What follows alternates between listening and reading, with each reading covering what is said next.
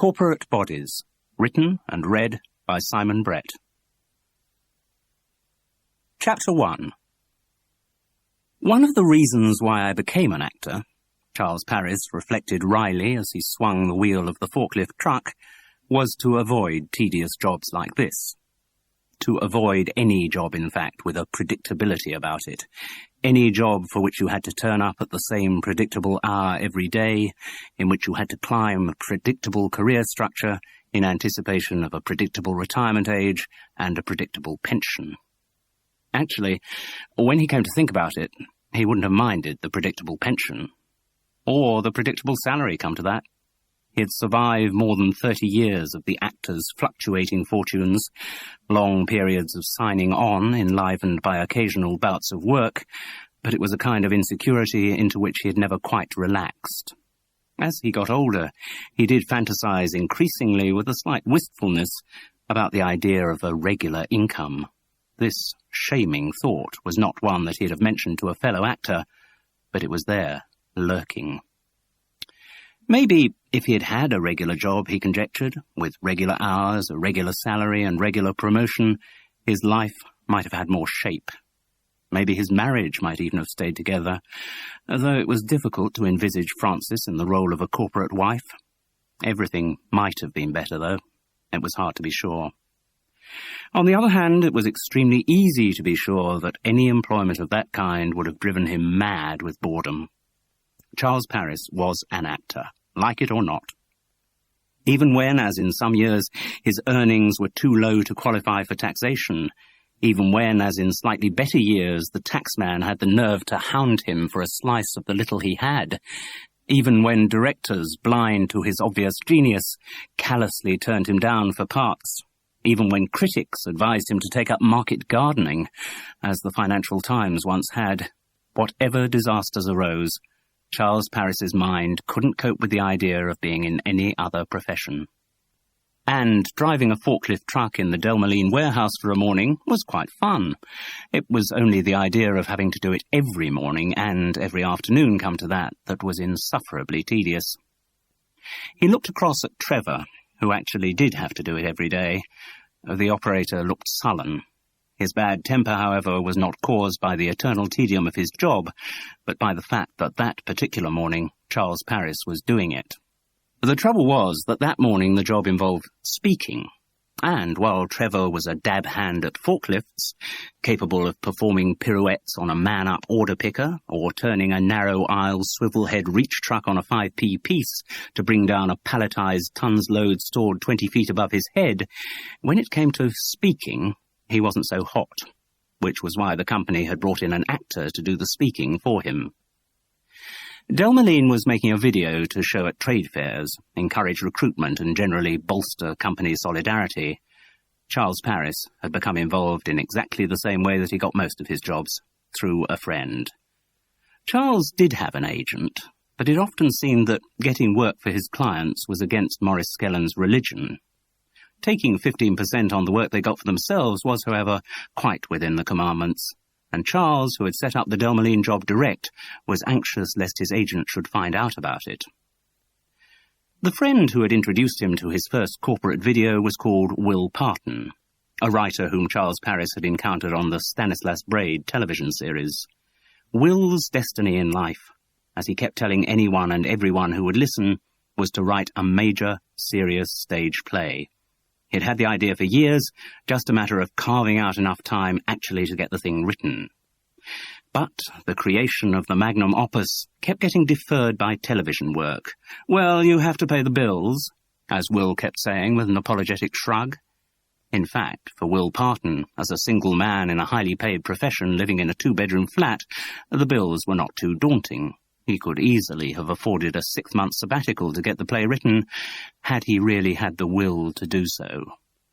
But he found television work so lucrative, and, once he had taken on board the fact that it involved more rewriting than writing, so comparatively easy, that the serious stage play, like the horizon, constantly receded. Writing a corporate video for Delmoline was, in spite of the way Will kept talking about taking on a new challenge and broadening my range, simply another way of staving off the evil moment when he'd have to find out if his play idea really was any good.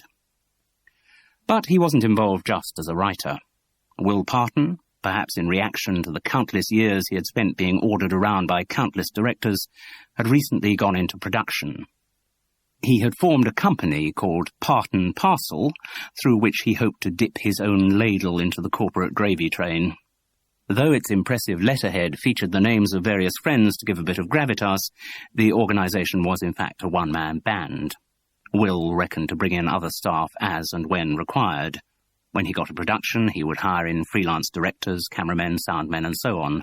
There was no shortage of such skilled personnel around. The recession in television was biting everywhere. The Delmoline contract was the first that Parton Parcel had secured. Will had followed up a contact in the company, who had introduced him to the Delmoline marketing director, just at the moment when the managing director had expressed the need for a morale-boosting video.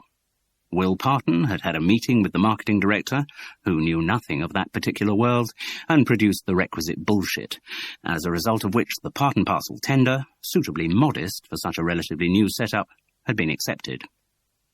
Charles Paris had had no compunction about accepting Will's offer to put him up for the video. The writer had rung one evening and said, "Oh, the Delmoline people will take you on my say-so, no problem. They don't know anything about actors." Deciding, as he usually did on such occasions, not to take offence at the inadvertent slight, Charles had responded enthusiastically. The previous few months had been, in Maurice Skelton's favourite phrase, quiet, very quiet. In fact, the previous year had been almost totally silent, one of the worst of Charles's career.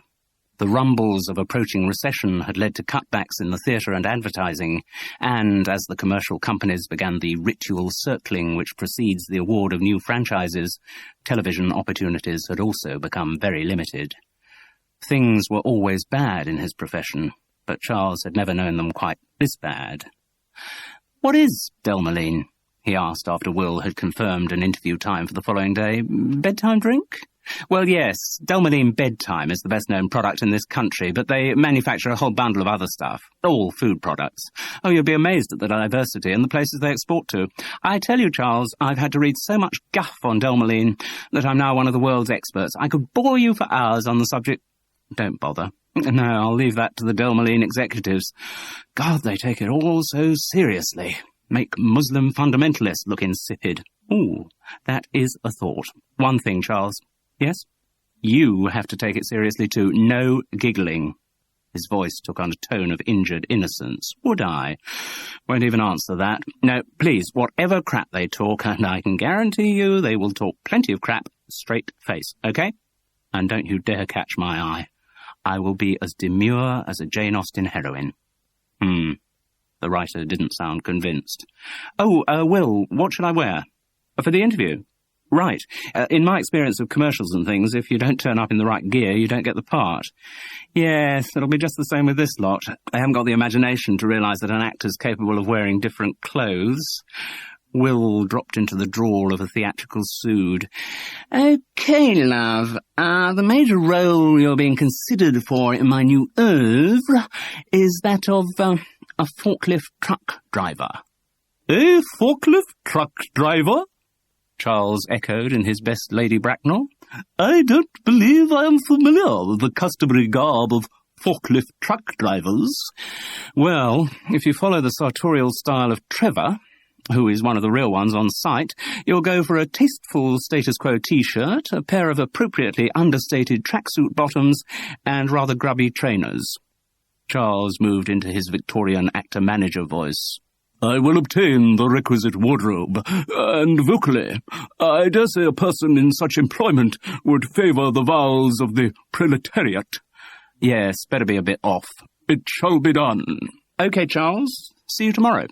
Train to Bedford, change there onto the branch line to Stanley Curtin. Factory's just opposite the station. Go to main reception, ask for Ken Colburn's office." "Right. Thanks for putting my name up. No problem, but remember, don't giggle." The audition. No, he must stop saying that. It gave away how long he had been in the business. No actor younger than Charles Paris ever used the word audition. They all talked about interviews these days. The interview for the Delmeline job was not the most artistically taxing that he had ever undergone. As any actor should, he had of course prepared for the encounter to come, trying out voices and expressions in front of his mirror and taking on the character with his tracksuit, t-shirt and trainers. It was a mild May. He didn't need any kind of topcoat. For the train to Bedford, he had even gone to the extent of buying a copy of The Sun rather than his customary Times. Unfortunately, having read every word of the paper twice before the train drew out of St. Pancras, he was reduced to looking out of the window for the rest of his journey. Still, he comforted himself. That is probably what a forklift truck driver would have done, so boring though it might be, he was at least continuing to get into character. He reflected that, to go the whole hog, he should really have got into a smoking compartment and lit up a player's number 6. But there were some things, even for his art, Charles Paris could not bring himself to do. Will Parton's directions had been precise, and Charles found his way to the Delmeline site without any hitches. The view from the exit to Stenley Curtain railway station was dominated by a long 2-storey brick building directly opposite. Probably late 19th century, it had been built for some unspecified and discontinued industrial purpose, but now unmistakably belonged to Delmeline. The company logo arched hugely over the main gates and reappeared on the new fascia that had been grafted onto the reception area. When Charles asked for Ken Colborne, he was directed out of the main building to the township of low, modern rectangles behind. Though these looked boring and functional from the outside, the interior of the office into which he was ushered was anonymously graceful, with black wood and smoked glass, low tables, charcoal sofas and armchairs. Expensively photographed and discreetly framed Delmeline products looked down from the walls. Will was already there, and introduced the other 2 men. The writer was dressed in a voluminous suit and exotic tie, a marked contrast from his customary uniform of denim shirt and jeans. "They don't listen to you if you're not wearing a suit," he had confided. "Always got to go for the gravitas in this business, you know, Charles." Charles was invited to sink into one of the sofas. Coffee was produced. He sat there, waiting to be asked to do his bit, but Ken Colborne, the marketing director, and Robin Pritchard, the product manager for biscuits and cereals, showed no interest at all in his artistic abilities. This was probably just as well. On the phone the night before, Charles and Will Parton had spun some childish fantasies about suitable audition pieces for the meaty role under consideration. Charles had opened the bidding rather feebly with, "To lift or not to lift, that is the question." Then Will had gone all Keatsian with a reference to bursting joy's grape against his palate, fine.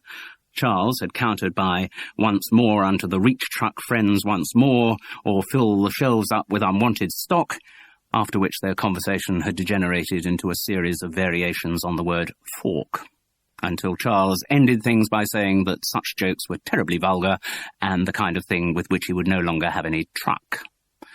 The result of all this was that, if he had been asked to read anything, the giggle risk factor might have become unacceptably high. Being in costume and character, as always, reduced the danger, but didn't eliminate it completely. Still, so long as he didn't catch Will's eye, Charles found he could look appropriately and soberly impressed, while Ken Colborne expatiated on the many virtues of the Delmeline company and products. "I mean, we are very big. And when I say big, I mean big. Isn't that right, Robin?" "Oh yes, Ken, Delmeline is big. I mean, still an independent corporation. We haven't been swallowed up into one of the multinationals, but the fact remains that our outreach is big." "Global," Robin Pritchard confirmed. "Global." "Oh, right, good," said Charles in his enthusiastic but slightly non-committal off voice. Actually, it was the one he had used in the birthday party at Bury St. Edmunds. Charles Paris's performance seemed nearer to panto than pinter, Eastern Daily Press. "But, though we're big," Ken Colborne went on, "we are still a caring company. Caring for the environment, obviously. Isn't that right, Robin? Right, Ken? But also caring for our employees, and that's what this video's about. It's to show that everyone the company employs is part of the Delmeline family, and that big doesn't automatically mean impersonal." The pause extended. Charles, reminding himself he wasn't back in the birthday party, broke the silence with a, "Right. This is something that's a big priority with BT." "Right," said Charles again, wondering mildly what British Telecom had to do with food products. He's very much behind the whole concept. Clocking the fact that BT was a person, Charles threw in a "good" by way of variety. "Isn't that right, Robin?" "Oh, certainly, Ken. The whole thing's really Brian's baby." So that sorted out the B of BT. Brian who? Clearly someone of considerable importance in the hierarchy. Charles nodded thoughtfully, deciding that, given the awe with which the name had been mentioned, it would be inappropriate to ask who BT or Brian was. He wondered if the difference in the way the two men spoke of their superior was another reflection of the difference in their styles. BT had a dated and distant feel to it, while the Brian implied not only a more informal approach, but also greater intimacy in the product manager's relationship. "And you've always been the midwife to Brian's babies, haven't you, Ken?" As Robin Pritchard said this, Charles was aware of an undercurrent in the younger man's voice. It was nothing as positive as insolence, but the intonation implied some kind of challenge, and a flicker in the marketing director's expression showed that he was aware of that challenge. They were a contrasted pair, Ken Colborne short and thick-set, grey-haired but with eyebrows and moustache still black. The suit was bluish with close white stripes, the tie red, blue and white bands of different widths that didn't quite amount to anything regimental. Ken's voice had a Midland roughness. He gave the impression of a tough pragmatist who had worked up the hard way, not a man with a great sense of humour, certainly not a man to cross. The product manager for biscuits and cereals was at least 20 years younger and had more obvious educational gloss. University certainly, possibly business school as well. The brown suit on his long frame was more fashionably floppy than Ken Colborne's. The tie looked like a detail from some 20th century abstract painting. Robin Pritchard wore round tortoiseshell glasses and had either a weak mouth or a permanently sardonic expression, or possibly both. Suddenly Charles identified the quality in the younger man's voice. Robin Pritchard was, ever so slightly, sending up Ken Colborne. His older colleague was fully aware of this and didn't like it. Ken was the one who was meant to be running the interview, but Robin very subtly implied that it was taking place by his licence. "The reason we wanted to see you, Mr. Paris," the marketing director went on, "I mean, obviously we respect Will's advice and his recommendation of you as an actor, but we had to check that you look right." "Right," Charles echoed reasonably. "You see, this video will be seen all over the place. I mean, in-house as induction to new employees, quite possibly for recruitment purposes, probably at trade fairs. It is going to cover the whole international scope of the Delmoline operation, and that is big, as I may have said." "Yes," thought Charles, "you have said it a few times. So, it's important that we don't have anyone in the video who looks wrong for the Delmoline image. No, we do have a global profile to maintain after all, don't we, Ken?" Now that Charles had identified the element of mockery in Robin Pritchard's manner, it seemed more overt. As intended, the marketing director was a little flustered. Yes, of course. So, really, Mr. Paris, we've called you in just to have a look at you, see how you fit into the Delmoline picture." "Well, here I am," said Charles, spreading his arms wide in an ingenuous shrug. Yes, said Ken Colborne, focusing on the actor as if for the first time, as though he hadn't been able to form any visual impressions while he'd been talking. After a moment's scrutiny, there was another thoughtful "yes," then another, then "I'm not really too sure." "Oh, for heaven's sake, Ken, you're not at a cattle market." Robin Pritchard turned to Charles with confidential bonhomie. "I do apologise for my colleague's bad manners, Mr. Paris." "No problem." And it wasn't. Compared to the diplomatic skills demonstrated by some television directors, this was the height of good manners. Robin Pritchard's words were a problem for Ken Colborne, however. Again, the marketing director had winced, biting back some angry riposte. He knew that in a verbal contest, the younger man would be the more nimble and only make him look clumsy. To be quite frank, Robin, I'm a bit worried about the age factor. Charles tried not to show that the barb had been hurtful. Like all actors, he always tried to look younger than his real age. This was not, or at least not wholly, for the reasons of vanity that drive some women to such deceptions. It was a matter of simple survival. There are few enough parts around anyway. No actor wants to disqualify himself from any of them by being too old. Whenever Charles was asked at an interview, the direct question, "How old are you?" his automatic reply was, 48, but play younger. Which wasn't the exact truth, but near enough for an actor. Ken Colborne expanded his point. I mean, remember, what BT's keen to do is to project the overall image of Delmoline. Is that going to be helped by having a forklift truck driver on the verge of retirement? Ouch. Now that one really did hurt. Will Parton came to his friend's rescue. The point is, Ken, that we want to project the whole company, like an extended family. So we've got to have a spread of ages. I mean, the kid who's going to be in the office for this warehouse sequence, Dana, is only about 18. But we need the other end of the spectrum too. In an extended family, you've got kids and you've got grandfathers. How dare you, Will?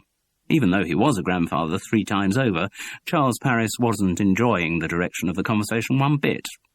I'm still not sure. Will came in with the clincher.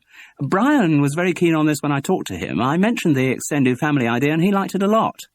Oh, well, that's fine then. Consider yourself hired, Mr. Paris. Ken Colborne reached a stubby hand across his desk. Robin Pritchard seemed to find something infinitely amusing in a vortex at the end of his tie. Will Parton looked innocently up at the ceiling. Charles Paris tried to avoid his friend's eye. And that's how he got the job of being a forklift truck driver.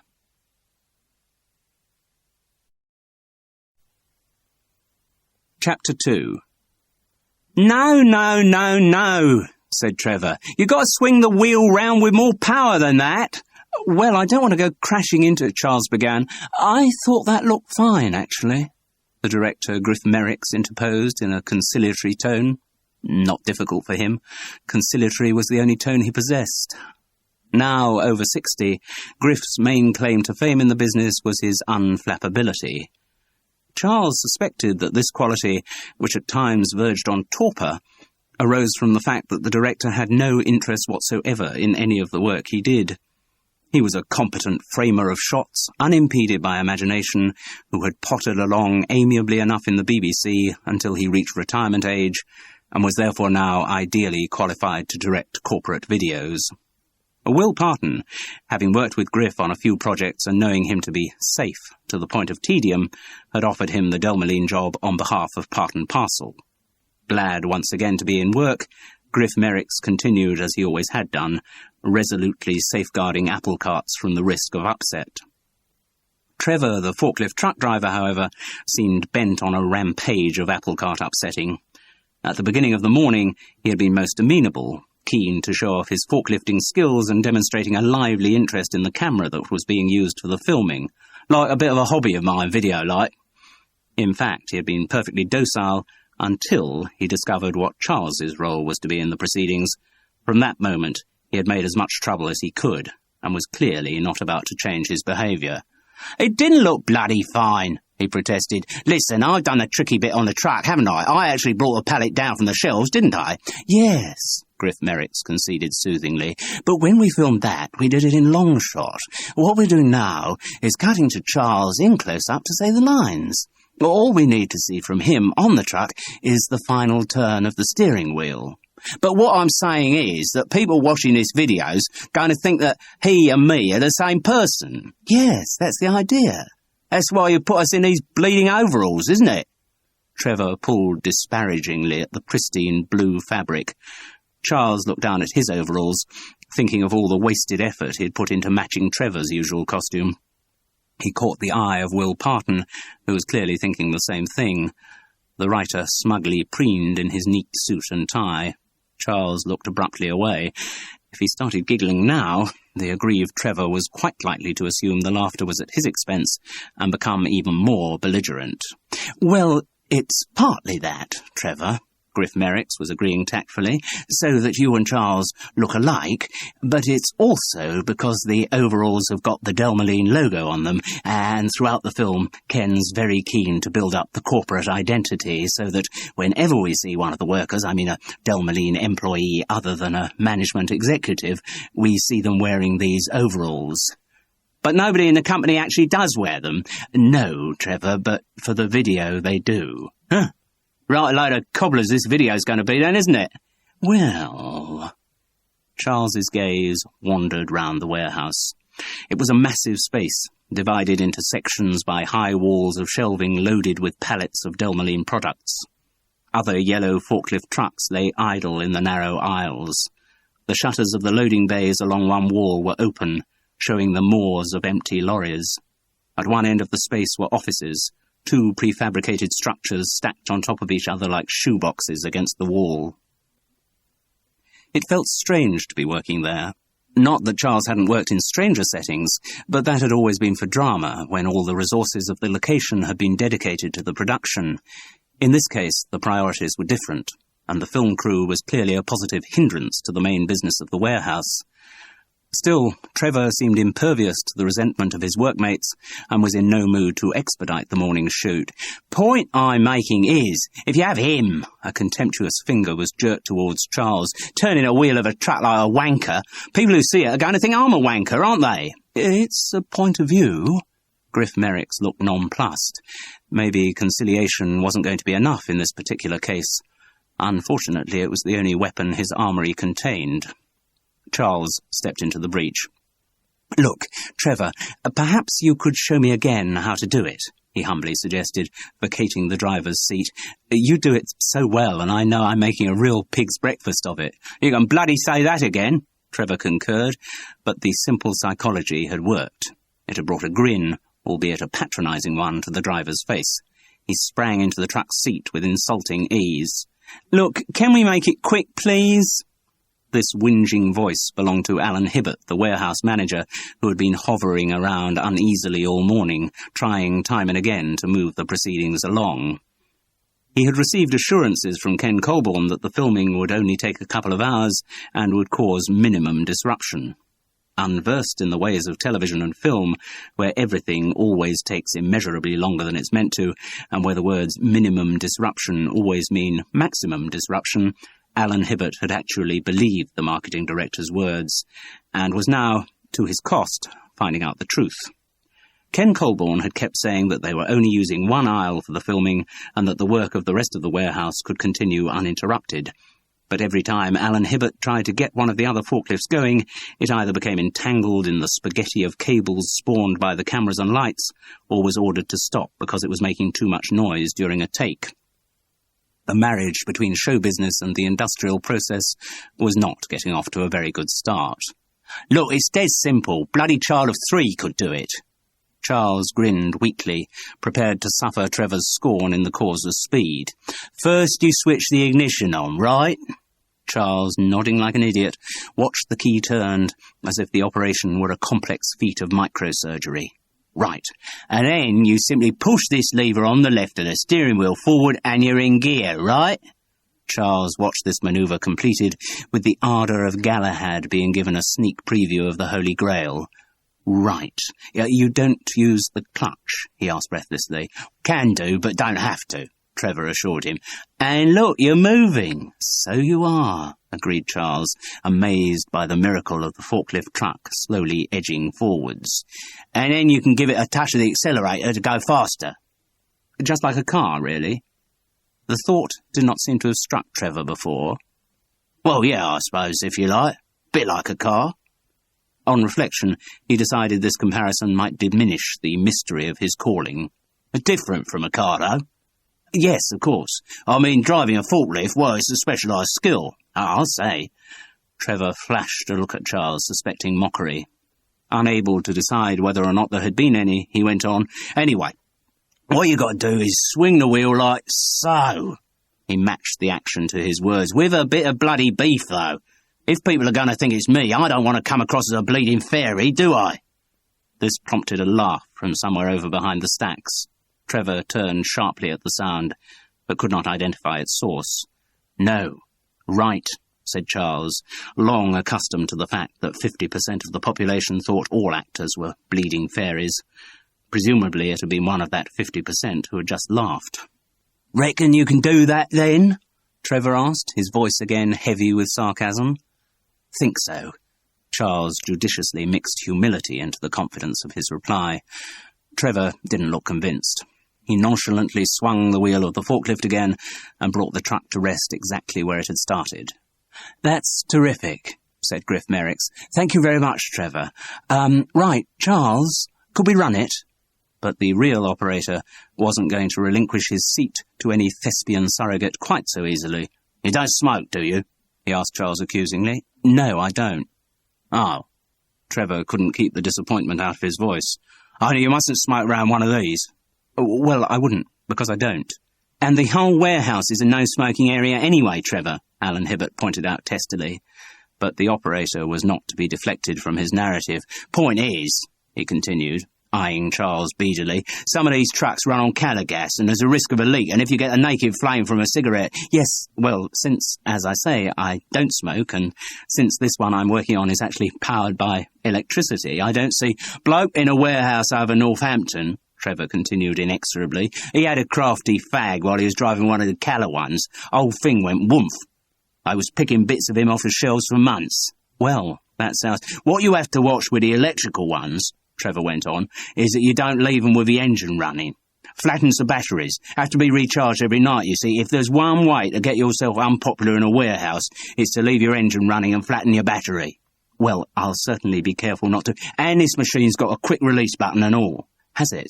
It's got a guard over it so as you can't push it by mistake." Trevor appraised Charles disdainfully. "Well, unless you're a complete wanker.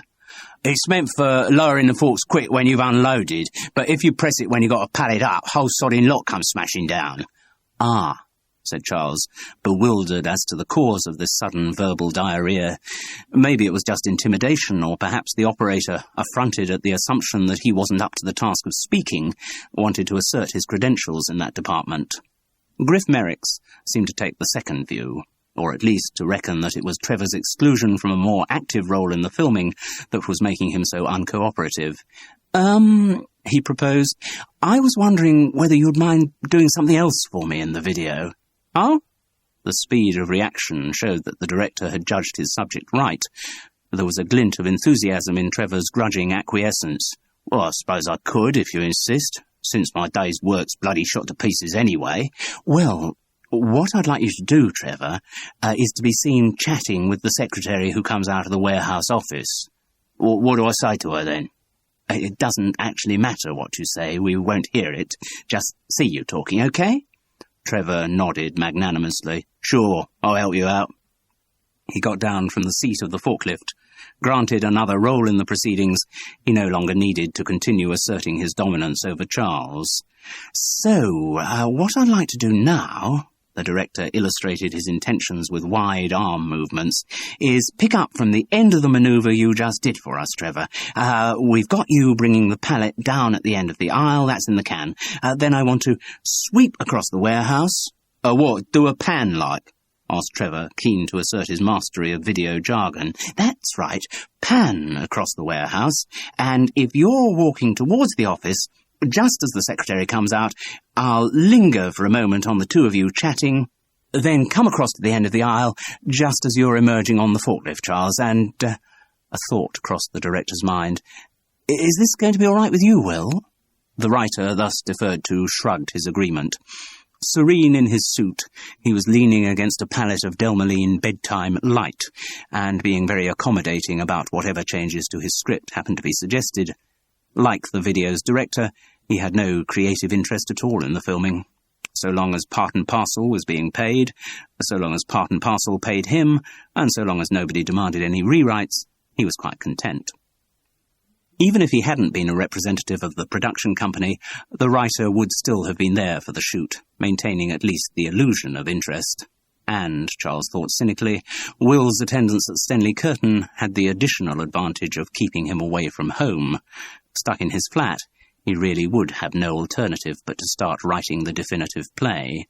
"Then, Charles," Griff went on. "You say your bit, but how will I know when to walk and when to talk?" asked Trevor.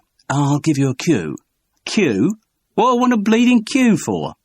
The blank look on the operator's face suggested that he was thinking in terms of snooker. Perhaps interpreters fluent in show business jargon would be required. I'll give you a wave," Griff Merricks hastily amended. "Oh, right. So, what, you give Heather a wave and all, so she knows when to come out?" "Yes, though in fact it won't be Heather who gets the wave." "Why not? Heather's the only secretary round the warehouse, runs the dispatch office, and don't we all know it? Real Miss Bossy Boots she is." "Yes, it's just we thought it might be better if we had someone else as the secretary." "Not bringing in another bleeding actor, are you? Actress, I should say." Maliciously he added, "if you can tell the difference." No, it's someone from the company. Ah, here she is." The director turned to greet a young woman who had just entered the warehouse. Nature had made her pretty, and artifice had been enlisted to make her even prettier. Probably still only in her late teens, she had short blonde hair and big blue eyes emphasized by mascara-spiked lashes. A trim figure was outlined by her tight navy business suit. The skirt, fashionably short, and the heels, fashionably high, showed her legs to advantage. The perfect picture was marred only by a discontented tightness round her thin lips. "Ah, Dana," said Griff Merricks. "Perfect timing. We were just getting to your bit. Dana, this is Charles Paris." "Good morning, Dana." "Hello."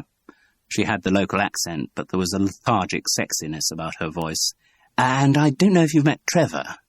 It was clear from Trevor's expression, if not from Dana's, that they certainly had met. In fact, the girl's arrival had reduced the operator to confusion. She offered him a cool grin, but he could only redden and stutter in response. Suddenly, further participation in the video seemed to have lost its appeal. "Yeah, well, I think, actually, maybe I won't stick around. I'm on early dinners, so I think I'll, be off." And he walked out of the warehouse. The girl watched him go without emotion, then turned the beam of her blue eyes onto Charles. A half-smile haunted her lips, waiting for a response from him. If he grinned, she would be prepared to laugh at the departing Trevor. If he gave her no encouragement, she wouldn't. Charles gave nothing. The half-smile faded from her lips. "Well, don't worry," said Griff Merricks. "I'm sure we can get one of the other operators to do that for us, can't we, Alan?" "I'm sure we can," the warehouse manager agreed sourly, "particularly since they've been stopped all morning from doing bugger all else." Another forklift truck operator was enlisted and issued with a new set of gleaming blue overalls. Charles sat in his truck and ran through the lines in his head. He tested out the machine, switching on the ignition and pushing forward the gear lever, which was very loose and engaged easily. The truck edged forward. Charles gave a little kick of acceleration and swung the steering wheel with what he hoped Trevor would consider sufficient beef. The truck jerked sideways, and the load on its fork crashed into a shelved pallet of Delmaline oat nuggets. Considering how relatively slowly he had been moving, the impact had caused quite a lot of damage, ripping the polythene covering and digging deep into the stacked cartons. He looked around sheepishly, hoping no one had noticed, but was met by the unforgiving eye of Alan Hibbert. Charles tried a smile. "Quite a powerful machine, isn't it?" "Yes," said the warehouse manager, tersely unamused. "You'll just be bloody careful with it." "I will be. I'll make sure it's bloody switched off when you finish farting around with it." "Of course." Infinitely gentle, Charles reversed his truck away from the disaster and switched off the ignition. Trying to avoid Alan Hibbert's eye, he looked across to the ground-level office, inside which Griff Merricks was instructing Dana on her first acting role. Behind them stood a dowdy woman of uncertain age. While Charles watched, she turned on her heel and went out of sight into another room. He wondered idly if the woman was Heather, the Miss Bossy Boots who ran the dispatch office. The lines were no problem, but a few takes were needed before Charles Paris could coordinate them perfectly with the movements of his forklift truck. Finally, on the fourth attempt, the timing worked. As directed by Griff Merricks, the cameraman panned across the office end of the warehouse. On her cue, Dana picked up an invoice from a desk and came out of the office, moving as if she hoped to be talent-spotted for a part in Emmanuel 12. The forklift truck operator, who had replaced Trevor, walked forward on his cue to meet her. They stopped and engaged in fascinated discussion about some detail of the invoice. The camera panned across to the entrance of the aisle up which Charles Paris was gingerly coaxing his forklift truck, with aplomb, panache, and, yes, beef. Charles swung the steering wheel round so that he was facing the camera, disengaged the gear lever, and launched into his speech. Will Parton's prose in this instance wasn't perhaps up to Pinter, but the birthday party voice still seemed to work fine. This is where many of the Delmoline range of products get loaded to be transported to the four corners of the world. My job's an important part of the distribution process, and I get a lot of satisfaction from being a link in a global chain. As instructed by Griff Merricks, Charles grinned and gave a little toss of his head. It's a good feeling to know that I'm a member of the Delmoline family. Each time he said these words, Charles was again struck by the incongruity of a family which has to book in actors to play its members, but he didn't let this thought put him off the task for which he was being paid. Again, following instructions, he engaged the gear lever, swung the steering wheel round with plenty of beef, and drove the forklift truck sedately out of shot. Charles was surprised to hear a single pair of hands clapping. As he looked round to the source of the noise, it was quickly joined by the clapping of other hands. By the entrance to the warehouse was a little knot of people. Ken Colborne stood on one side, with Robin Pritchard on the other, flanking a couple in the middle. The man, tall and 50-ish, with a craggy face, wore a dark suit and plain red tie. The woman, of about the same age, was dressed in a pale blue suit with coordinated dark blue hat, shoes and handbag. The craggy-faced man had been the first to clap.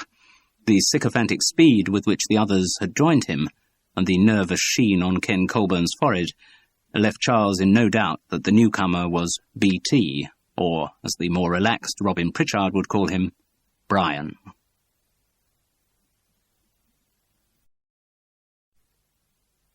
Chapter 3.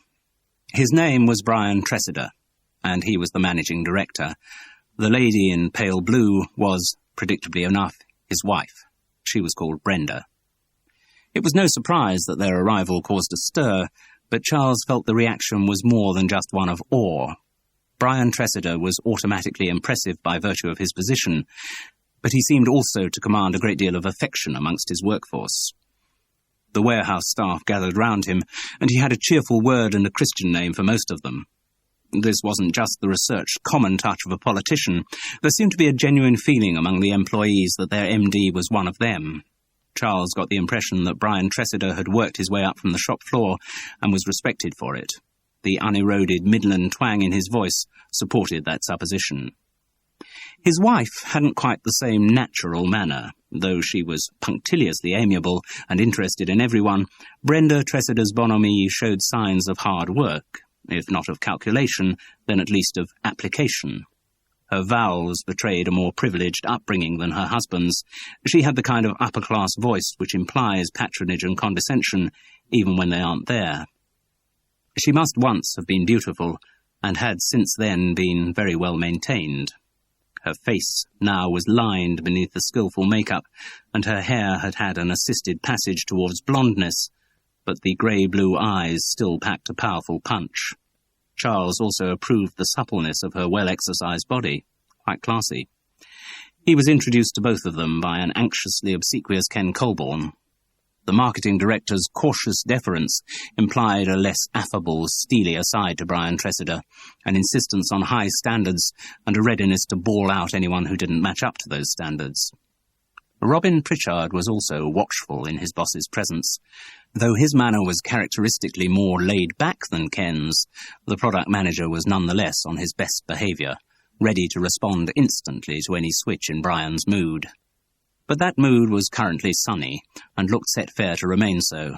Brian Tressida chatted easily to the people involved in the video, asking for technical explanations from Griff Merricks and his crew, joking with Will and Charles. If this was like a visit from royalty, it was a very relaxed one.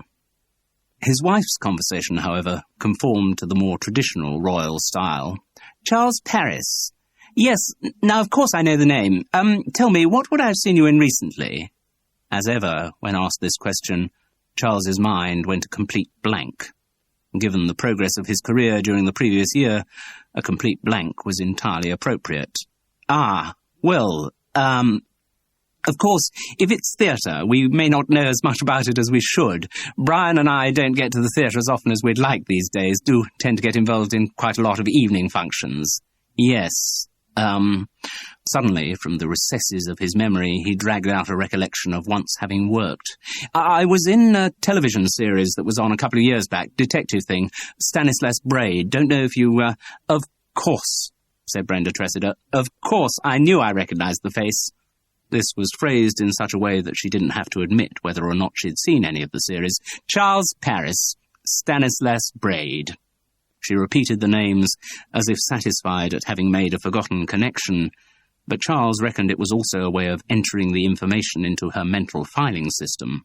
He felt certain that, if they ever met again, she would greet him with, Charles Paris, yes, of course. You were in that Stanislas Braid series, weren't you?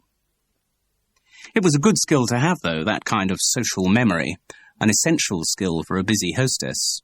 Charles just wished he couldn't see the wheels turning quite so obviously as the machinery clicked into action. Brian Tressida's manner may have been as studied as his wife's, but it seemed more spontaneous. He found a friendly word for everyone. Heather from the dispatch office had emerged to greet the boss and coloured winsomely at some remark he threw at her. Then he clapped an arm round Alan Hibbert's shoulder. Yes, don't tell me, Alan. This video's throwing all your scheduling to buggery. Well, I'm afraid it is, BT. We've got to get the regular Wednesday deliveries off, and we can't wait around too long for it. Don't worry about it. You'll make up the time. I can't see why... No, really, Alan. This video's important. I wouldn't have agreed to our doing it if I didn't think so. And if you lose half a day here in the warehouse, or if we lose a day's production even, it's not the end of the world. Never thought I'd hear you talk like that, BT. Priorities change. No, of course I want to maximise production, but keeping everyone's nose to the grindstone every second of the day may not be the best way of achieving that. Making everyone feel they belong to the company could be more effective in the long run. A contented workforce is an efficient workforce, Alan.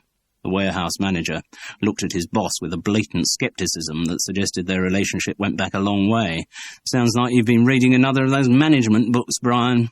The managing director let out a short laugh. Maybe I have. He laughed again and turned to Griff Merricks. Tell me, how much more have you got to do here? A couple more setups of Charles on the forklift, just cutaways, really, for editing purposes. How long do you reckon? Half an hour top weight. And how long to clear up? Another half hour? And then you'll be out of Alan's hair. No problem. That's it, then. Brian Tressida turned back to his warehouse manager. Break all your stuff now for early lunch, OK?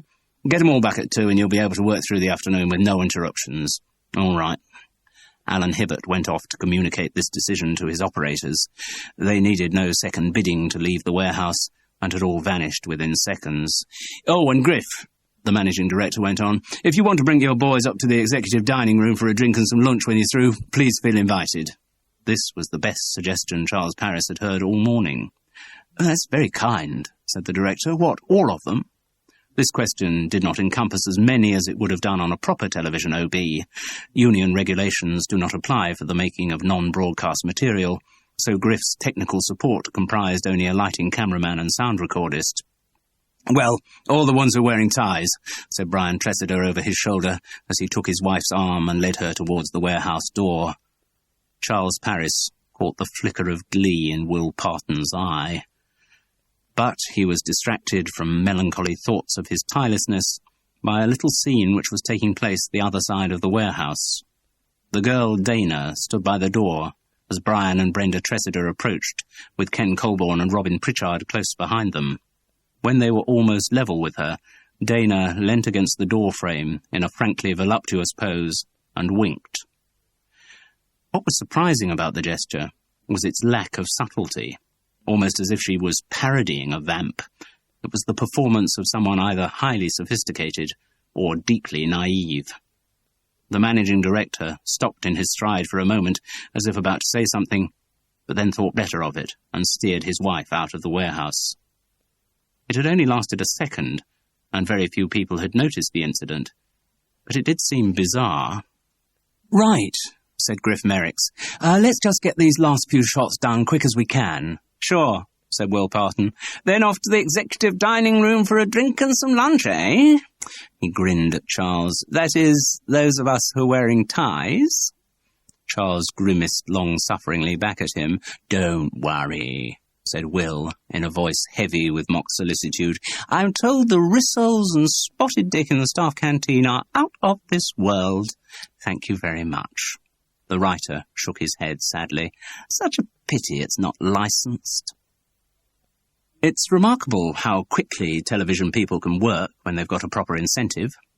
The last few shots of Charles on the forklift truck were in the can within 10 minutes, and almost before he got out of his seat, the cables were all unplugged and coiled up, ready to be packed away. Within another half-minute, Will Parton, Griff Merricks, his cameraman and sound recordist, had all disappeared in search of the executive dining room. Blatant discrimination, thought Charles. Meant to be living in an egalitarian society, and yet there's still this massive undercurrent of prejudice against people who don't wear ties. He looked disconsolately round the empty warehouse. Through the windows of the ground-level office, he could see Dana and Heather involved in inaudible conversation. A childish temptation gnawed at him. He moved back to the forklift truck and sat in it. Loaded shelves meant that he was out of sight of the office. Really would be fun to make the lift work, wouldn't it? Raise and lower a pallet? Even see if he could pick one up, perhaps. He turned the key in the ignition. The engine started. He reached for the lifting controls. But no, that was being stupid. Could easily cause a lot of damage.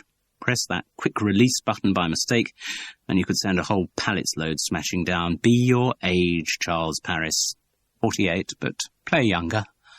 Reluctantly, he switched the ignition off and got down from the truck. Just as well, really. The girl Dana was coming out of the office. If she saw what he was up to, she'd think he was out of his mind. She didn't seem aware of his presence, but stood irresolute by the door. The room inside was empty. Heather must have retreated to her inner office. Not wishing to draw attention to himself, Charles moved silently out of the warehouse in search of the staff canteen. Outside, he met Trevor, who, with habitual surliness, directed Charles Parris towards the delights of Rissoles and Spotted Dick.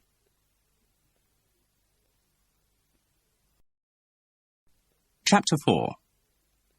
In the event, he went for the steak pie and jam roly-poly, impassively served from behind heated counters by hard-faced women in pale blue housecoats. The vegetables suffered from that sogginess endemic to British institutional food, and rather too much British restaurant food, but otherwise the meal tasted all right, and the prices were amazingly low. Delmoline subsidised its employees' eating generously. Any sneaking hope he had had that the canteen might be licensed was quickly dispelled, and to his amazement, Charles found himself ordering a cup of tea with his lunch. It must have been the influence of the environment and perhaps his costume, as his actor's instinct slotted him instantly into the role he was playing. Cup of tea, dollop of gelatinous custard. It made him feel as if he was back in one of those early 60s plays of social realism, something like Wesker's Chips with Everything. The effeteness of Charles Parris's performance left me suspecting that the RAF would have turned him down on medical grounds. A Huddersfield Examiner. Still, he thought piously, good thing not to be drinking at lunchtime, although the righteous sensation of having satisfactorily finished his day's work deserved the reward of a quick one. But no, it was good. Too few lunchtimes passed these days unassisted by drink. To have abstinence forced on him like this gave Charles the reassuring feeling that he wasn't an alcoholic. He could take it or leave it. He would rather take it, obviously, but at least he wasn't chemically dependent. Or probably wasn't. He tried to put from his mind the image of Will Parton and Griff Merricks downing glasses of wine in the executive dining room, and comforted himself with the promise of a large bells when he got back to his bedsitter in Hereford Road. The canteen offered him the same measure of conviviality as it did of alcohol. Since he didn't know anyone there, he had hardly expected a hearty welcome and cheery hands waving him over to join tables, but he was surprised by the positive antipathy that exuded from the Delmoline employees. He was recognised as an outsider, Probably the unfamiliar overalls didn't help, and as such he was suspect. While he looked around for a seat, he was first briefly scrutinized by the other diners, and then pointedly ignored. Finally, finding an empty table piled high with the detritus of earlier lunches, he sat down and ate his meal as quickly as possible. He had finished inside 10 minutes, and it still wasn't 1 o'clock. He wandered outside the canteen. Knots of Delmalene workers stood around smoking and chatting. Over on a bit of open ground, an improvised game of football was underway. The only acknowledgement Charles's presence received was the odd deterrent stare. He wondered at first if they could recognize him as an actor and were showing the traditional reaction to bleeding fairies, but there was no way anyone could know his profession. Maybe they suspected him of being a management spy, a time and motion consultant, but that too was nonsense. No, he finally decided that he was incurring resentment simply because he was unfamiliar. It wasn't a pleasant sensation, though. Charles felt tempted just to leave, catch a train, go home. Griff Merricks had said he only needed a few extra shots for editing, and those were done. On the other hand, in the pre-lunch confusion, Charles hadn't actually been granted an official release, and directors were notorious for changing their minds after a couple of drinks. Charles had been booked for the full day, and his professionalism told him that he shouldn't leave until Griff Merricks gave him formal permission. The daily rate he was being paid was quite impressive, and Charles didn't want to screw up the chances of further work in this lucrative area by being absent when needed. He contemplated finding a local pub to pass the next hour, but he hadn't seen any when he arrived at the station, and no doubt if there was one around, it would be just another outpost of the Delmalene resentment of strangers. Disconsolately, but vigorously, as if his movement had some purpose, Charles strode back towards the warehouse. He had left his raincoat there, apart from anything else, and in his raincoat pocket was a potential lifesaver. Not, he reflected virtuously, if a little wistfully, a half bottle of Bell's, but something much more wholesome, a copy of Persuasion. He did find rereading Jane Austen every few years wonderfully therapeutic. As he entered the warehouse, the huge space was very still, but it was not completely silent. From somewhere in the distant stacks, Charles could hear the hum of an electric motor. He moved towards the source of the sound. It was in the aisle they had used for the filming. Where he had left his forklift truck, a pile of loose cartons, fallen from a shelf above, lay scattered on the ground. The truck itself had moved forward and was embedded into the pile of empty pallets which stood against the wall at the end of the aisle. Its engine still protested as it pressed against the slowly splintering wood. Charles tried to work out what could have happened. If the ignition had been left switched on and the motor running, it was just possible, given the looseness of the gear lever, that one of the falling cartons could have knocked it and engaged the engine. Then the truck would have moved forward. But that did assume that the motor had been left running, and Charles knew he had switched the ignition off. It was as he had this thought that he heard the other sound, lower than the mechanical hum of the forklift engine, and more human. He moved forward, suddenly panicked. Yes, through the slats of the pallets, slumped against the foot of the wall, he could see a human shape. The moaning was ominously low and feeble. Charles Parris leapt into the seat of the forklift and pulled the gear lever into reverse. The truck jerked back, dragging some of the pallets with it. Others toppled noisily to the ground. Charles disengaged the gear and switched off the ignition. Then he tugged at the heavy pile of pallets to clear them from the wall. His hands snagged on the rough wood. He was aware of splinters digging in, but felt no pain. As he pulled back the last obstruction, the moaning was interrupted by a little gasp, almost a sigh of pain. Charles looked down into the space he had cleared. The limbs lay at odd angles, unnaturally compacted against the wall. The shallow rasp of breathing could still just be heard from the crushed body, but blood trickled from the nose and mouth, indicating severe internal injury. It was the girl, Dana.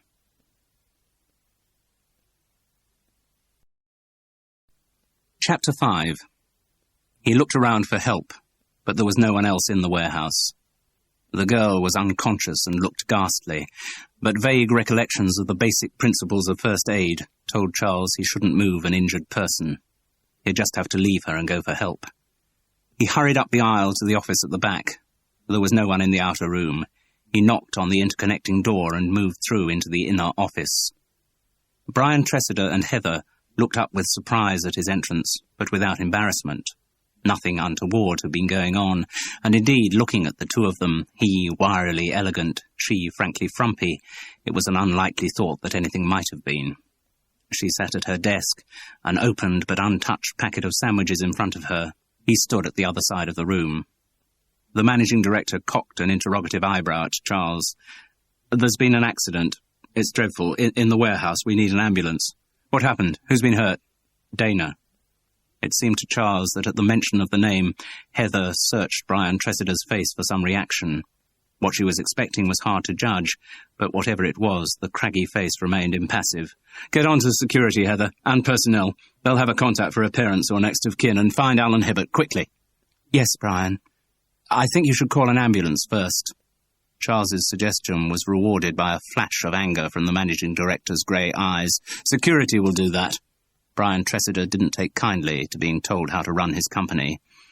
Just as she reached for the receiver, the telephone on Heather's desk rang. She picked it up. "Oh, Mother, what is it now?" "Well, it is a bad moment. We've got an emergency on," and Brian indicated the door. "Show me," he commanded.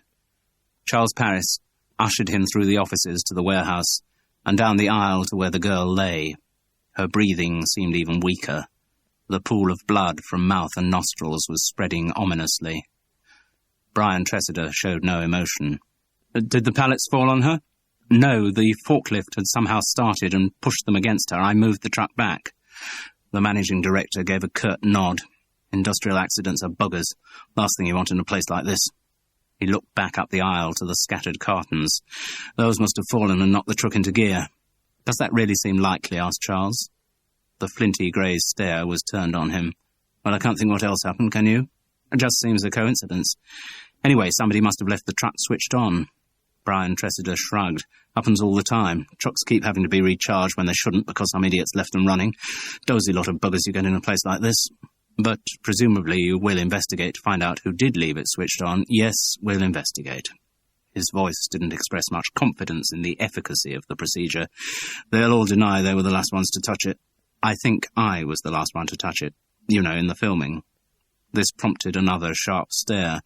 "Then I'd bloody well keep quiet about it if I were you. But I know I left it switched off." "Yes, I'm sure you did." The scepticism in the tone was undisguised.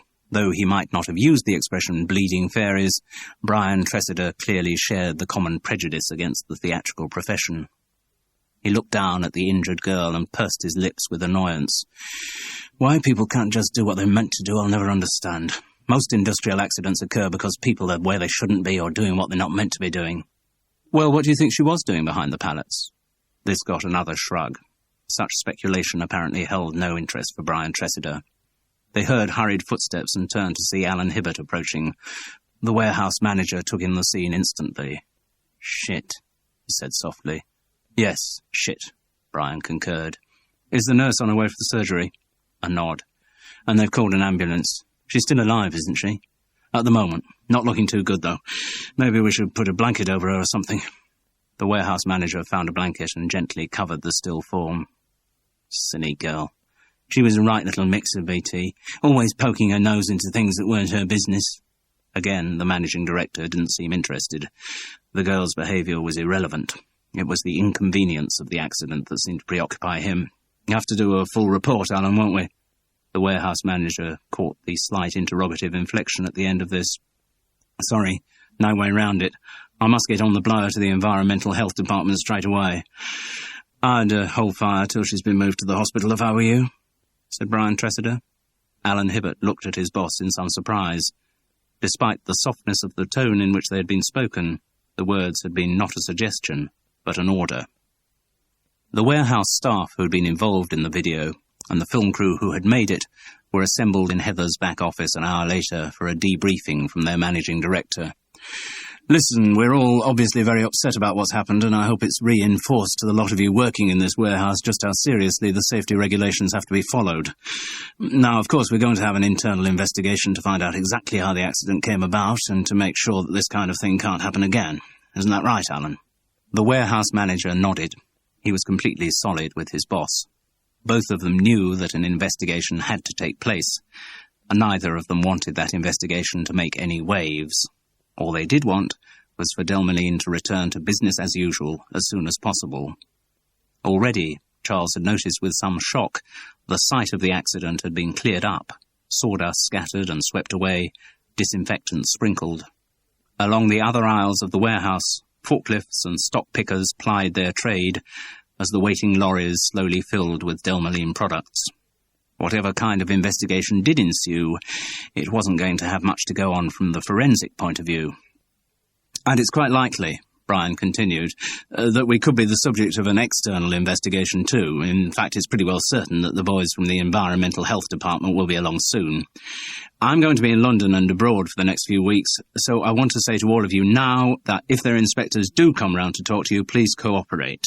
Answer any questions they ask you, but, and this is an important but, don't tell them more than they ask, okay? No speculation, no comments about the poor kid's character, none of that stuff, all right? The assembled group nodded agreement. Ken Colborne caught Robin Pritchard's eye and shook his head wryly. Isn't it possible, Charles hazarded gently, that the police might also make some kind of investigation? A roomful of cold eyes focused on him. I wouldn't have thought that would be necessary, said Brian Tressida. We are talking about an accident here. Yes, but the managing director's voice continued on a level note. He was not used to being interrupted. I would also have thought that a police investigation was something that you particularly would wish to avoid, Mr. Paris, as the last person to leave the warehouse before the accident and the last person to touch the forklift that caused it. I'm fairly sure I wasn't the last person, Charles persisted. I'm also positive that I switched the engine off when I left the truck. I doubt that. Now Trevor had joined in the argument. Did any of you see the way he was farting around on that forklift this morning? Bloody hopeless. Hardly knew if it was in forward or reverse. Can't expect a bloody actor to remember whether he's left it switched on or not. Without this aggression, Charles probably wouldn't have made a public accusation, but he was stung and spoke before he could stop himself. I know I switched it off, he announced firmly, and I'm pretty sure that someone else switched it back on again. In fact, as I left the warehouse, I saw someone going in. Trevor sensed he was about to be named and came in quickly with his admission. All right, I was going in there, don't deny it. Left me fags, just nipped in to get them. The operator blushed defiantly, judging that the pro-cover-up mood of the meeting would probably preclude further questions. But he had underestimated his managing director. Brian Tressida wanted the investigations to be concluded as quickly as possible, but he wasn't going to ignore this new information. Why didn't you mention this before, Trevor? The blush grew deeper. Like I said, I just nipped in. He looked acutely uncomfortable, but salvation came from an unexpected source. They all looked round as Heather spoke. That's right. I saw Trevor as he came into the warehouse. Then he came into my office for a chat. You remember, because my mother rang while you were there, didn't she, Trevor? There was an infinitesimal pause before the operator replied, Yes, Heather, that's right. Charles was convinced they were lying. So how long was Trevor with you? Till about 1, I suppose. Nearly all the time that Charles had been absent from the warehouse. He had seen Trevor on the way out, gone to the canteen to eat his steak pie and jam roly-poly, and apparently just missed Trevor on his return. What on earth had Heather and the forklift operator talked about for so long? Yes, it would have been 1 o'clock, Heather went on, because that's when you came in, Brian. Trevor had just gone out there, she indicated the door that led to the exterior, when you came in from the warehouse, Brian. The managing director eyed the actor sardonically. Well, I think we seem to have sorted out Trevor's movements anyway, Mr. Paris. Charles wasn't satisfied, nor could he provide a logical motive for Heather's rescue of Trevor. Perhaps it was done simply in the cause of company solidarity. Or maybe she nursed a secret passion for the operator. Heather must have been in her early 50s. She didn't look the sort of woman in whose life romance had featured much. so it was in theory possible that she might have a love object as unprepossessing as Trevor. But whatever her motivation, Charles still didn't believe the alibi she had provided. "Look, it still seems to me—" He was interrupted by the ringing of the telephone on Heather's desk. She answered it. "Yes? Oh, hello, Mrs. Tressida. Yes, he's here. Brian." The phone was handed across. "Yes, darling? Mr. and Mrs. Richmond. Oh, right. Well, say all the appropriate things. Yes, I'll come over and talk to them straight away. See you shortly." He handed the phone back to Heather and sighed. "Brenda's at the hospital with the girl's parents. I'm afraid Dana's just died." There were mixed reactions of shock and other sentiments appropriate to the announcement of a death. Only Brian Tressida showed nothing. And once again, Charles was aware of Heather staring into her boss's face, looking for some reaction. But what reaction she was expecting, it was again impossible to tell.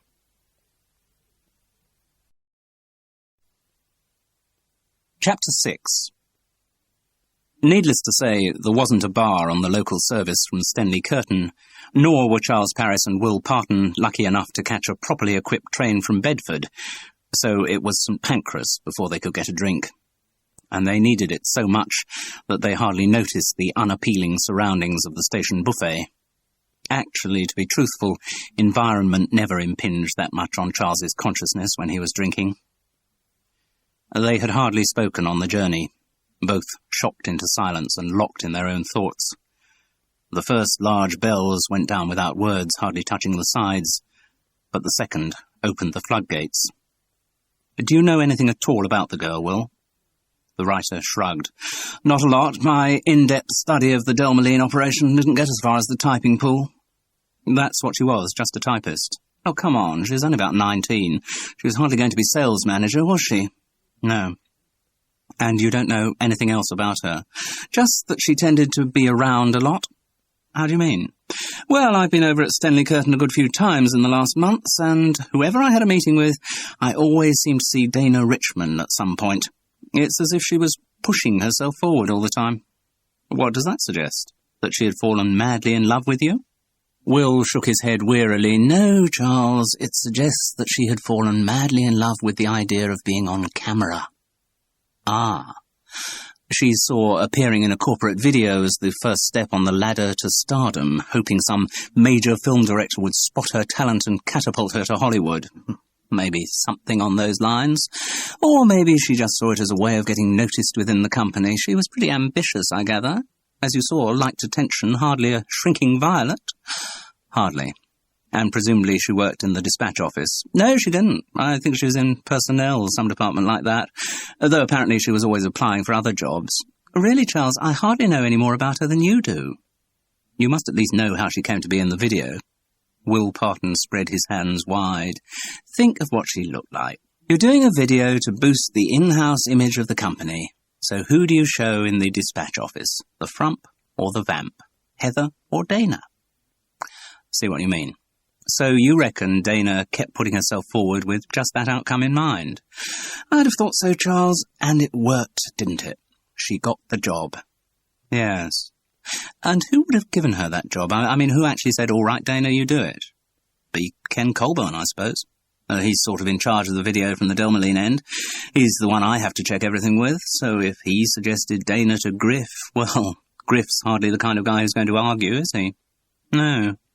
Did you actually hear that exchange take place? I mean, hear the moment when Ken suggested Dana should be in the video? Will screwed up his face as he tried to remember. Yes, I did. It was only a couple of weeks back. Griff just said fine. He was getting paid. He didn't care what was suggested. No. Their glasses had unaccountably emptied themselves once again. Will went to the bar to remedy this defect. Charles looked thoughtful. His mind was buzzing with potential motivations. Taking the proffered refill from Will, he mused. Heather must have been pretty miffed. Heather, the one who runs the dispatch office. I mean, she doesn't look the sort of woman whose life has been full of excitements. For her to have been aced out of the video by some dolly bird who doesn't even work in the department must have been pretty galling. Apparently not. No, according to Ken Colburn, Heather was delighted. Aye. may be hard for you as an actor to believe it, Charles, but there are people in this world who don't like showing off. People for whom the idea of being under public scrutiny is absolutely terrifying. It seems that Heather is one of those. Ken had asked her to be in the video, but the prospect appalled her. She kept begging him to find someone else, and when Dana was suggested, Heather was over the moon. "Oh," said Charles, disappointedly watching that particular conjecture crumble away. He moved on to another one. There had clearly been something going on between Dana and Trevor, hadn't there? The writer lifted his shoulders dismissively. Could have been. Oh, come on, Will. It was obvious. Did you see the way he reacted when she arrived? Up until that moment, he'd been all keen to do more in the video, but then suddenly he goes cold on the whole idea. They must have been having an affair, or just broken off an affair, or... "Charles," said Will with deliberately infuriating condescension, "there are other motivations in life apart from sex. Maybe, but just because you're obsessed with the subject, and just because, as a dirty old man, you can't look at a pretty young girl without immediately wondering who's bonking her, it doesn't mean that everyone is the same." He affected the drawl of intellectual pretension. "As a writer, of course, I have a much deeper understanding of the multifarious nature of human motivations." Will had given too good a cue for the counterattack for Charles to ignore it. "And as a writer, do tell me, what are you going to be working on next? Can it be that you're finally about to start on the new play we've all heard so much about?" The barb found its target. Will Parton coloured. "No, that'll have to wait. I've still got quite a lot to do on the Delmany front as it happens." "What, more out at Stenley Curtain?" "Uh-huh. Few more bits showing what a united company it is. Bijou scenettes in some of the offices, shots of the actual manufacturing process, staff relaxing in the canteen, hijinks in the firm's social club, all that. And then, if I play my cards right, I might secure part and parcel the contract for the Delmoline Sales Conference in Brighton at the end of September." "I see. This one could run and run. With a bit of luck, yes. Well, if any of those Bijou scenettes might involve a forklift truck operator capable of speech, do let me know." "Now taking bookings, are you, Charles?" "Well, I do actually have a few free days, just the odd one or two. Well, any time, really. Any date you care to mention between now and my death. And if it's a really good part, I won't let a little thing like that stop me.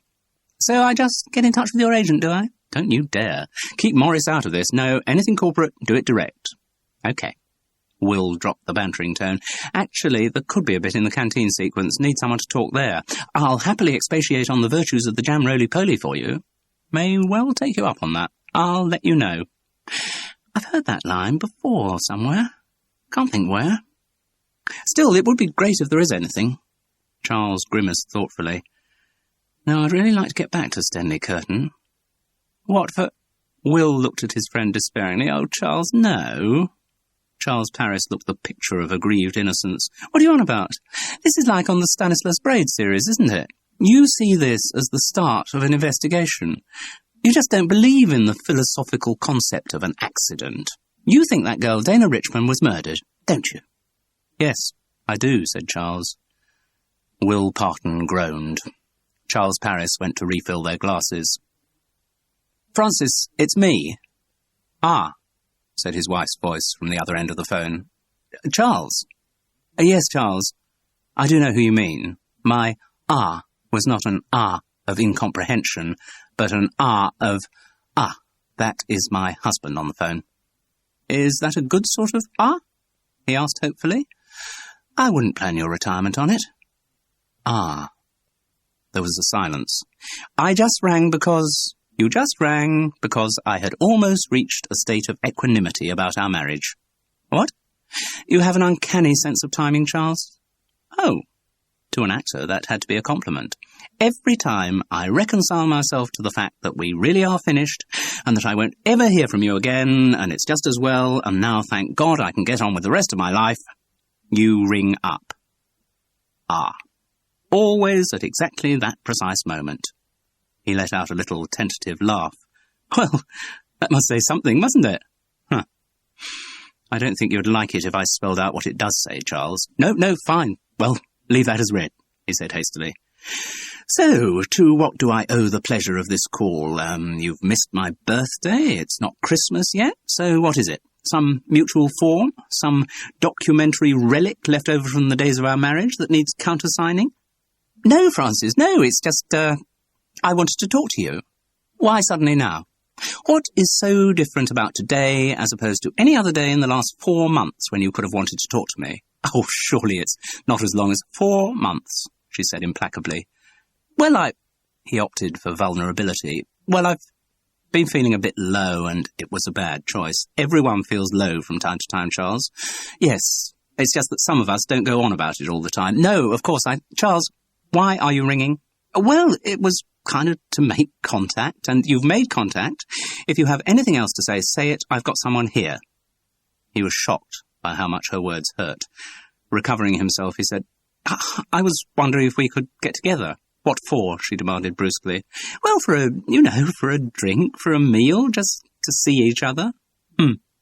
I mean, that's what other married couples do, isn't it? I wouldn't use the other married couples line with me, Charles, if I were you. It doesn't go down very well. No, well, as I say, just be nice to see you.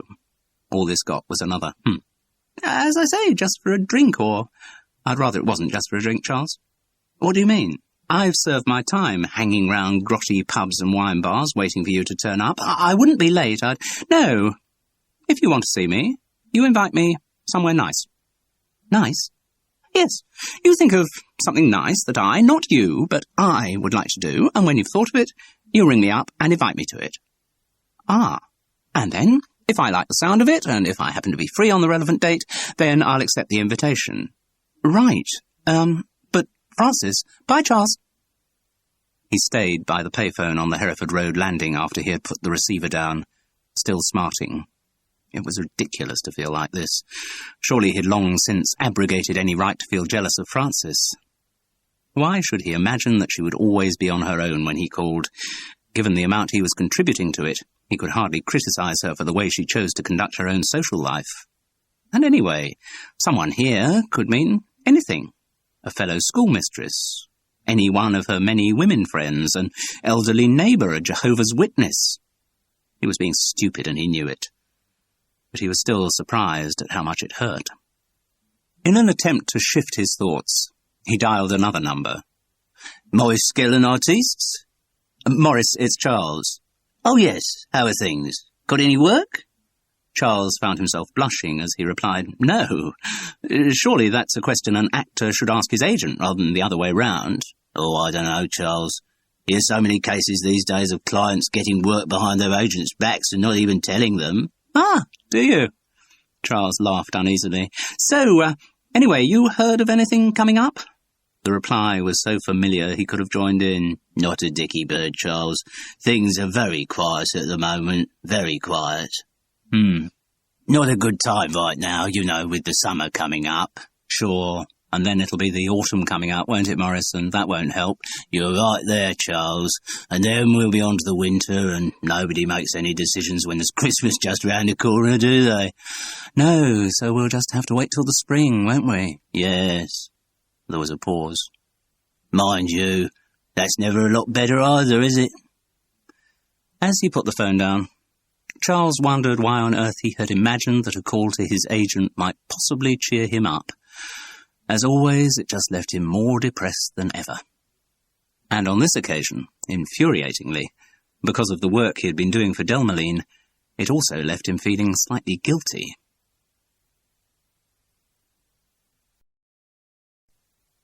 Chapter 7.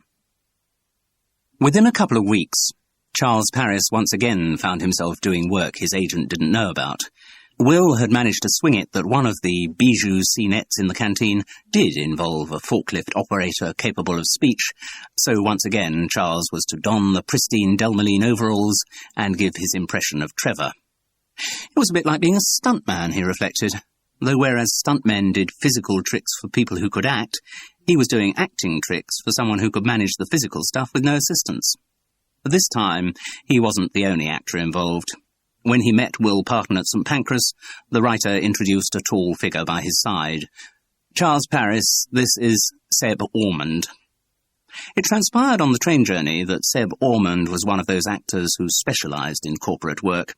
Indeed, it was a long time since he had set foot on stage or performed in a film or television production that was seen by the general public. But his conversation left no doubt that he made a very good living from his in-house career. To Charles, it was a constant source of amazement how many specialities there were within his profession and the broad range of work that being an actor could encompass. He often suspected that the ones who specialised were the shrewd ones. As in any other area of entrepreneurial life, what such actors had to do was to carve out little niches for themselves, maintain the standards of their work, build up goodwill, and hopefully make themselves indispensable. Charles knew actors who did that in commercial voiceovers, Victorian music hall, cruise ship entertainments, and many other unlikely areas. Sometimes he regretted that he had never carved out such a niche for himself, but always came back to the view that doing the same thing all the time must get very boring. Doing nothing all the time, which was the pattern that his life seemed to be following these days, was also boring, but at least he could dream of potential employment in every branch of show business, even though so few jobs in any branch actually materialised. Seb Ormond was one of the names on the part and parcel letterhead. He wasn't actually a partner, but had an agreement with the company whereby when Will needed an impressively suited figure for a business meeting, Seb would turn up, for a substantial fee. Gravitas didn't come cheap. He was also, of course, available for ordinary work as a corporate actor, which was how he had been booked for that day at Stenley Curtain. Again, for a substantial fee, considerably more than Charles Paris was being paid. Seb Ormond was dressed in a dark suit with a discreet stripe, a shirt with an even more discreet stripe, and a tie the discretion of whose stripe would have qualified it for the diplomatic service. On the station platform he melted into the crowd, just another executive commuter.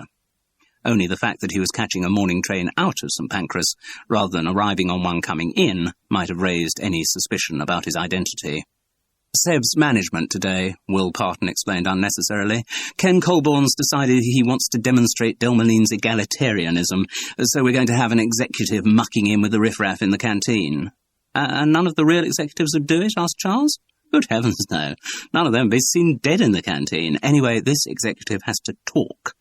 Aren't the Delmaline employees who see this video going to think it odd that they don't recognise any of the people in it? Not that odd. It's quite a big company. Stenley Curtain's not the only site. Anyway, I sometimes wonder whether anyone ever will see the video. Why?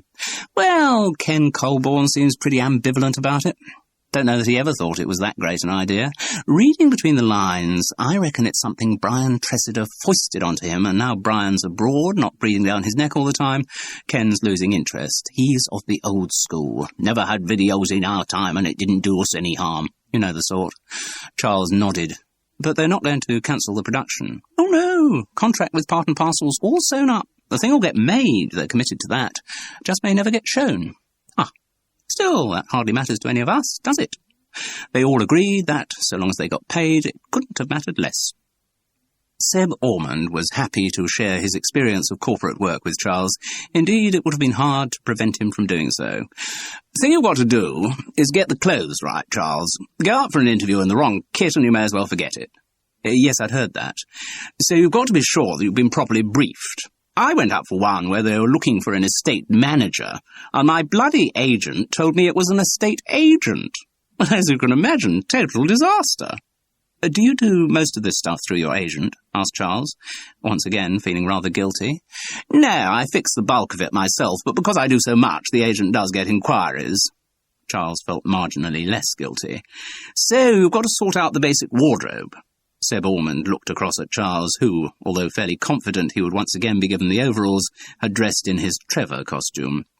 Of course, I don't do many blue-collar roles. No. Well, obviously. And it was obvious. Seb Ormond's patrician features and greying hair had management stamped all over them. So, the basic wardrobe I have is what I think of as the managing director's suit, the sales manager's suit, the bank manager's suit, and the ad agency suit. And these are all different. Oh, better believe it, Charles. Can I ask which suit you're wearing today? Today's sales manager. Oh, right. Back in the old days, I got most of my basic wardrobe off tellies, I did. Oh, what, buying them at the end of the series? Seb Ormond nodded. The practice they referred to was common among actors.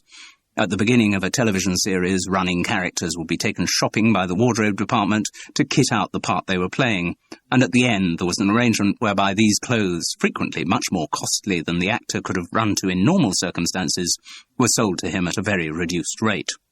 Charles could identify the productions which addressed a lot of his actor friends, particularly in really expensive items like leather jackets. And, of course, actresses playing characters with designer tastes had a field day. Charles himself had done less well out of this system than others in his profession. This was partly because he rarely got running parts, and when he did, they tended not to be people who dressed in his style. Recent forays into television would have netted him the blazer and trousers of a golf club barman or the uniform of a 1930s police sergeant, neither of which he felt was quite Charles Paris. "Now, of course," Seb went on, "I buy my own clothes." He responded to Charles's quizzical look. "Well, it is quite a while since I did ordinary telly, and fashions do change, you know. Can't turn up as an MD in a suit whose cut's 5 years out of date, can you?" "Ah, no," agreed Charles, whose one suit had recently celebrated its silver jubilee. He avoided the sardonic eye of Will Parton, who had seen the garment in question. What Seb Ormond was saying gave Charles a strange sense of déjà vu. It reminded him of old actor laddies he had heard reminiscing about repertory theatre in the 20s and 30s. "In those days, of course," they would ramble on, "you had to have your own basic costumes. Dinner suit was essential, and a grey pinstripe and tweeds as well. Otherwise you didn't get the job. No wardrobe department to provide that sort of stuff in those days. Oh, my God, the hours you'd work, be playing one show at night, rehearsing the next following morning, learning lines for a third." He was brought back to the present by the unsurprising fact that Seb Ormond was still talking. "Some characters you get asked to do, of course, need a touch of fine-tuning on the costume front. I mean, easy enough to choose the right suit, but shirt and tie may need a bit of thought. I did a GP last week." "Oh, really?" "A basic bank manager's suit, shirt with slightly frayed collar, and hospital tie that was just a little bit greasy. Worked a treat. Shall I tell you how well it worked?" "Go on," Charles fed obligingly. "The medical advisor on the film, who really was a GP, turned up in the identical costume." "I say, well done." "Wasn't bad. I say it myself." Seb Ormond smiled with modest self-congratulation. "Buggers, medical ones, though." "Oh? Well, a good few of them are for drug companies. You have to remember these great long names of chemical formulas and what have you. Real killers, some of those. Investment and insurance aren't much fun either. A lot of that stuff reads like absolute garbage. You just have to learn it by rote, as you would a foreign language, and hope to God you got the pronunciation right. I must say, learning Beckett or Stoppard's a doddle compared to some of the scripts you get given on the corporates." "Haven't given you anything difficult today," said Will Parton smugly. "Oh, no, today's a real treat from the script point of view. Do it standing on my head. Nice words, Will." The writer, whose great play remained resolutely unwritten, preened himself at this compliment on his Delmoline dialogue. Seb Ormond evidently enjoyed the centre-stage position and held on to it. "Actually, funny thing on that medical video the other week. As I say, I was meant to be a GP, and it was actually shot in a real GP surgery. The way it goes, I have a patient in there. I have to go to a filing cabinet, get out his records and say, 'Well, I'm sorry, Mr. Whatever, the current treatment doesn't seem to be working, what I recommend,' etc. Get halfway through it, look down at the file, and see the notes have 'died' printed across them in large letters. Now, I never corpse, but I'm afraid that just got to me. Pissing myself with laughter, I was. Okay, I sober up, go for take 2, pick up another file, exactly the same thing. 'Died,' it says. I break up again. Turns out the entire cabinet was full of files of dead people. Couldn't have live ones, you see. Breach of medical confidentiality." "Ah," said Charles. "Right. You done a lot of corporate stuff, have you?" Seb Ormond asked magnanimously, maybe opening up the conversation for Charles to bring in a few anecdotes of his own. "No. A lot of theatre, of course." "Oh, that," said Seb Ormond dismissively. The camera caused quite a stir in the canteen. The Part and Parcel crew had started work early, catching the last of the breakfast and the first of the tea-break trade, but nonetheless their presence prompted a lot of jockeying for position at adjacent tables by staff who wanted to be in shot. Charles was yet again amazed at the potency of television, and its ability to cloud the judgment. The chance of appearing on a screen in whatever context could turn the heads of people who in every other respect seemed to be completely sane. What else could explain the recurrent phenomenon of ordinary members of the public actually volunteering for the ritual humiliation of television game shows? This thought also prompted Charles to wonder how much taking part in the Delmeline video had meant to the late Dana Richman, and how much she would have been prepared to do to ensure that she did get into it. The morning's filming was straightforward, and the atmosphere more relaxed than it had been in the warehouse. Work on the video was not disrupting production in any way, and the impassive women dispensing tea and coffee from their urns showed no signs of resentment, or of anything else, come to that. No officious canteen manager was on hand to monitor the shooting, and Ken Colborne, who was vaguely keeping an eye on things, seemed to be in a genial mood. Charles and Seb Ormond delivered their lines with professional exactness, and Griff Merricks, exuding his customary negative charisma, was easily satisfied with what they did. The whole shoot was wrapped by noon, just as the canteen started to fill with early lunchers. Will Parton looked at his watch. "Executive dining room, then, is it, Ken?" "Well, yes, sure." The writer grinned smugly across at his friend. "Oh dear, not improperly dressed again, are we, Charles?" "Surely I'll be all right, if I keep the overalls on. These overalls are a darn sight smarter than any suit I possess." "That, Charles, is a comment on your suits rather than on the overalls. Ha, bloody ha, Will." Charles appealed to the marketing director. "It doesn't really matter whether I'm in a suit or not for the executive dining room, does it?" But he had underestimated the hieratic structure of a company like Delmeline. Ken Colborne grimaced awkwardly. "I'm afraid it isn't really possible, Charles. I mean, obviously nothing personal, but there might be other people having lunch there who thought you were actually on the workforce and getting some kind of extra privilege. Wouldn't look good." "Oh," said Charles, crestfallen. Will gave him a patronising pat on the arm. "Never mind. Who's the lucky boy? I noticed the canteen's got Irish stew on the menu today." "Thanks a bundle." Ken Colborne didn't know how seriously to take this banter, but he recognised a potential social problem. Sorry, it's not that I want to appear inhospitable or anything. Doesn't matter, don't worry about it." But the marketing director did worry about it. This challenge to his diplomatic skills had taken on a disproportionate importance for him. He coloured and looked awkward. "I really am sorry, Charles." "Don't be, it's no problem." "No, but Look." A solution presented itself. "Tell you what, rest of you go off to the executive dining room. I'll stay here and have lunch with Charles." "You don't have to, I'm fine."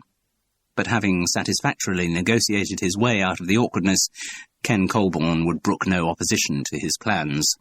He went to one of the internal phones to ensure the video party's welcome in the executive dining room, and then joined Charles in the queue for canteen lunch. Resisting the seductions of the Irish stew, Charles opted for steak and kidney pie. To follow, he once again went for the jam roly-poly, a delicacy that wasn't often on offer in the pubs and restaurants he frequented. As his portion, a wall of sponge veined with vermilion jam, was dolloped into a bowl, he was forcibly reminded of the dish's schoolboy nickname, Dead Man's Leg. "As a matter of fact," said Ken Colborne when they had found a free Formica-top table and embarked on their first course, "I find it quite a relief to eat in here sometimes. I can only take so much of posh, I reckon." Though this was undoubtedly said in part to alleviate the pain of Charles's exclusion from executive dining, the marketing director did sound as if he meant what he said. "So you come in here often, do you?" "Every now and then." "Oh, you should have been in the video. An authentic member of management who actually eats in here. Could have done Seb Ormond out of a job." Ken Colborne recoiled at the idea. "No, thank you. Do anything rather than stand up and talk more than I have to. Sales conference is nearly 4 months away, and already I wake up nights sweating about the presentation I've got to do then. I know it's part of modern management, communicating, packaging yourself, packaging your ideas, but I must say I wouldn't mind winding the clock back a few years on all that stuff. I mean, the sales manager I used to work for in the 60s, only communication technique he used was telling us all to get our bloody fingers out, and it worked." "So you started as a salesman, did you?" "Well, no, got promoted to salesman. Out of school I was a runner in the warehouse." "On the forklifts?" Didn't have many of those when I started. Used trolleys, scurried back and forth along the stacks, picking up the stock by hand, then loading it onto the lorries. Was it fun? Well, the work was bloody boring, but then most work is, isn't it? Good bunch of lads, though. We had some laughs. Spent all our spare time playing football. That's all we thought about, really. That and the birds, of course. You sound as if you'd like to be back there. Well, the marketing director sighed. Lot of ways things were much simpler then. Minute you walked out of the building, you stopped thinking about work. Didn't think about it much while you was doing it, come to that. Whereas now... Yeah. Whereas now... The simple repetition adequately expressed his change of circumstances. Responsibilities, Charles prompted. You can say that again. And new management techniques and training programs and brainstorming sessions and management consultants and bloody videos and... It sometimes seems to me, Charles suggested cautiously, that there's a kind of connection between how badly business is going and the amount of training that gets done. Too right. These days, when the product isn't selling, they don't put more effort into selling it, just more effort into training people how to sell it. And are Delmoline products not selling? Ken Colborne shrugged.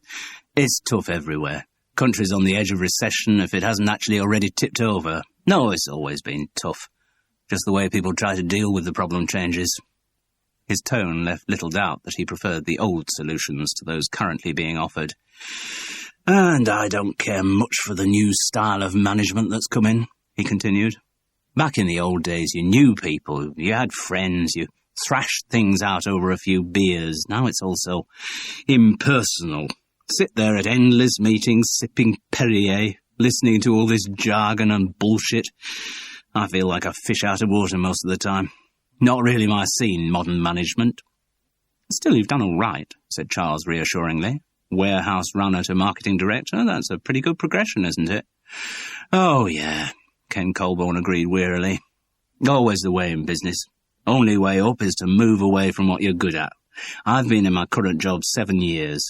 That's a long time for this kind of work. Don't know how much longer I'll keep it. Are you under threat then?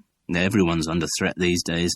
Marketing's the sort of department that can easily get clobbered. You know, management changes. Charles had a sudden thought. Did Brian Tressida come up the same way as you? What makes you ask that? I don't know, the way you and he behave together sort of suggests you go back a long way. Well, you're right.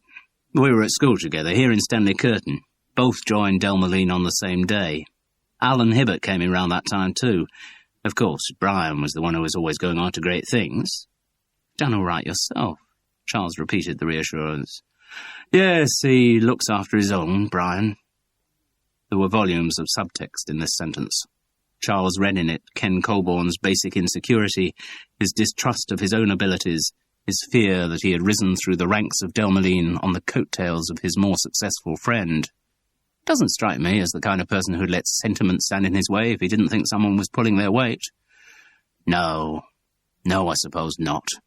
But Ken Colborne didn't sound as if he believed it, more as if he was trying to convince himself.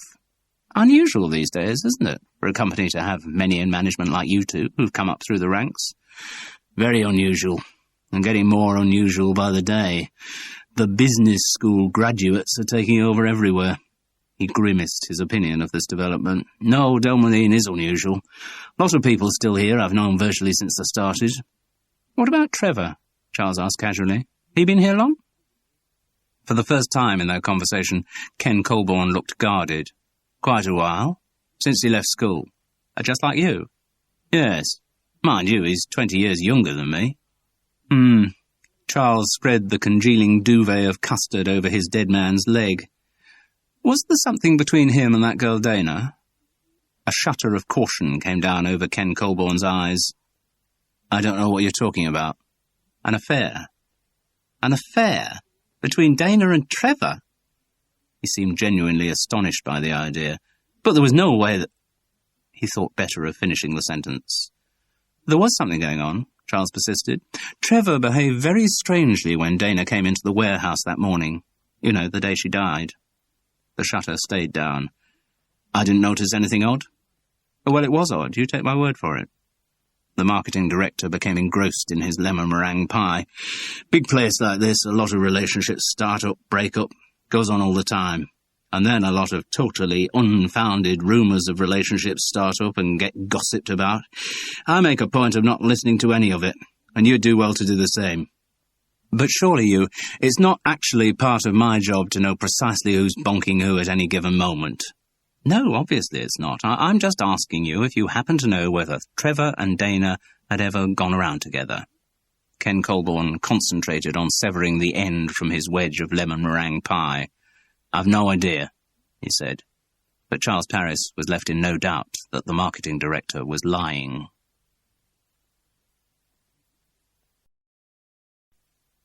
Chapter 8. Ken Colborne downed the last of his lemon meringue pie quickly, suddenly remembering someone he had to see about some artwork. He rattled out another quick apology about the executive dining room, made a perfunctory goodbye, and was gone, thereby raising Charles Parris's suspicions even more. Why should his question have proved such a source of embarrassment? Had Charles been asking about some connection between Dana and the marketing director himself, then the reaction might have been justified. If he really had nothing to hide, Ken Colborne could have answered a simple yes or no, or even a bluff mind your own bloody business to the inquiry about Dana and Trevor's relationship. By behaving as he did, he had raised the spectre of his own involvement with one or both of them. It was a matter on which Charles would have to find out more. Because the passage of time did not dilute his conviction that Dana Richmond had been murdered. Charles knew he had left the forklift's ignition switched off. Sometimes, he was aware, especially when he had been drinking, recollections of his actions were hazy, but on that occasion he hadn't touched a drop all morning, not even the quick pre-teeth-cleaning snort of bells which was becoming a regrettable habit these days. He had even been particularly abstemious the night before, not wishing to screw up his first foray into a new and potentially lucrative area of work. No, he had left the ignition switched off all right. So, at the very least, someone had entered the deserted warehouse to switch it on again. And there would have been no point in doing that unless the somebody in question had wanted to use the truck. The forklift certainly hadn't been used to shift any stock, but it had been used to crush the girl. What had Dana been doing there anyway? Why on earth should a girl dressed up to look her best on camera go scrabbling behind a pile of dirty pallets? Charles decided that while he was on Delmeline premises, he should try to have a little look round the warehouse, see if there was anything hidden between the pallets and the wall that Dana might have been searching for, though anything that had been there would probably have been tidied up in the course of the investigations into her death. These investigations, Charles had gathered that morning from Ken Colborne, had now been completed. The in-house inquiry had come up with recommendations that Delmeline's staff restrict their movements to the work areas where they had business to be, which was tantamount to saying that, if Dana hadn't been where she shouldn't have been, the accident wouldn't have happened. Or in other words, that her death had been her own fault. There had also been an investigation from the Environmental Health Department, whose findings had been quoted at the girls' inquest. They echoed the strictures of the in-house inquiry and made other specific safety recommendations for application in the warehouse. The police had not been involved, but then, in a case of industrial accident, why should they be? Charles wondered if the situation would have been different had the girl been killed outright. If he had discovered a corpse rather than a fatally injured person, maybe the police would have been summoned. But somehow he doubted it. The whole business gave off a smell of cover-up. Within the Delmeline site, the company seemed to do its own policing. The accident having happened, it had been dealt with quickly and efficiently, in a way that caused minimum publicity and minimum disruption to company business. If anyone other than Charles Parris had had a suspicion of murder, he got the feeling they would have suppressed it, or perhaps been persuaded to suppress it, in the cause of Delmeline. Or was he getting paranoid? "That one's the actor, is it?" he heard a loud, crackly voice say as he was leaving the canteen. Half turning to the source of the noise, he saw an elderly woman in a fur-collared overcoat, sitting at a table with Heather from the dispatch office. The elderly woman's lips moved continuously, softly smacking against each other, as if she was talking all the time. If the similarity in the set of the two women's eyes had not informed him, then Heather's reaction would have given away the fact that the older woman was her mother. There is a distinctive, atavistic, excruciating form of embarrassment that only parents can engender, and evidence of it glowed on Heather's cheeks. "There's no need to be so loud. He'll hear you," she hissed. Her mother was not a whit perturbed. Seeing Charles looking in their direction, she immediately addressed him. "Hello, my daughter says you're in this film they're making."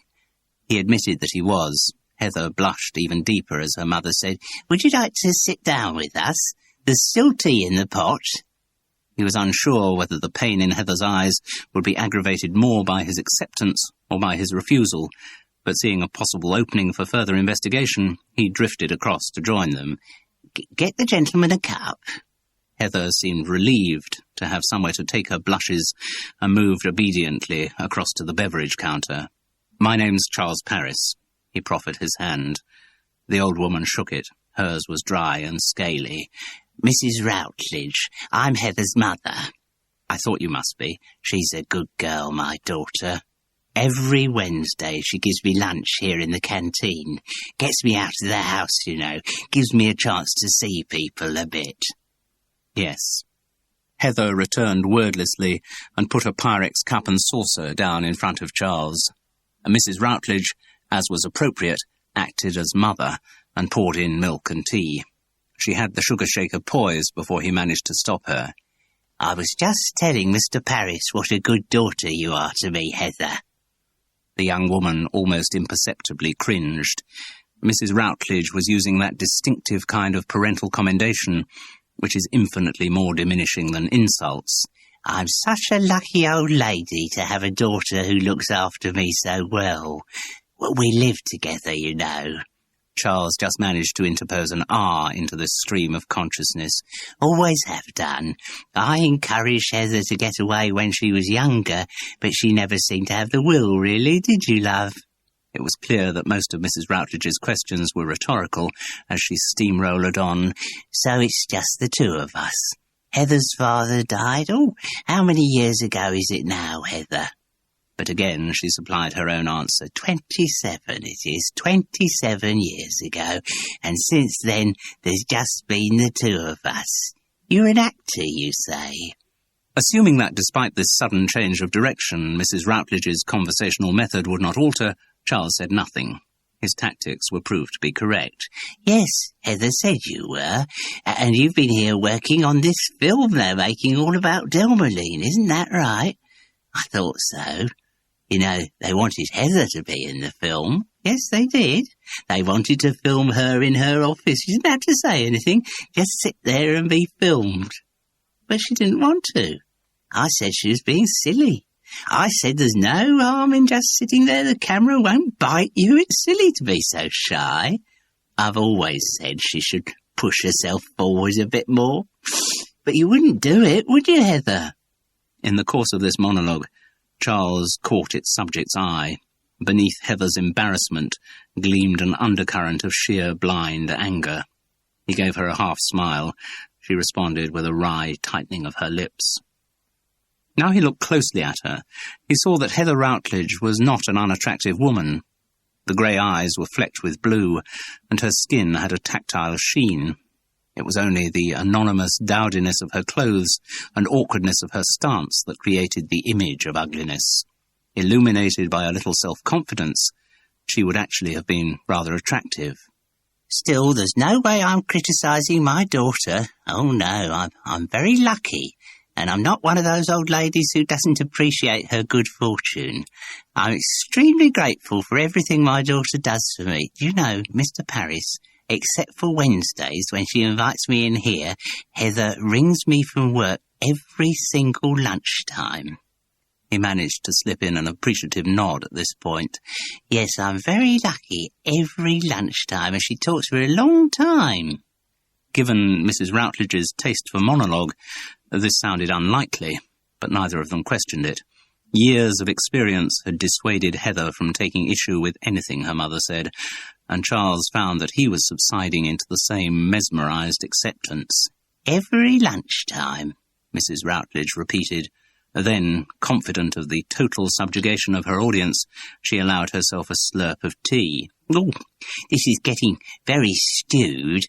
Go and get us some more hot water, Heather, love." Her daughter, an obedient automaton, went back to the beverage counter and tried to attract the attention of one of the impassive women in pale blue housecoats. Charles may have been sinking under the hypnosis of Mrs. Routledge's endless talk, but he had enough will left to recognise an opening for his investigation.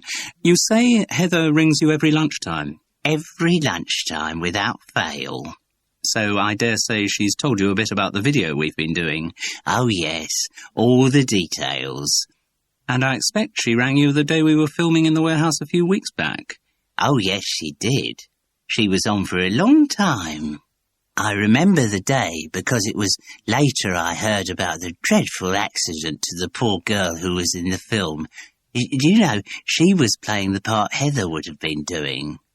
"Well, yes, and I kept thinking afterwards, if Heather had actually been doing it, then she would have been the one who had the accident. I'm not sure that, but wasn't it dreadful for that girl? A lot of that machinery they use isn't properly tested, you know. They've had other accidents here. There was a young man in one of the hoppers who..." Heather had made contact with an impassive woman in a pale blue housecoat. The hot water was being procured. Charles hadn't got long. "That day, Mrs. Routledge," he interrupted firmly, "the day of the accident, do you remember what time Heather rang you?" The old woman was so unused to being asked direct questions that she replied instinctively, "Yes, I do.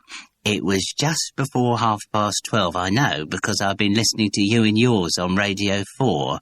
It's a good programme, that. And then they started with one of these news shows they keep trying to do with young comedians and bad language, and I don't hold with that. There's enough muck in the world without putting it on the wireless. And just after I'd switched off, Heather phoned." "And how long were you on the phone?" The direct questioning really seemed to be working. Mrs. Routledge replied, "Oh, a good half hour, because they'd just done the news headlines at 1 when I switched the wireless back on again." "And did Heather say whether there was anyone with her while she was talking to you?" "Anyone with her?" "Anyone else in the office?" "Well, Brian, that's Mr. Tressida, he came in. About 1 it must have been, because Heather said he'd come in, and that's why she had to ring off. We've known Brian a long time, you know. He used to work here in Stenley Curtain. At one time, I hoped..." Heather was moving back towards them with a pot of hot water, so Charles cut short Mrs. Routledge's reminiscence. "But Heather didn't say there was anyone there during the rest of the conversation?" No, of course not." The old woman was only momentarily puzzled by this. Sensing a silence to be filled, she launched off again into her monologue. "No, we've known Brian Tressida since he was a boy. He went to a school near here, which..." Heather looked at Charles curiously as she put the pot down. He looked equally curiously back at her. What she was thinking, he couldn't know. What he was thinking changed the whole premise of his investigation. Mrs. Routledge may have confirmed her daughter's alibi for the time of the murder, but she had virtually destroyed Trevor's. Heather had said that the operator had been in her office at the relevant time, but surely he wouldn't have stood there for half an hour listening to Heather's minimal reactions to her mother maundering on. So, if Trevor hadn't been in her office, where had he been? And more importantly, why had she said he was there? What possible motive could Heather Routledge have for lying to protect Trevor?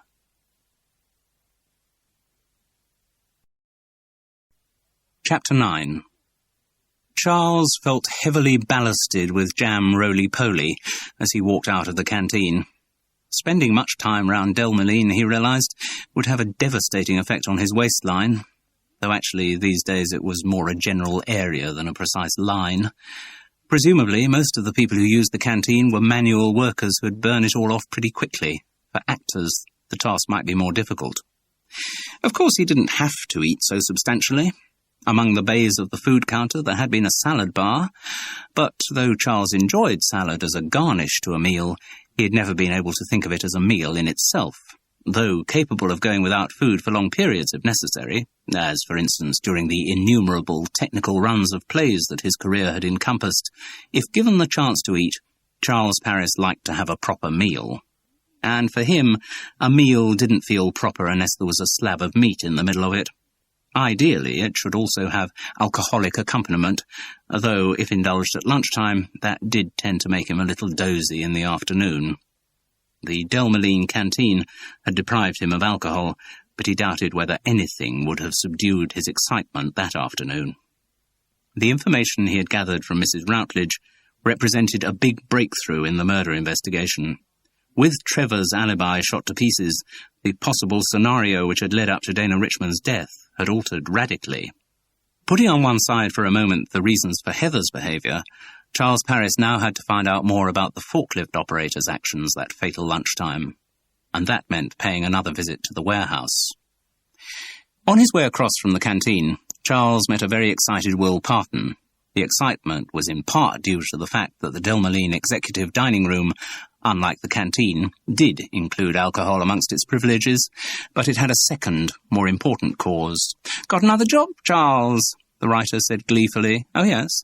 Met Robin Pritchard in the executive dining room. Oh, you know all the stars, don't you? Anyway, Biscuits and Cereals are launching a new product. Very exciting. Going to be very big. With global outreach, no doubt. You said it, Charles. It's going to be launched to the sales force at the sales conference in September, and he wants me to organise the presentation." "Just you as a writer, or is it a part and parcel job?" "Part and parcel. I mean, obviously I will write everything, but I get to direct it as well if I want to, or bring in an outside director, or, well, the possibilities are infinite." "This is going to be another video job?" "Could be. I'm having a meeting with Robin to sort out the nitty-gritty next week. At the moment, we're thinking about a live kind of review format, possibly with a slide presentation backing it up. We might add a video element, though. And details to be sorted out, as I say. But it's a big, solid job. Keep me busy for quite a while." So the play gets deferred yet again. Will Parton looked pained. "Got to go where the work is, Charles, love." "Oh, yes. You don't have to tell me that." "No. And, of course, if there is a role in the presentation for a speaking forklift truck operator, or indeed anything else, I'm a very versatile actor, you know, 48 but play younger." "I'll bear it in mind, see if there is anything," said Will loftily. He was rather enjoying the impresario role. His dismissiveness of Charles was revenge for years and years of working as a journeyman in television, endlessly rewriting, doing exactly what directors told him all the time. Through his involvement in Part and Parcel and the corporate videos, Will Parton was achieving a taste of that magic possession so rarely granted to writers. Power. "Are you going to the station, Charles?" "Will be shortly. When's the next train?" The writer, in his new hyper-efficient producer mode, had such facts at his fingertips. 2:37. "Oh, well, we got a bit of time. Just someone I want to have a word with, so see you on the platform?" Will Parton looked at his friend Riley. "You're not still off on this murder investigation routine, are you?" "Well," Charles shrugged awkwardly and made a hasty change of subject. "What is this new product Robin Pritchard's launching?" "Oh, couldn't tell you that, Charles. Bound to secrecy." Will dropped into the earnest tones of the product manager. "But I can tell you it's going to be very big." "Look, I'm not going to pass it on to anyone. No one I know gives a damn about new departures in the wonderful world of foodstuffs." You may think that, Charles, but can't be too careful. What you're actually saying, Will, is that you don't know what it is yet, do you?" The writer was only momentarily discomfited. "That, I'm afraid, I can't reveal. But if the information had been kept from me, there would be good reasons for it." He looked round elaborately and hissed, "Industrial espionage. Their spies are everywhere." "Come off it." "True. A lot of other companies desperate to increase their market share. If they found out about the new launch at this stage, it'd give them time to develop their own rival products." "Does it really work like that?" "You betcha." Will Parton winked conspiratorially. "Biscuits and Cereals is a crummy business, Charles." The forklifts in the warehouse were plying their endless trade, loading up with pallets from the shelves and carrying them across to the insatiable lorries. No one seemed to notice Charles's entrance. The Delmeline overalls had been shed, so perhaps his Trevor costume helped him melt into the scenery. More likely, the operators on their trucks were concentrating too hard on their work to see the newcomer. He cast a quick glance at the outer office, but it was empty. Heather was either in the back room or, more likely, still suffering her mother's monody of irrelevances. The aisle where Dana had died was empty. At its end, once again, there was a pile of empty pallets, although probably the original stack had been removed and another accumulated in the weeks since the incident. Charles moved softly down the aisle. He knew it was ridiculous to hope that anything might still remain in the cavity between the pallets and the wall, but he was now fully psyched up and had to prove it by the evidence of his own eyes. The hum of the forklifts and the occasional raucous shout from their operators sounded very distant. He came to the end of the aisle and, with a quick look to either side, moved forward to the pallets. "What the hell are you doing?" Charles whirled round and found himself face to face with Trevor, who had just emerged from the end of the adjacent aisle. Whether he had been monitoring Charles's progress since the actor came into the warehouse, or had just appeared at that moment by coincidence, was impossible to know. But the operator looked very mean. From his hand dangled one of the crowbars that was used for raising the lids of crates. Charles said nothing as Trevor advanced towards him. "Why are you snooping around?" "We're here doing some more work on the video," Charles's dry mouth managed to reply. "That's in the canteen. No reason why you should be in here." "No, I just wanted to have a look around." Trevor tapped the crowbar on his open palm. "Well, nobody wants people like you looking around." Charles tried to brazen it out. "Perhaps not, but I want to do it. I still want to know what happened to Dana Richmond. She died. There was an accident with the forklift truck and she died. If you hadn't left the truck switched on, she'd still be alive." "I didn't leave the truck switched on." "Don't try and be clever with me." Trevor moved closer, close enough for Charles to smell the stale cigarette smoke on his breath. "Just mind your own bloody business and get out of here. Otherwise you're going to get hurt." The crowbar was menacingly half-raised. "You wouldn't dare hurt me in here. I'd shout. Someone would hear me."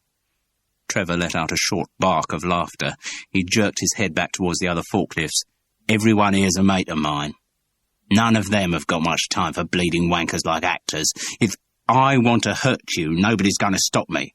"Listen," said Charles, sounding calmer than he felt. "I want some information from you." "Oh, yes? And what makes you think I'm going to give you any information?" "To clear your name." "My name doesn't need clearing. Dana's death was an accident. Unfortunate combination of circumstances, the inquiry said. No individual to blame." "But the inquiry was just a cover-up." Trevor shrugged. "Prove it." "Listen," Charles said again, trying to assert himself. "I don't think Dana's death was an accident." "Oh, no? What was it then?" "Murder." "Really?" "Well, as I just said, you just try and prove it." "What's more," Charles went on recklessly, "I think you are the one who killed her." The attack came so quickly, he had no time to defend himself.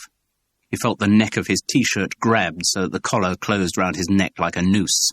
At the same moment, Trevor's knee smashed up into Charles's balls. He supposed he should have been grateful that the crowbar hadn't been used, but in the eye-watering agony of that moment, he thought he would have preferred it. Trevor's smoky breath was right up against Charles's face as the voice hissed, "Don't you dare ever say that again. You repeat that and there will be a murder done. And you'll be the one whose body never gets found. You breathe another word about—" "Trevor," said an authoritative voice behind Charles, "what the hell do you think you're doing?"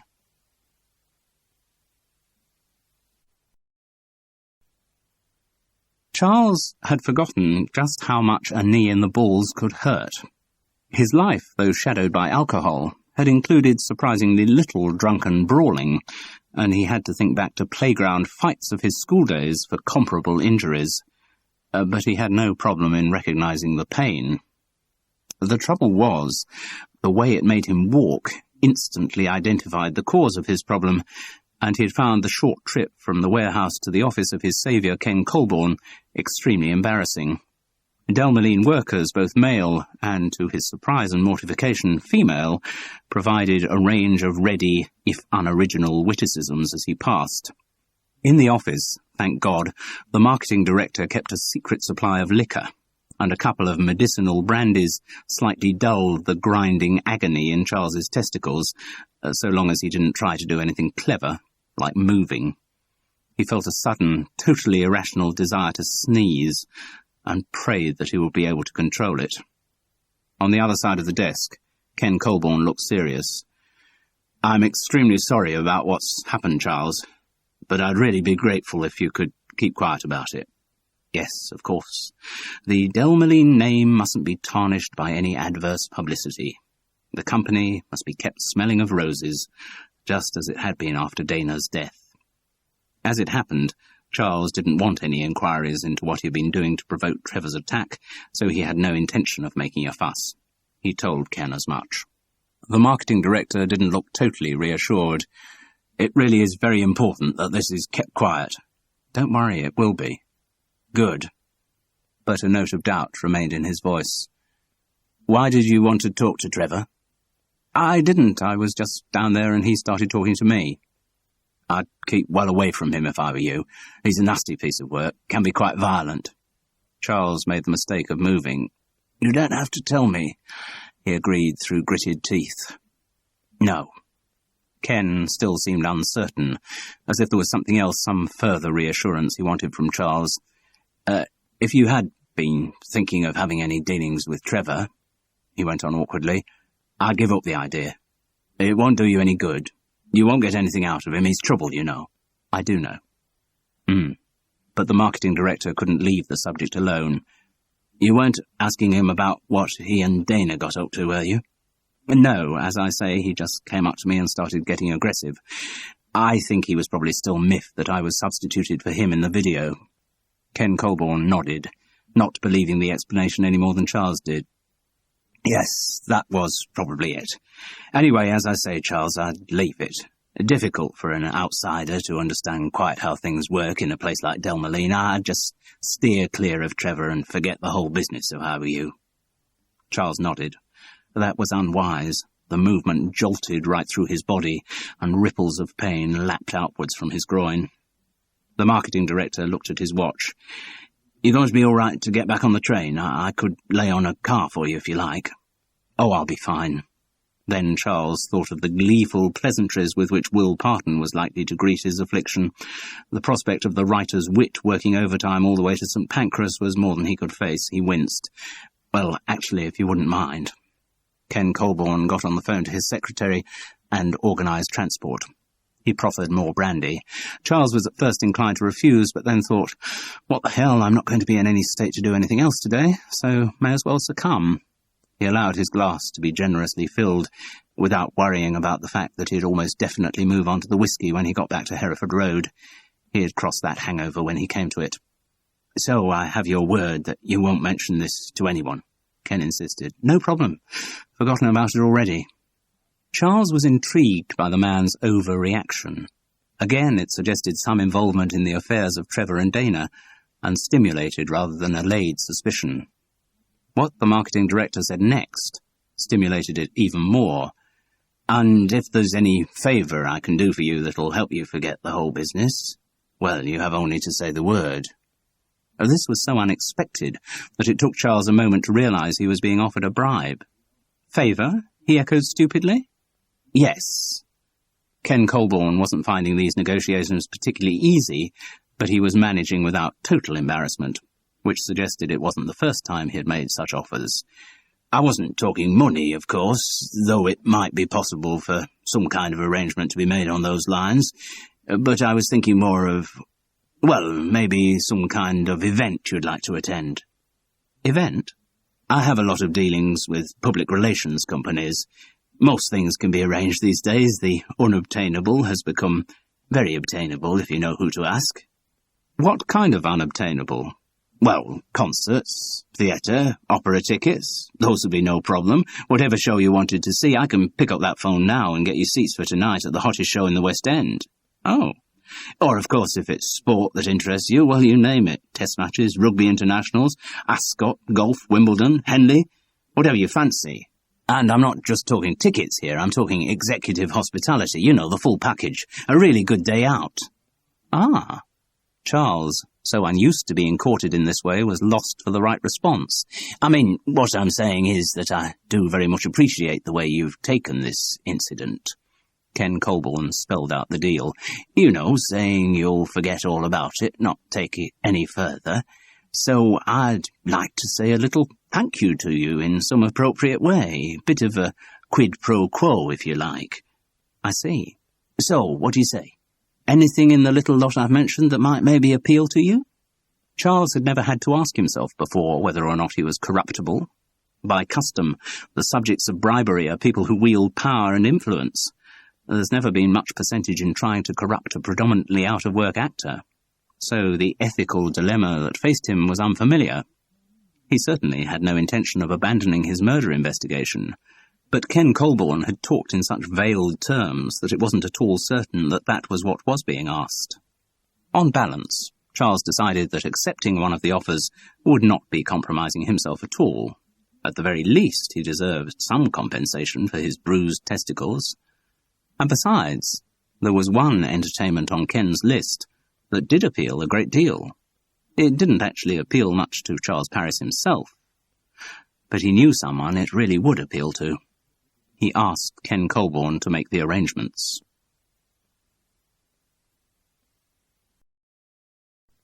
Chapter 10. Francis, it's me. Ah. We're getting predictable. What do you mean? I keep ringing up and saying, Francis, it's me, and you keep saying, ah. So? So, nothing. I just mention it in passing. Ah.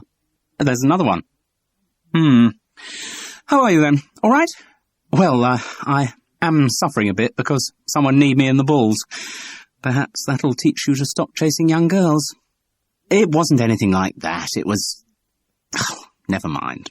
Look, Francis, you remember when we last spoke? How could I forget it? You rang up and said, Francis, it's me, and I said, ah. Yes, but on that occasion we also agreed that when I next rang up, it should be with an invitation to something nice that you might like to do. I'm not sure that we agreed it.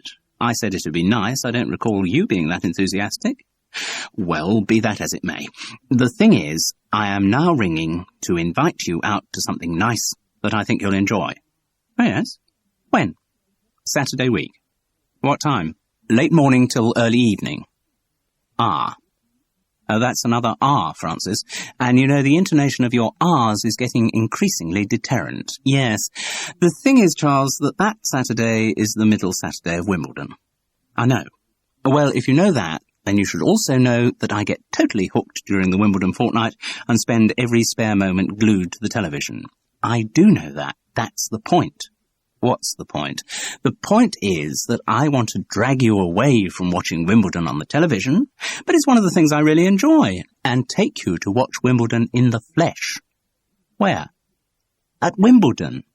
Oh, Charles, you're not suggesting that you and I, at our age, drag ourselves over to Wimbledon in the early morning and queue for hours to... No, Francis. I am saying I have 2 tickets to an executive hospitality suite at Wimbledon for that Saturday, and I am asking whether you would do me the honour of accompanying me there as my guest. Ah. Now that's a much nicer R, Francis. Charles, bit of a crisis. What kind of crisis, Will? Got a meeting with Robin Pritchard at 11:30 tomorrow morning about this new product, with him and the account executive from the ad agency. Thing is, Seb Ormond was going to go along with me. Why? As set dressing, really. Told you I don't want them to get the impression that Part and Parcel is just a one-man band. But it is just a one-man band, isn't it? Of course it is, but that's not the point. Having Seb sitting there looking dourly executive in his suit gives the setup a bit of, I don't know, gravitas, the very word. Anyway, Seb's cried off. Bugger's going to Manila for a new washing machine. Seems a long way to go for a washing machine. Don't be deliberately obtuse, Charles. He's presenting the launch of a new washing machine out there. You know, standing up, reading from an auto cue and getting paid a fortune for his pains. All right for some. Anyway, thing is, it puts me in a bit of a spot. Lack of gravitas, you mean? That's it. You see, I want my setup to look like a heavy-duty, solid company, so I can't turn up to a big meeting on my own. Well, I don't see why. You take my word for it, I can't. I know these people. Numbers count with them. So, Charles, reason I'm ringing is I wondered if you might be free to come along with me tomorrow. Oh, well, Will, I'm very flattered that I'm the person you first thought of. Of course you're not the person I first thought of. Nobody else was free. Oh. Come on, will you do it? I might not be free, said Charles loftily. Don't be ridiculous, Charles, you're always free. Now come on, help me out of a spot. There was a silence. If you do, I'll see that there's something for you at the sales conference in Brighton. The bribe of work had its usual instantaneous effect. Charles agreed to go to the meeting. But what will I have to do? Nothing. Nothing? No, just sit there holding a briefcase and look like you're making a mental note of everything that's being said. Why? It'll intimidate them a bit. Always a good idea to have one person at a meeting who doesn't say anything. It makes all the others terribly self-conscious about what they're saying and raises the gravitas quotient. Ah, right. But isn't Robin Pritchard going to think it's odd, me being there? I mean, he last saw me as a forklift truck operator. I don't think forklift truck operators have a particularly high gravitas quotient. Don't worry. He'll be seeing you in a different context. I'll tell him you're part of the part and parcel setup, and that's why you did the first job. It won't be a problem, if you say so. What voice shall I use? Charles rather fancied using the one he'd developed for Thomas Cromwell for A Man for All Seasons at Worthing. This play is as well made as a mahogany sideboard, and the acting was matchingly wooden. West Sussex Gazette. Or possibly his Sir Benjamin Backbite from that Cheltenham School for Scandal. The only scandal about this dire production was that Arts Council money helped to fund it, Gloucester Citizen. But such speculation was quickly curbed by Will. I told you don't say anything. But, and if you do have to say anything, you use your own voice. Oh, okay.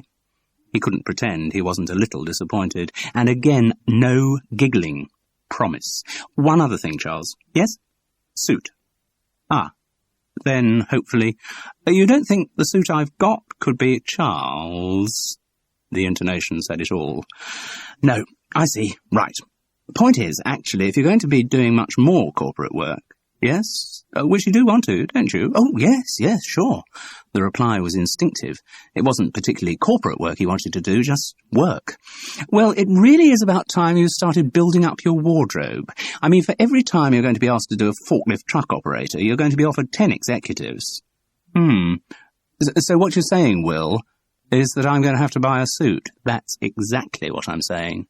And before this meeting. Right. Charles was torn. Buying a suit was unbelievably low on his list of priorities. On the other hand, if that investment was the necessary key to a whole new field of lucrative work... OK, Will, I'll buy one in the morning. Where is the meeting? Out at Stanley Curtain? No, it's in London, but Charles, we must meet before the meeting. What, you need to brief me? Good heavens, no. But you don't think I trust you to buy a suit on your own, do you? They met, as arranged, at Oxford Circus. Charles was a bit vague about where to go from there. John Lewis, pretty safe, isn't it? Or Marks and Spencer sell suits these days, don't they? He thought he was doing rather well, given how long it had been since he had made a comparable purchase. 2 ideas for where to go straight away, not bad. But the expression on Will Parton's face told him that he was not doing well at all. Oh, for heaven's sake, Charles, we're dressing an up-to-the-minute executive here, not a leader of the Labour Party. What do you mean? We're after something with a bit of style. Oh, come on, a suit's a suit, isn't it? No, it isn't. Will slid into his affected artist voice. A suit's like a theatrical performance, love. It can look as if it's been totally grafted on from the outside, or it can flow from within so that one cannot tell where the personality stops and the suit begins. Oh, my God. Charles was reminded of an occasion in the 60s. He had been in Stratford wearing a former suit, an ancient, voluminous garment in fuzzy charcoal tweed inherited from his father, and had met an actor wearing a collarless Beatles-style number in identical fabric. Look, Charles had said, holding his sleeve against the other actor's. Same material. Yes, the actor had responded waspishly, but I had a suit made out of mine. Will hailed a cab and took Charles to Covent Garden. There he led him into a long, narrow shop. The graphics over the door were so trendily minimalist that Charles couldn't read what the place was called. Once inside, Will showed a determination to kit his friend out as a minor mafioso. Surely this is too big, whispered Charles, as he shambled out of the changing booth in a slightly shiny striped ensemble which hung off him like the skin of an elephant 6 weeks into a crash diet. He thinks it's too big, said Will, gleefully cruel. It is the style, said the razor-thin shop assistant, with a waspishness which raised the possibility that his father might have worked at Stratford in the 60s. Feels quite lightweight, too, Charles persisted. I like a suit with a bit of bulk, for the winter. Got to keep warm. It's summer, said the young man with a contemptuous flick of his ponytail. Yes, but got to think ahead. And since most offices these days are air-conditioned, today's executive tends to favour the lighter fabric. Oh, and have a top-coat to wear outside when the weather's cold. Ah, we do have an extensive range of top-coats if you... No, thank you, said Charles, who had just caught a glimpse of the price ticket on the suit. He looked across at Will and flapped his arms like an apologetic penguin. Well, what do you think? It's a bit sober, isn't it? Sober? The writer turned maliciously to a hanging suit in pale flecked tweed, whose effect was of homemade cream of mushroom soup with croutons in it. This makes a bit more of a statement, doesn't it? Charles scotched that idea very quickly. Yes, but it's a statement from which I would firmly wish to dissociate myself, thank you very much. They ummed and erred. The young man wondered whether the gentleman would look better in a light brown herringbone, but in a defeated tone which implied he didn't really think the gentleman would look better in anything. Charles took another look at himself in the mirror. He pulled the looseness of the double-breasted jacket away from his stomach. At least this is quite flattering to the fuller figure, he chuckled. No, actually, sir, said the young man, the style does look rather better on someone with a proper figure. Oh, well, perhaps I shall be shopping for a new figure rather than a new suit, Charles suggested with a grin. Wouldn't be a bad idea, the young man murmured, fingering one of his earrings. That one's a good fit, said Will. Gives you a bit of edge, certainly. Is edge what we're looking for? Asked Charles cautiously. Will glanced at his watch. We haven't got too long to piss about. I think we should go for it, Charles. Well, if you're sure. Yes, we'll have it. If that's your decision, sighed the young man, in the manner of someone whose recommendation that Caesar stay at home on the Ides of March has just been overruled. Right, you'd better keep it on, Charles. Oh, no, first you need a shirt and tie. I'm wearing a shirt and tie. Protest was vain. He was dragged over to another display and kitted out with a soft cotton shirt whose sleeves were puffy enough to play Hamlet in, and a silk tie with a design that Braque might have knocked up and rejected while prostrated by flu. The tie, he noticed, cost as much as the last suit he had bought.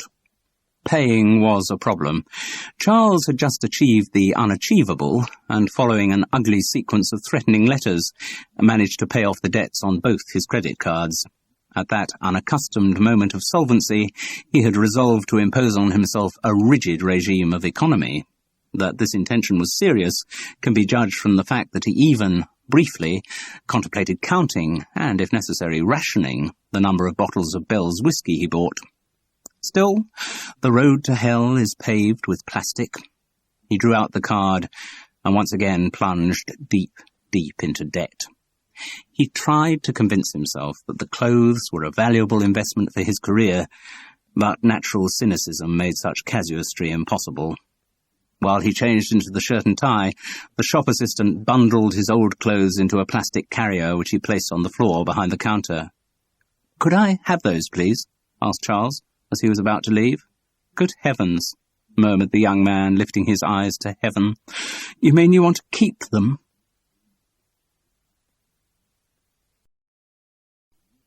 Chapter 11. Charles Paris felt an absolute prune as he walked into the Delmoline Knightsbridge offices. The shiny material of his new suit flapped irritatingly around him. Surely, not since the days of demobilization had anyone walked around in clothes so patently the wrong size. He was reassured, however, in the conference room where they met, to discover that Robin Pritchard and the agency man were dressed in almost identical garb, suits hanging in folds around them, bright silk ties progressing uneasily from cubism to surrealism. And when he actually came to look at Will, he saw that the writer was wearing much the same uniform. So, though Charles Paris still felt a prune, he was at least at a convention of prunes. Certainly Robin Pritchard made no indication of their having met before, even though Charles was introduced by the same name. This was probably just professional discretion on the product manager's part, though Charles couldn't help wondering whether the suit transformed him so totally that it expunged all memory of his former forklift operator persona. Robin Pritchard, started by saying how very big the new product was going to be, how huge its launch campaign would be, how global its likely outreach, and how massively it was going to increase Delmaline's brand share in that particular market. Charles Paris sat through all this looking properly executive, the neat briefcase Will had supplied beside him, trying to give the impression that its contents were something of more significance than his old clothes. But his mind was wandering. He took in the expensive sparseness of the conference room, which was of a piece with the rest of the Delmaline head office. The reception area and corridors were all light grey, with flecked grey carpets. Desks were of darker grey, while low sofas and armchairs were delicately pink like the underside of a trout. A few discreetly expensive abstract paintings hung on the walls. There was nothing about the place that obviously said Delmaline. Compared to the Stenley Curtain site with its huge logos, or Ken Colborne's office decorated with product pictures, the Knightsbridge premises were reticently anonymous. Only a small steel plate on their portico mentioned the Delmaline name. They could have been the headquarters of an insurance company, an advertising agency, a merchant bank, a hotel chain, anything.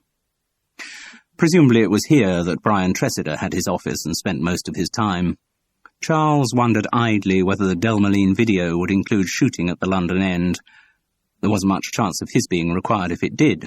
The London-based executives were probably quite capable of speaking for themselves, and though he did now possess the right suit for a managerial role, his facial similarity to the speaking forklift operator might not pass undetected. His mind came back to Dana Richmond's murder, came back rather guiltily, it must be said.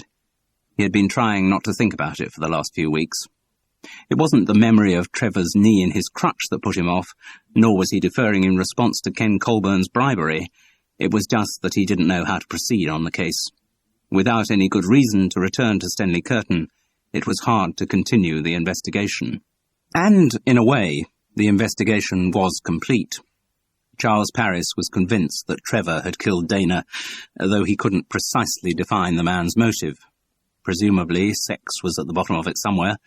It usually was when a man and a woman were involved. A lover's tiff, something along those lines.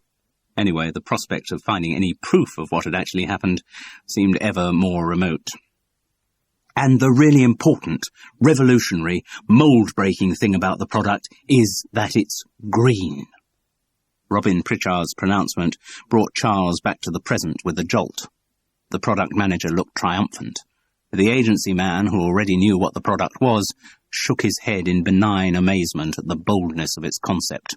Will Parton, who didn't yet know what the product was, looked as impressed as only someone pitching for a lucrative contract can. They all turned to Charles Paris for his reaction. He decided that an expression of awe-struck reverence would be appropriate, and since they all looked away with satisfaction, presumably he had got it right.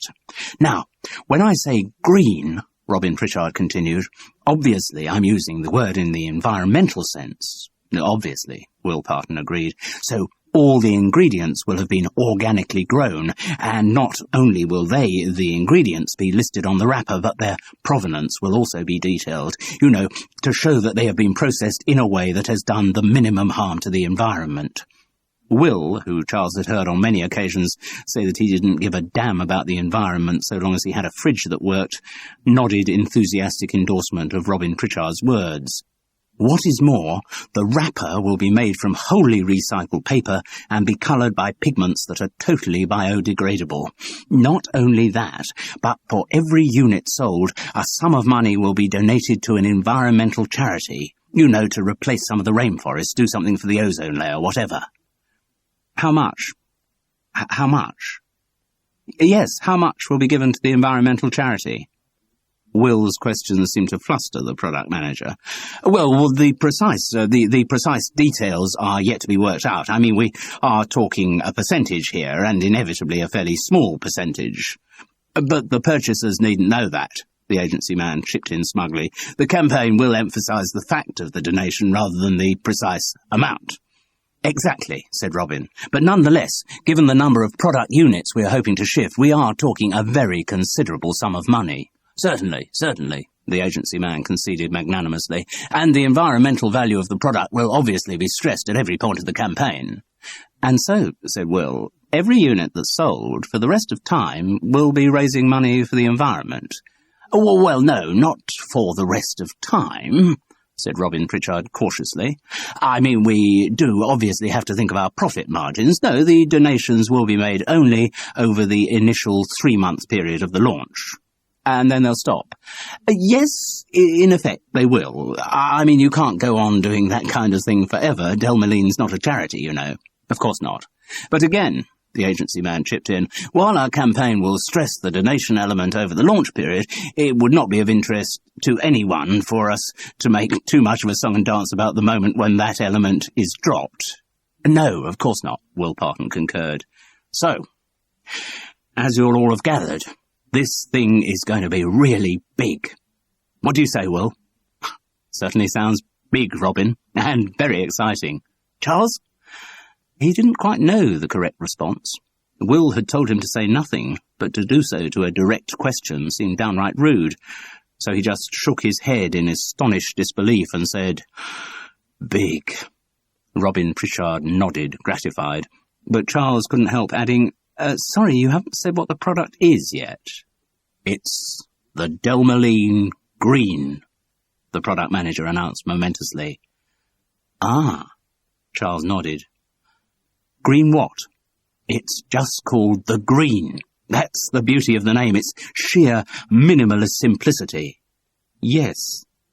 Yes, of course. But what is it? Is it a breakfast cereal or a biscuit or a... Oh, right. With you, Charles." Robin Pritchard pursed his lips. "The Delmaline Green is such a revolutionary concept in biscuitry that it's very hard to define. I guess the nearest existing product to what we're talking about here is a muesli bar." "A muesli bar. Right. The Delmaline Green has all the virtues of the traditional muesli bar." Charles found it difficult to imagine that muesli bars have been around long enough to have their own traditions.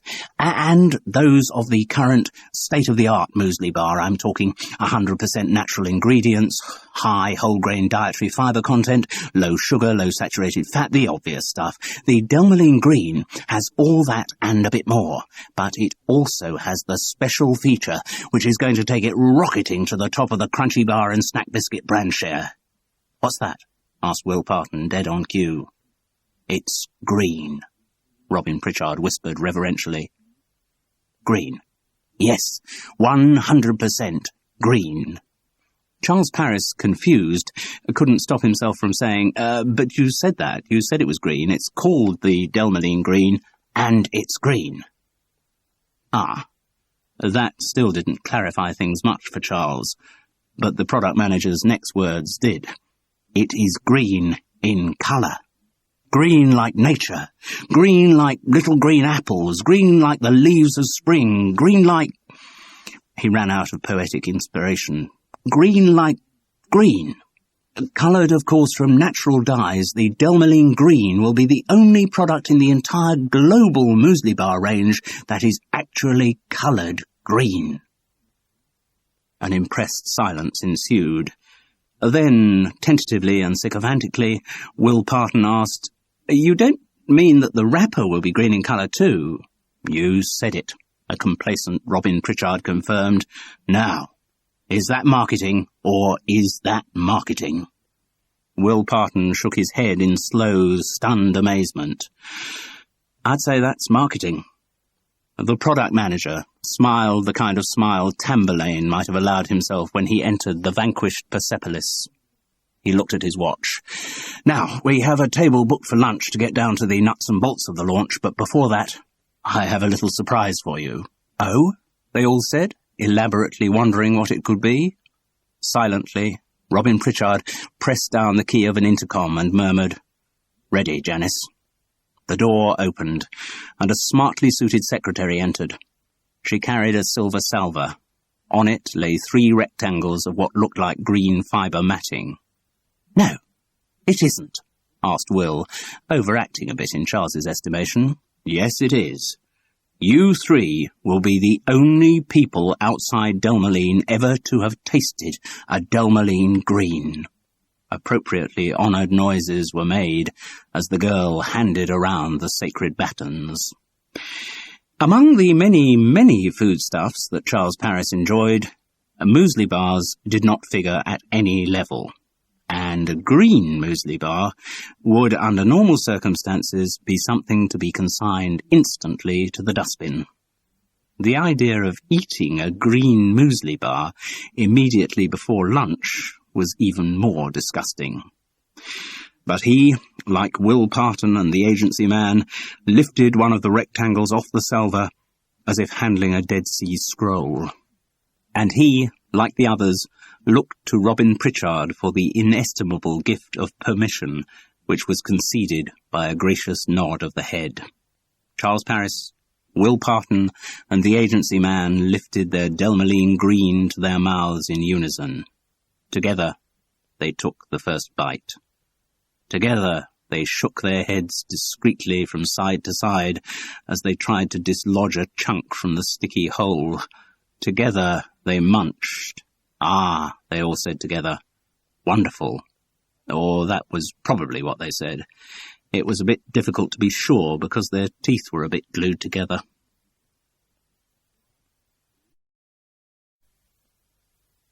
The lunch did not hold much interest for Charles. The food was fine, good trattoria fare, but his enjoyment of it was marred by all the bits of green oats, nuts and other fibre stuck between his teeth. Then there was the drinking problem. "Now, what are we going to have to drink?" Robin Pritchard had asked bonhomously on arrival. Charles's mouth was half open before he caught the steel in Will Parton's eye. "Mineral water for me," said the writer firmly. "Me too," said the agency man. "Charles?" "Yes, mineral water.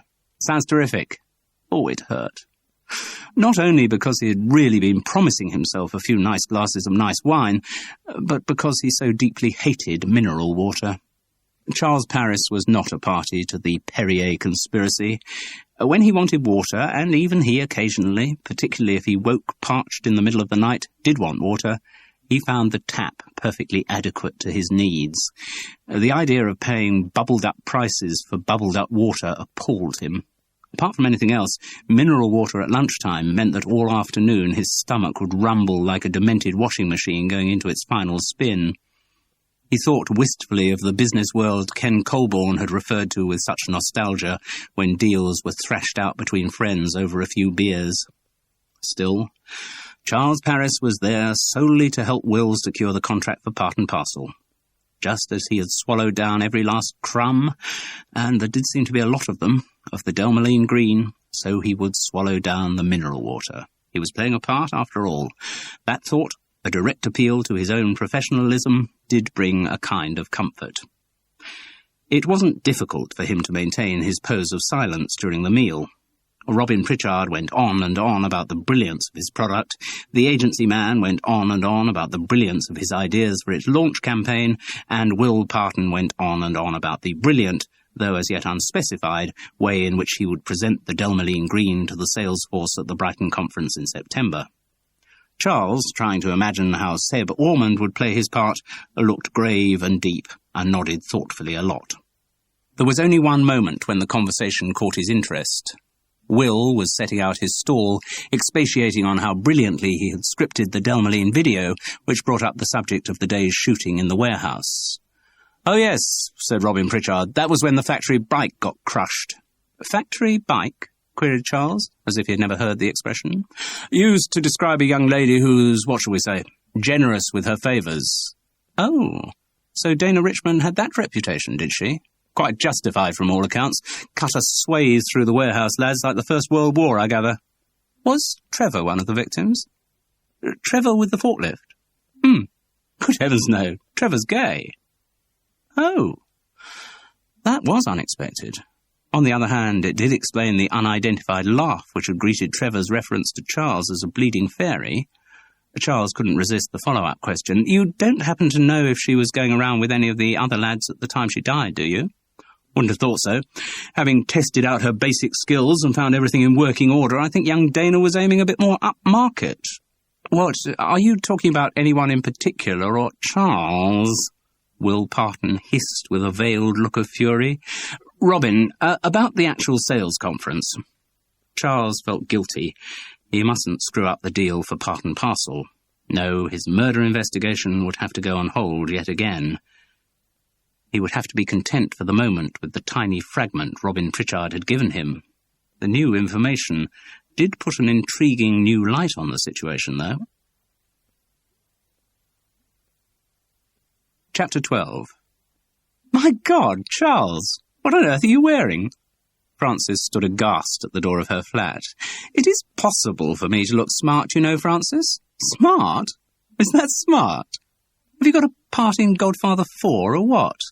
I am just dressed as the young executive dresses these days." "Since when have you been a young executive? I've heard of mutton dressed as lamb, but... My God, Charles, what's that smell? It's not mint sauce, is it?" "It's aftershave," he confessed sheepishly, or mutton dressed as lambishly. Will had tipped him the wink that some kind of man's fragrance really was required to complete the executive image. Good heavens. Come on, the car's waiting. Ken Colborne had done them proud.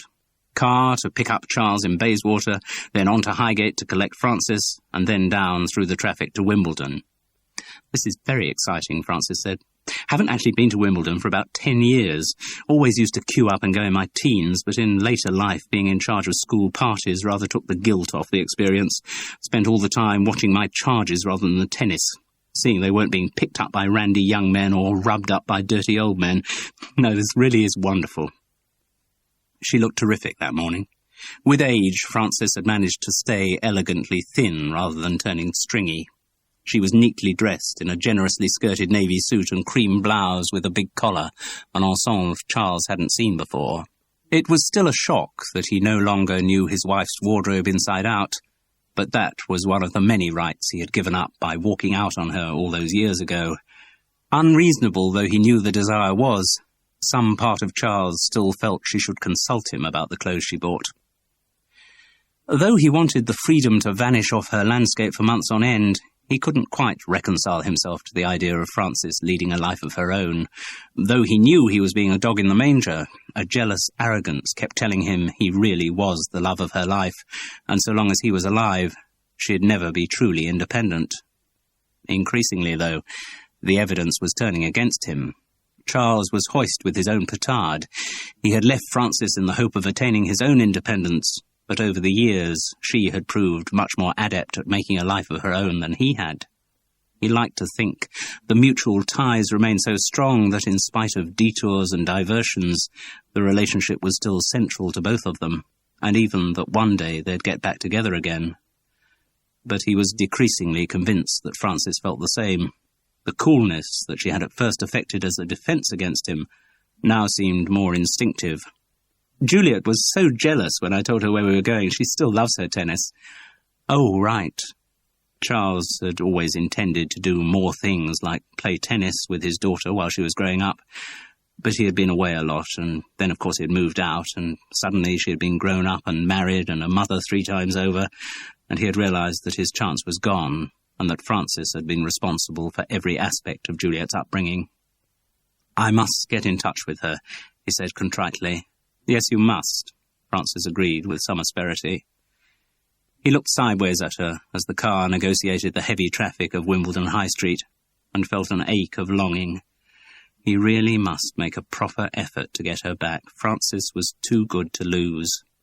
He knew he had had such intentions many times before, but they had always been diluted by lethargy or diverted by skirmishes with other women. When he was actually with Frances, it seemed inconceivable that he could ever fancy anyone else. But he recognized the volatility of the masculine character, that resurgent and shameful inability to meet any woman without thoughts of sex intruding, and he knew that, given the right circumstances, with Frances off the scene and someone else attractive to him on it, the whole process would start all over again. But this time, he really must put all irrelevant thoughts to one side and work to regain Frances's affection. He felt a sudden stab of lust as he looked at her. Greatly daring, Charles Paris put his hand on his wife's knee. She didn't remove it. She looked straight into his eyes and smiled a warm smile of complicity. That had to be a good sign. It was rather a good feeling to be whisked past the endless, patient lines of tennis fans to one of the main gates. Their driver sorted out a time and pick-up point for the end of the day's play and gave them a phone number to call if any change was required to these arrangements. Their tickets were checked at the gate, and following the map in the neat information pack which Ken Colborne had sent Charles, they made their way to the Delmoline marquee. As they walked through the crowds, Frances commented on how the atmosphere had changed since she had last been there. There weren't all these booths and shops. There wasn't nearly so much for sale, I'm sure. Charles stopped by a display of clothes indicating a green and purple tracksuit with the championship's Wimbledon logo. "Like me to buy you one of these?" "Not quite my style, Charles, but don't let me stop you getting one for yourself." "Don't think it's quite my style either." "I don't know, love. Now I've seen that suit, nothing you wear is going to surprise me." She put her arm in his, and she had called him love. It was nice having a wife. He felt this even more when they reached the Delmoline marquee. Following the map, they had turned into an alley of corporate entertainment. There were rows of marquees on either side, fronted by neatly fenced-off areas with white chairs and round tables shaded by beach umbrellas. Men in suits and smartly dressed ladies stood sipping champagne in the various pens.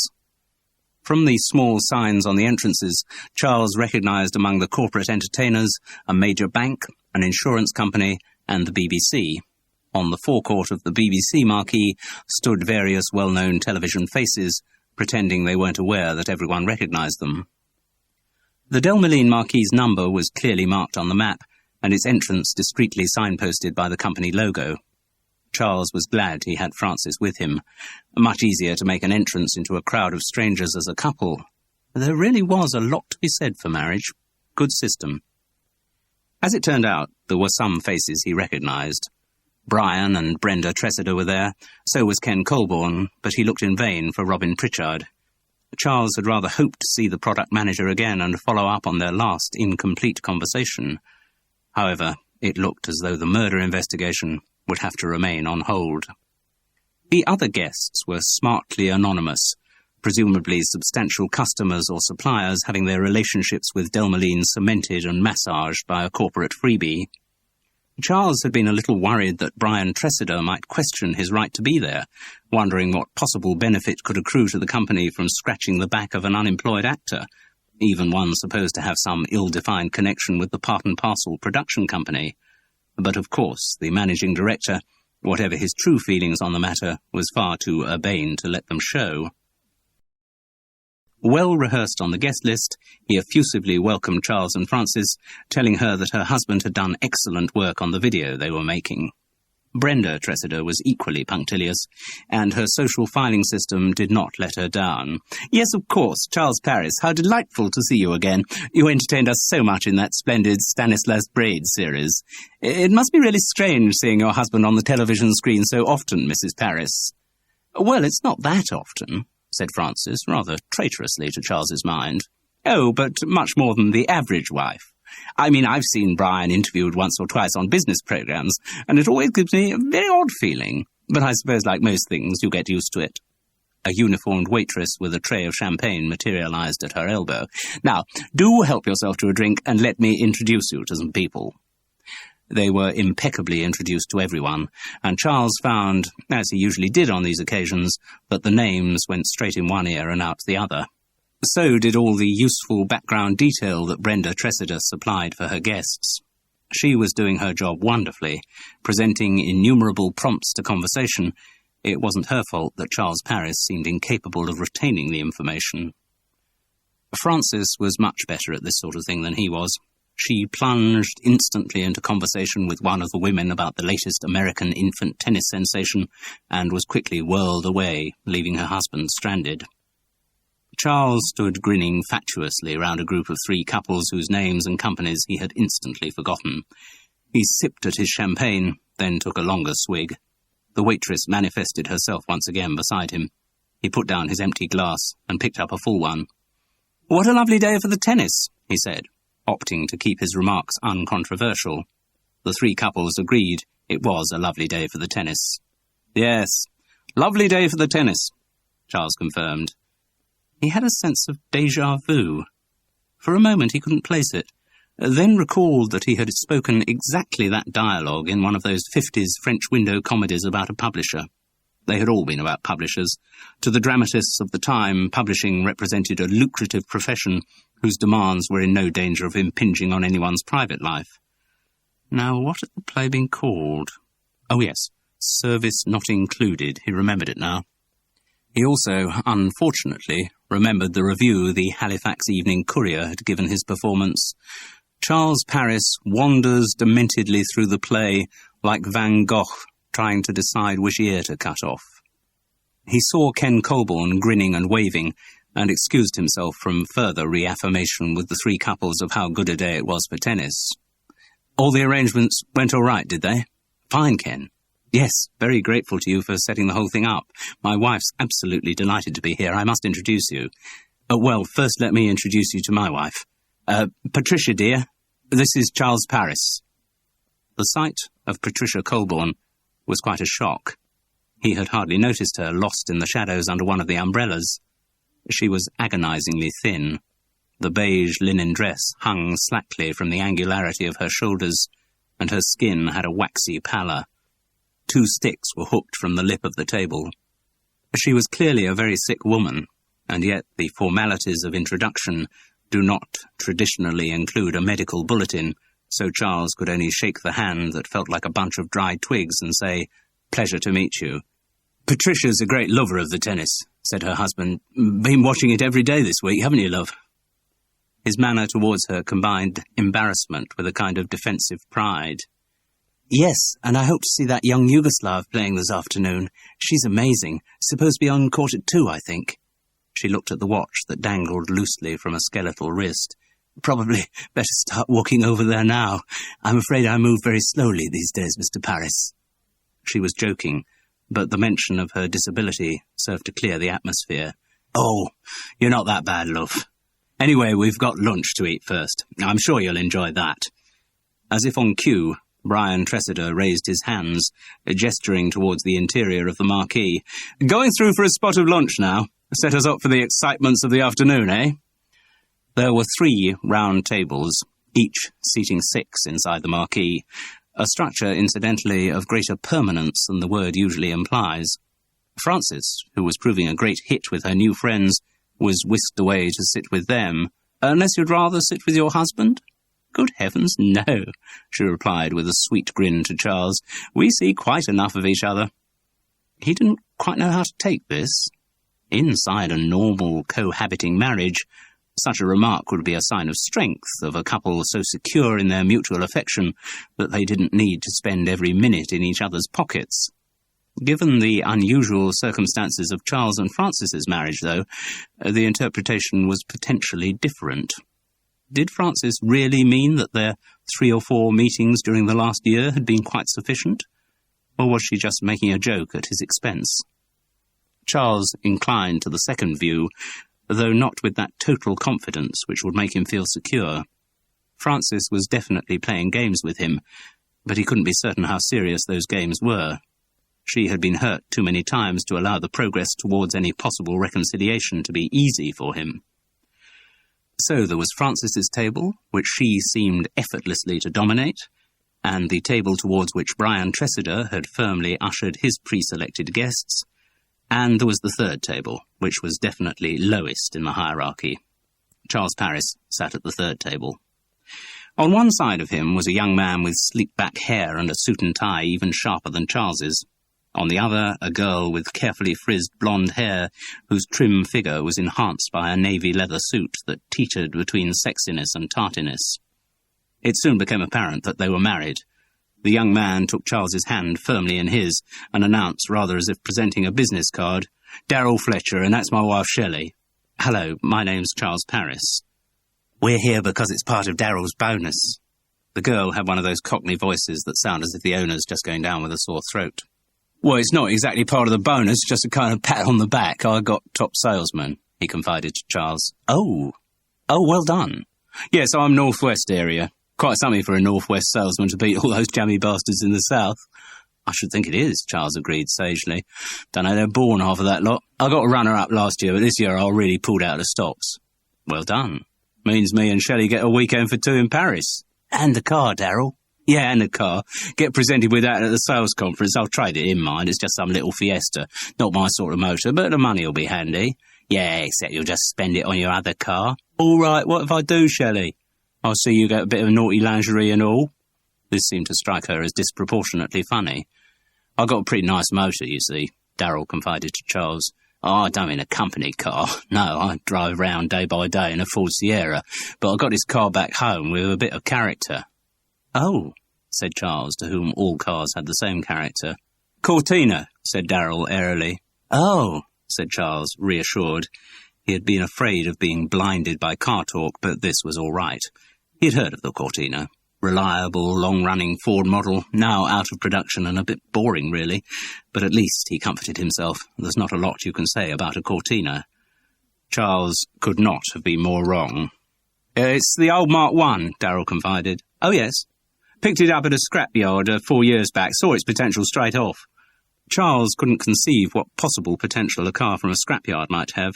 Basically in good nick, but I had to do a lot of body and chassis work. Ah. Built a full roll cage inside. Did you? Yeah, and then while I got the body off, I give it a 4-inch chop. Pleased with the way that worked, I was. Lovely job, though, I say it myself. He looked up for approbation, but Charles wasn't quite quick enough to replace the bewilderment in his expression with something more congratulatory. You don't know what I mean by a chop, don't you, Charles? Well, tell you for free, Shelley chipped in. It's nothing to do with a chopper. This again struck her as extravagantly funny. We are talking custom here, Darryl explained generously. Chop means you take the roof down a few inches. Ah. Why? Well, it gives you a bit of style, doesn't it? Does it? Darrell's social training told him perhaps he ought to open the conversation out a bit. What are you driving, Charles? A chuckle. Well, taxis, if anything. You a taxi driver? Asked Shelley. No. What are you, then? Asked Darryl. An actor. The answer struck both of them dumb. They racked their brains for things that might be said to an actor, but nothing offered itself. Charles filled the silence. What I meant was that the only cars I really travel in these days are taxis. I use the tube most of the time, but if I do go in a car, it tends to be a taxi. You mean you haven't got a motor? Asked Darryl in softly awestruck tones. No, I haven't. Used to when I was living with my... He caught a glimpse of Frances entertaining her new friends at the adjacent table. Some time back, he concluded lamely. Blimey, said Darryl quietly. Haven't got a motor. No. But not for nothing had Darryl Fletcher been nominated top salesman. It was a salesman's job to keep talking, and he wasn't going to let anything, even a shock on the scale that he had just received, deter him from his duty. You know, when I took the engine on the Mark I apart, I found the cylinders were still well within specs, so what I done was...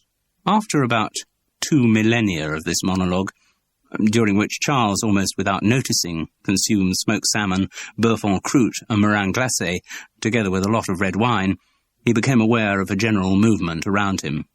Frances caught his eye and waved. She pointed to her watch. 2 o'clock. Match starting on the centre court. Oh, yes, right. Charles started to stand up, but Frances's words had stopped Darryl in mid-description of how he had recalibrated the gauges from an old Cortina GT. The top salesman rose to his feet. Great, I want to see this. Dishy pair of birds playing. Charles sank back into his chair. The risk of ending up sitting next to this cataract of custom car arcana was too great. I'll just have a cup of coffee and be right along, Frances. His wife shrugged and nodded. She wasn't exactly unused to Charles making his own timetable. The marquee did not empty completely, though most of the guests went off to watch the tennis. Ken Colborne had gone some 20 minutes earlier, gallantly escorting his fragile wife, and Brian Tressida had led his party off soon after, but a few lingered over the last of their coffee, wine, or brandy. Shelley Fletcher, Charles observed, had made no attempt to move. I'll go along in a bit, she said. Only women on centre court this match. She giggled. I'll wait till the hunks get out there. Ah, Darryl's very fond of his Cortina, she explained, unnecessarily. Yes, said Charles Paris. Yes, he is, isn't he? Chapter 13. Out of the corner of his eye, Charles kept catching movements on a television screen high in the corner of the marquee. White figures moved against a green background. The volume had been turned down low. Applause sounded like distant sea wash, but the picture was still distracting. He moved his chair around a little so that the screen was out of his eye line. This had the unintended effect of bringing him closer to Shelley.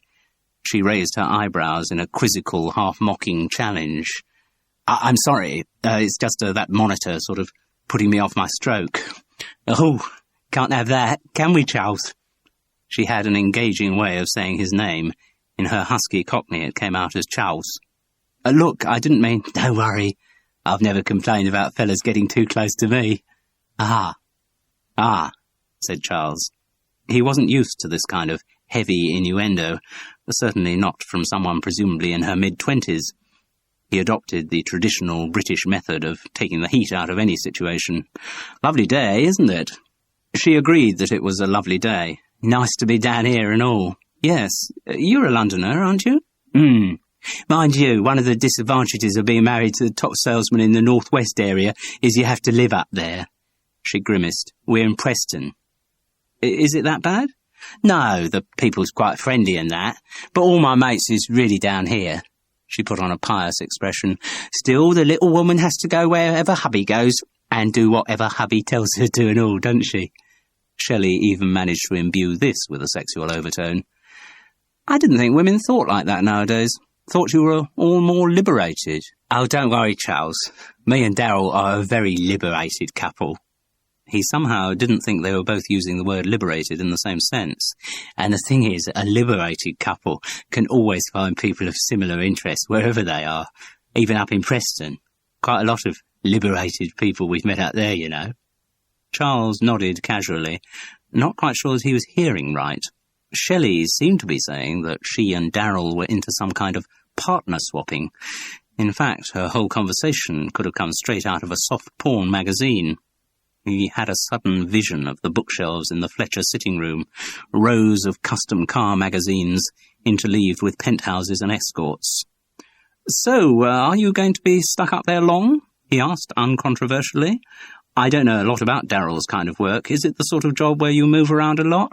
Yeah, a lot of salesmen do. Darryl's been with Delmoline for a long time, working his way up like, but now he's got top salesman. It's probably as far as he can go in the company. You know, he's not sales manager material. Well, not yet anyway. So he'll probably start looking for something else soon. Something down south? Hopefully, yeah. One of the discreet, uniformed waitresses appeared beside them. Would you like some more wine, madam, sir? Could probably force myself, said Charles expansively. Another full bottle of red wine was placed on the table between them. He gestured with it towards Shelley's empty glass. Why not? Neither of us got to drive. The chauffeur car's part of the day. For me too. Yeah. Hope you don't mind my asking, Charles, but why are you here? Funny place for an actor to be, isn't it? It was a question he had been fearing, but he managed to fudge together some kind of answer about part and parcel and the filming that he had done at Stenney Curtain. Oh, yeah. How is the old place? Asked Shelley. Charles's detective antennae started twitching. Oh, why? Did you ever work there? Yeah, I started there as a typist straight out of school. It's where I met Darryl. He was doing Midlands area then. We got together and she shrugged. Rest is history, isn't it? Yes. He took a nonchalant sip from his glass. I don't know if you heard, but there was a dreadful accident that day we were filming in the warehouse. Of course we heard. Dana, wasn't it? That's right. People been saying for a long time she was going to get her comeuppance. No one thought it'd come that way, though. A casual "oh" proved to be quite sufficient prompting for more information. Well, Dana really was a bit of a scrubber. I mean, she, used sex. A high moral tone had come into Shelley's voice. Clearly she regarded Dana's behaviour as very different from her own. What was done within the confines of marriage, or, as it seemed from what she had said, a series of marriages, was unimpeachably respectable compared to using sex. How do you mean exactly? Well, Dana, used her body to get things out of men. You know, early days she'd go out with blokes for nice meals and that.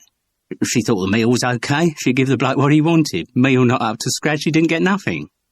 Not the first time that kind of transactions happened. No, right, I agree, but Dana went on from there. You know, wanted little presents from blokes she went out with. What kind of presents? Jewellery, hi-fi, that kind of stuff. Money? Don't think so. Not directly. No, I think she reckoned if it was just for money, then she might as well be a prostitute. Didn't like that idea. Oh no, our Dana had her standards, just they was a lot lower than most other people's. Ah. Funny thing was, I don't think she really liked sex that much. Oh? Well, back in the old days, you know, before me and Darryl got married, there used to be some fairly wild parties around the place. She looked straight into his eyes, daring him to be shocked and flinch away. You know, lot of couples, go to someone's house, all the bedrooms is open, play some games, maybe with forfeits. You know, you have to take off this, take off that, girl has to go off with this bloke has to go off with that girl, you know the kind of thing I'm talking about. Charles nodded, as if his social life was one endless round of such parties. It was only fun, you know. We all had a laugh. Anyway, Dana came along to one or two of these parties, but seemed like it wasn't her scene. You don't mean she was shocked? No, take more than that to shock Dana. No, she joined in all right first couple of times, but then she kind of lost interest. No percentage in it for her, you see. What do you mean exactly?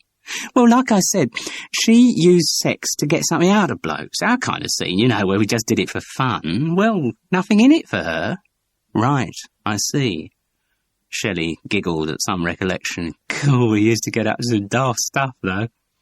If she started expanding too much on what they got up to, Charles was afraid he might not be able to keep up his unshocked eye contact. So he said, a girl who behaves like that's going to be very popular in one sense, but she's also going to make herself pretty unpopular too, isn't she?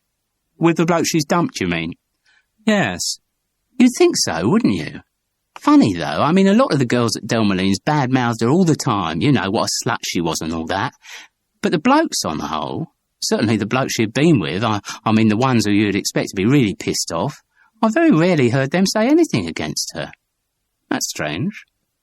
Yeah, it is actually, isn't it? Never really thought about it before, but it is strange. Like she had some hold over them or something. Any idea what that hold could have been? Shelley shrugged. Why are you asking me all this about her, anyway? Charles finally broke the eye contact. Just interest, I suppose. You know, having been there on the day she died and, well... Shelley stretched and looked up at the television screen. Looks like the ladies is coming to an end. Must go and get my seat before the hunks come on. Yes, said Charles hastily. Just something about one other person I met out at Stenley Curtain, bloke called Trevor. Trevor?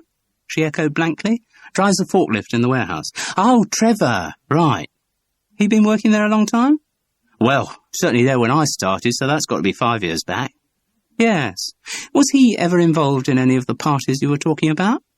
Trevor? She let out a husky bark of laughter. Trevor wouldn't have fitted into that scene at all. He'd have stuck out like a... She chuckled throatily.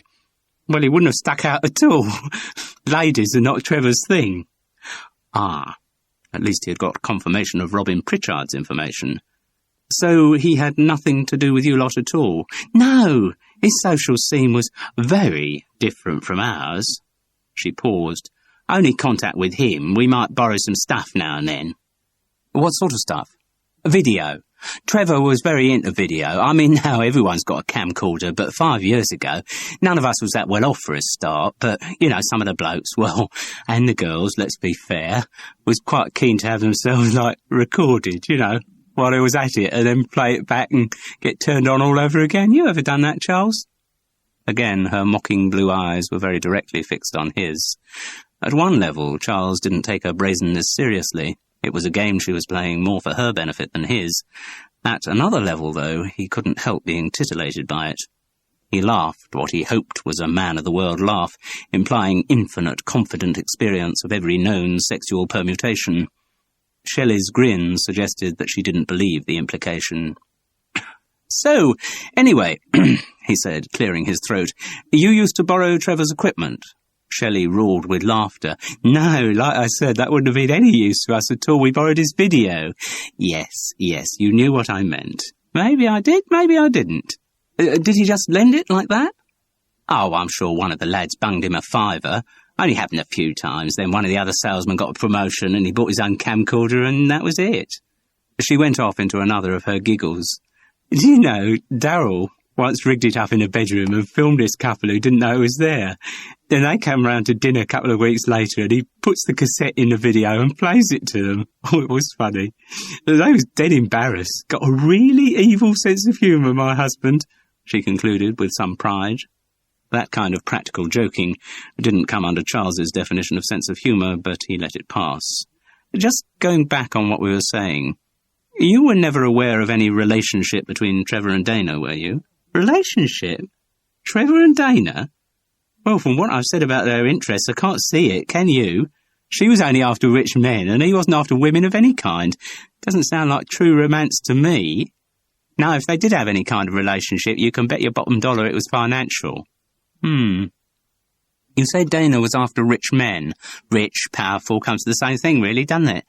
No, what Dana wanted to do was sleep her way right to the top. They heard a throat clearing and turned to see Brian Tressida looking at them. Behind him was Ken Colborne, who instantly and protectively steered his managing director away to chat to one of their major distributors, who was working his way down a brandy bottle. But Charles had seen an unexpected look in Brian Tressida's eyes. He felt sure that the managing director had heard Shelley's last words, and that they had had a particular relevance for him. Charles had been about to go and watch some tennis, but Darryl had reappeared to claim Shelley for the Hunks match, and the risk of accompanying them to the centre court was still too great.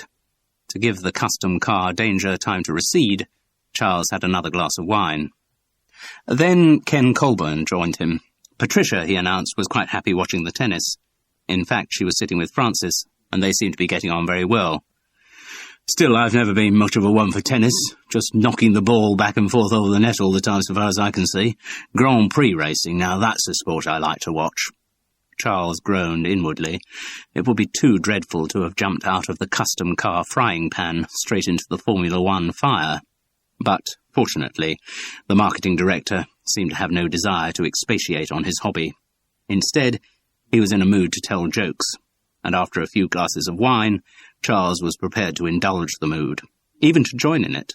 So the two of them, fueled by yet more wine, played that traditional pastime of mutual joke-telling, which for centuries has kept men from talking about anything that matters and given them the illusion of conviviality without any real contact. At one point, Charles did try to get the conversation onto Brian Tressida, but Ken Colborne alertly deflected the subject. Charles was once again struck by the care with which the marketing director protected his boss. And so the afternoon passed. Other Delmoline guests drifted in and out of the marquee. Tea and cakes were served at some point. Drinks were available as long as anyone wanted them, and Charles had a bonhomous sense of having chattered amiably with a great many really nice people. They were a splendid lot, he decided. Really, really nice people. All that nonsense that was talked about people in industry and the arts being different. People, when you came down to it, people were people. That's what mattered. Not where they came from or what they did, but the fact that they were people. People. He was saying this with some force to the major distributor, who was working his way down a second brandy bottle, and finding that, though his new friend was agreeing with him, it was still a point that needed repeating, when he became aware of a cleared throat behind him. He turned round to see Frances. She still looked lovely in the navy suit. He told her how lovely she looked.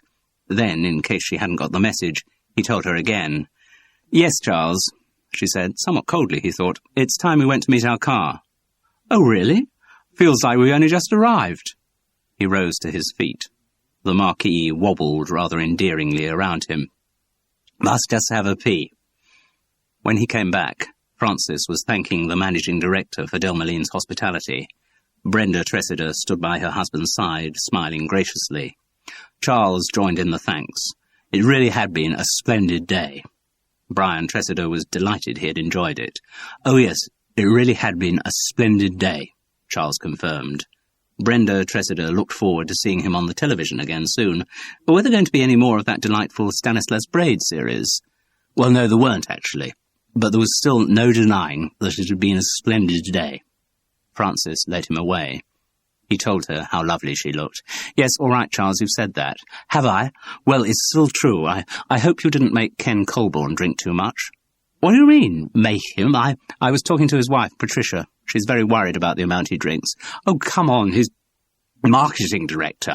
In that kind of job, I should think the drinking goes with the territory. Well, Patricia worries about it. She's very dependent on him, you know. What a perfect cue, thought Charles. He took his wife's arm. And I'm very dependent on you, you know. Frances firmly disengaged her arm. Ah, there's the car over there. They got in the back. Where to first? Asked the driver. Ah, said Charles. Well, look, Frances, why don't we go back to your flat? Then we can have a drink. I'll take you out for dinner at Hereford Road first, please, said Frances. My companion will be getting off there. Charles felt he should argue, but he was really too tired. As he stretched back into the comfortable upholstery, he looked through half-closed lids at Frances. Her mouth was a tight, tense line. Oh dear, what had he done wrong this time? He reached across to put his hand on her knee. Frances removed it. Well, what had he done wrong? It had been a splendid day. A splendid day.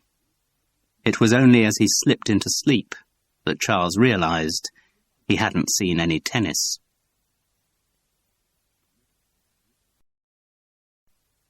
Chapter 14. I mean, if you like, said Will Parton, we could do the presentation as a song and dance routine. I think that could be terrific, Robin Pritchard enthused. Really give the salesmen and their wives a bit of entertainment, get across how exciting and up to the minute the Delmeline Green is going to be. Look, we don't want things to get out of hand. This voice of restraint was Ken Colburn's. He had overall charge of the Brighton Sales Conference, and for him the whole undertaking was already quite complicated enough. The Ambassador Hotel and Conference Suites had been long booked, but there were still many details of the programme to be arranged. Song and dance routines sounded like potential trouble. I mean, the salesmen and their wives are going to get a full professional cabaret after the Thursday evening banquet.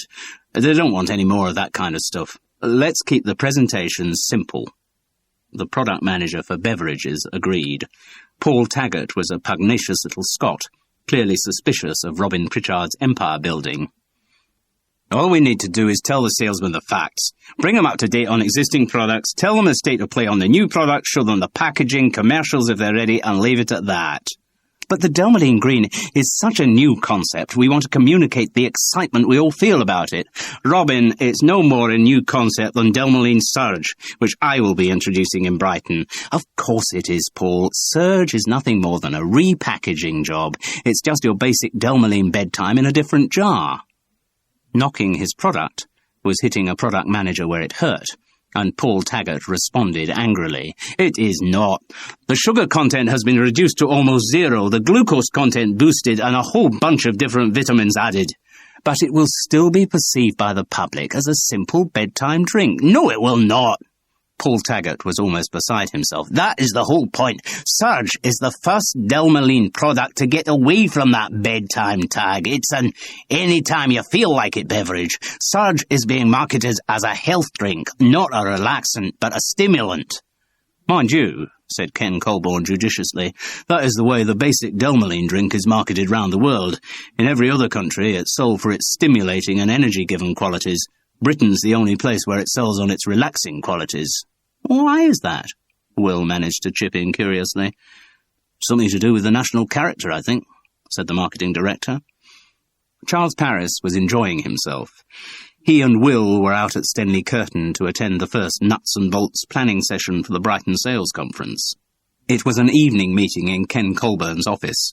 Lavish salvers of sandwiches lay on the green baize cover of the table in front of them. There were also liberal supplies of coffee and mineral water, but unfortunately nothing else. Charles had anticipated a fairly boring session and was cheered by this entertaining conflict between the product managers. So, Paul Taggart went on, the marketing of Surge is going to be a whole new concept for the salesman. So's the marketing of Green. But in the long term, Surge is going to be the more important product. The beverage market is much steadier. Confectionery is very volatile, always subject to changes of fashion. That's nonsense, blustered Robin Pritchard. And anyway, the Delmeline Green is not confectionery. If it were, it'd attract VAT apart from anything else, and wreak havoc with our pricing strategy. There is no way it's going to be marketed as confectionery. Well, people are hardly going to pick up a muesli bar from the cereals display, are they? The Delmoline Green is a bit more than just an ordinary muesli bar, Paul. Anyway, it's not being marketed as cereals, it's being marketed as a snack. The snack market's even more volatile than confectionery. Ken Colburn decided it was time for mediation in the war of cereals and biscuits against beverages. Please, we've got a lot to get through. But I would like to endorse Paul's point. Given all the other entertainment the sales force are going to get, I think we want to keep our presentations at the conference as simple as we can. The product manager for beverages smiled complacently.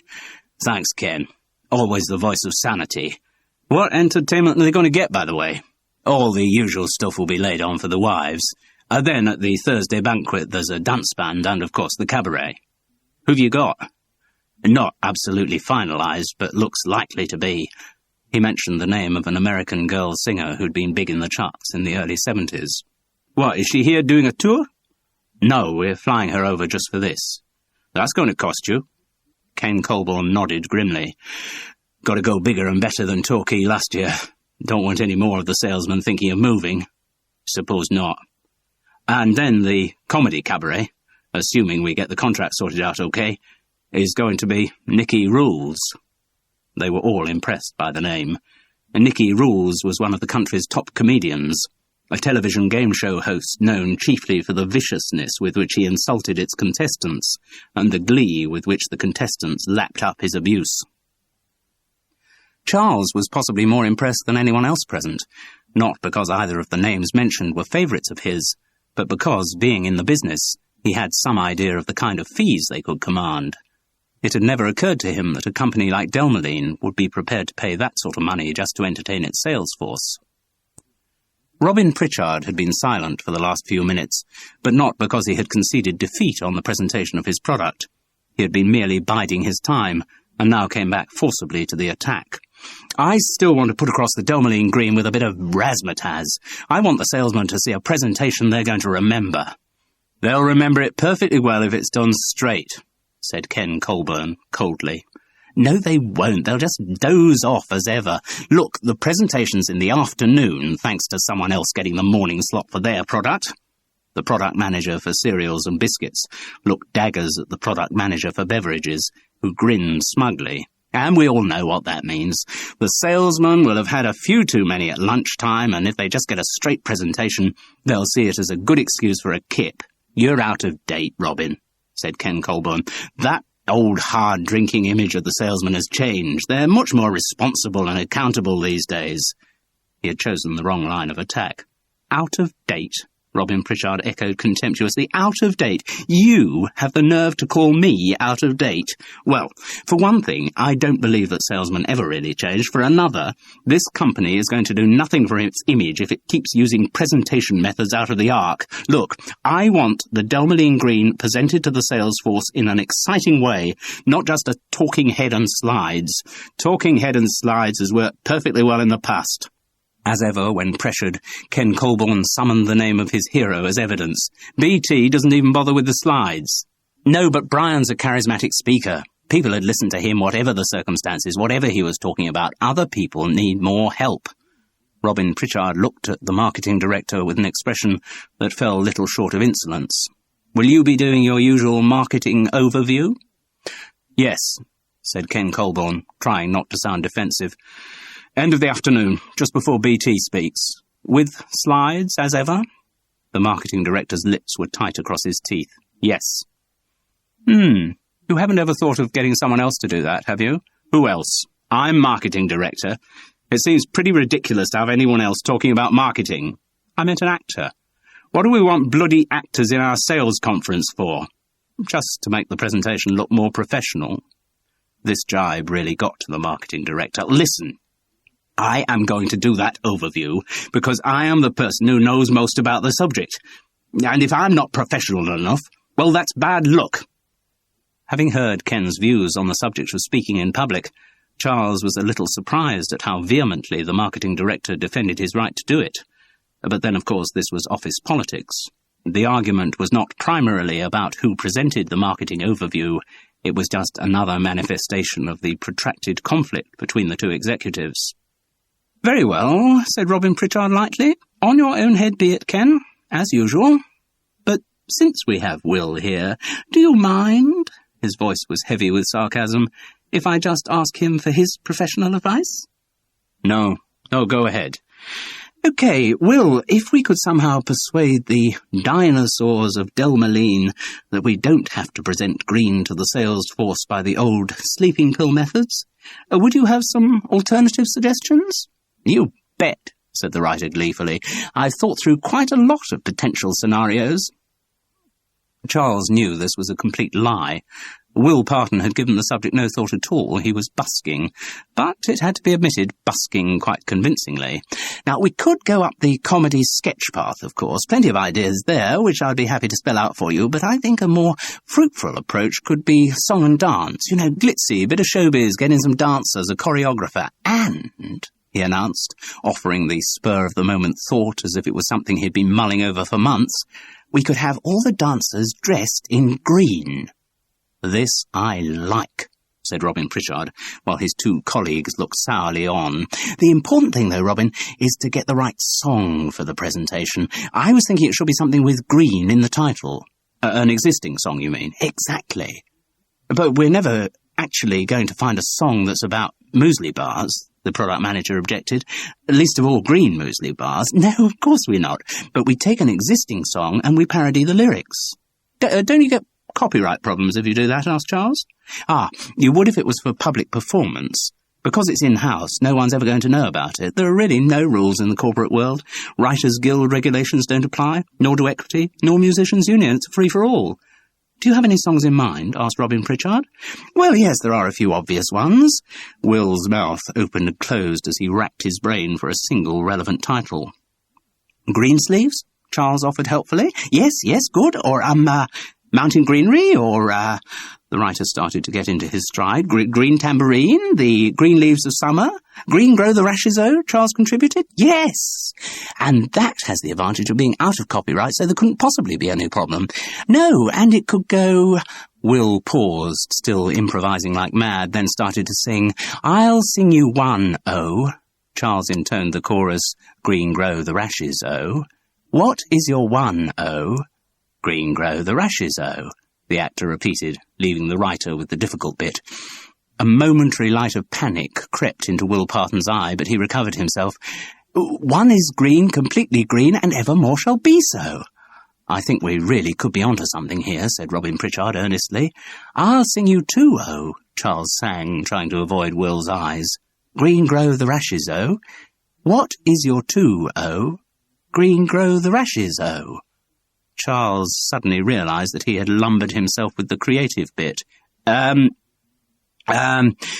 Two, the muesli bars wrapped up all in green, ho-ho," he pronounced with triumph. "One is green, completely green, and evermore shall be so," Will completed the chorus lustily. They pressed on, but Charles's control had gone. His eyes streamed, and he could hardly get the words out through suppressed giggles. Will was managing better, but even his voice trembled on the edge of hysteria. The killer came when Wills supplied the line for 3. 3 beats all rifles. Charles was finished. He could only wheeze helplessly. "This won't do," said Robin Pritchard suddenly. "I'm sorry," Charles gasped. "It just struck me as terribly... No, this song, Green Grow the Rashes O. It could have very unfortunate associations. It might give potential customers the idea that the Delmeline green would bring them out in a rash." "Oh dear, hadn't thought of that," said Will, his voice heavy with concern. He turned sardonic eyes on his friend, and the corner of his mouth twitched as he asked, "Had you, Charles?" Charles rose desperately to his feet, fighting down the hysterics. He rushed to the door of the office. "I'm sorry," he cried as he sped helplessly off down the corridor. "Asthma! Asthma!" Chapter 15.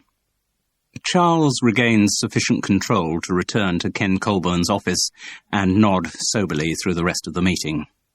The office politics and power games continued, and it was interesting to see how Robin Pritchard slowly gained the ascendancy. Maybe he was demonstrating techniques he had learned at business school, though Charles suspected that it was just the fact of his having been there that weakened his opponents. Ken Colborne and Paul Taggart had both risen through the ranks. In the past, this would have given them confidence over any mere graduate, but in the paranoid climate of a threatened recession, nobody knew anything anymore, and the concept of management training had taken on a new, mysterious potency. The product manager for Cereals and Biscuits' positive gain from the meeting was the agreement to let Part and Parcel develop creative ideas for the presentation of the Delmeline Green at the Brighton Sales Conference. The marketing director and the product manager for beverages remained uneasy, but there was no doubt that Robin Pritchard had won the round. The meeting broke up at 9:30, but as Charles and Will were about to leave, Ken Colborne called the writer aside. Could they have a few words about the budget? Since this was clearly money talk, no doubt a bit of haggling about how much Part and Parcel would be paid for the additional work, Charles discreetly withdrew. Will's timetable showed that the next, and indeed the last train back to Bedford, was at 10:27, so they agreed to meet at Stenley Curtain Station. Charles emerged into a warm, moonless night. The two product managers had hurried off to their executive cars, and no doubt their executive homes and their executive wives. The whole Delmeline site was very still. A few lights gleamed from the main building, presumably somewhere security officers patrolled, but Charles felt as if he was completely alone. He looked at his watch. Leaving time to get to the station, he still had half an hour to play with. He tried to persuade himself that what he wanted to do with that half hour was make another search for the pub that must exist in the vicinity. It wasn't difficult. The prospect of a drink was always a strong persuader to Charles Paris, and in order to look convincingly executive at that evening's meeting, he hadn't touched a drop all day. But in spite of the seductive image of a pub, he knew, inexorably though unwillingly, that that wasn't where he was going to go. In his suit, there was something which confirmed what he had intended to do from the moment he left his bedsit that morning. His hand closed round the small torch in his jacket pocket, and he moved cautiously towards the warehouse in which Dana had met her death. The main doors of the warehouse were firmly locked. Charles circled the building to the loading bays at the side. He climbed up onto the concrete platform the lorries backed up against, and moved along, dashing a spurt of torchlight at the bottom of each rolling shutter, but here too the padlocks were secure. Maybe he should have secreted a crowbar about his person as well as the torch. Nobody would have noticed. The suit was voluminous enough to hide a platoon of Royal Engineers. He sidled round to the end of the warehouse where the offices were. His eyes had by now accommodated to the meagre light, and he could see quite clearly. He cast cautious looks along the alleys between other buildings, but there was no one in sight. The door to the back office was locked, and he turned his attention to the windows. Delmeline's warehouses didn't run to air conditioning, so there was a possibility someone might have left a latch unfastened. Charles felt along the frames, and was rewarded by the rattle of metal on metal. A loose fanlight. He hooked his little finger under the metal ridge, then the next finger, and the next. He pulled the fanlight outwards, and fixed it in the open position. He looked around again, but the darkness was unpeopled. As he reached his arm inside, the sudden thought of security alarms came to him. He withdrew his hand and ran the torchlight round the adjoining frames. There were no signs of wiring or contact breakers. It was still a risk, but one that he had to take. On a big enclosed site like the Delmeline one, he told himself, most of the security devices would be on the outer perimeter fence. There were unlikely to be alarms on the individual buildings.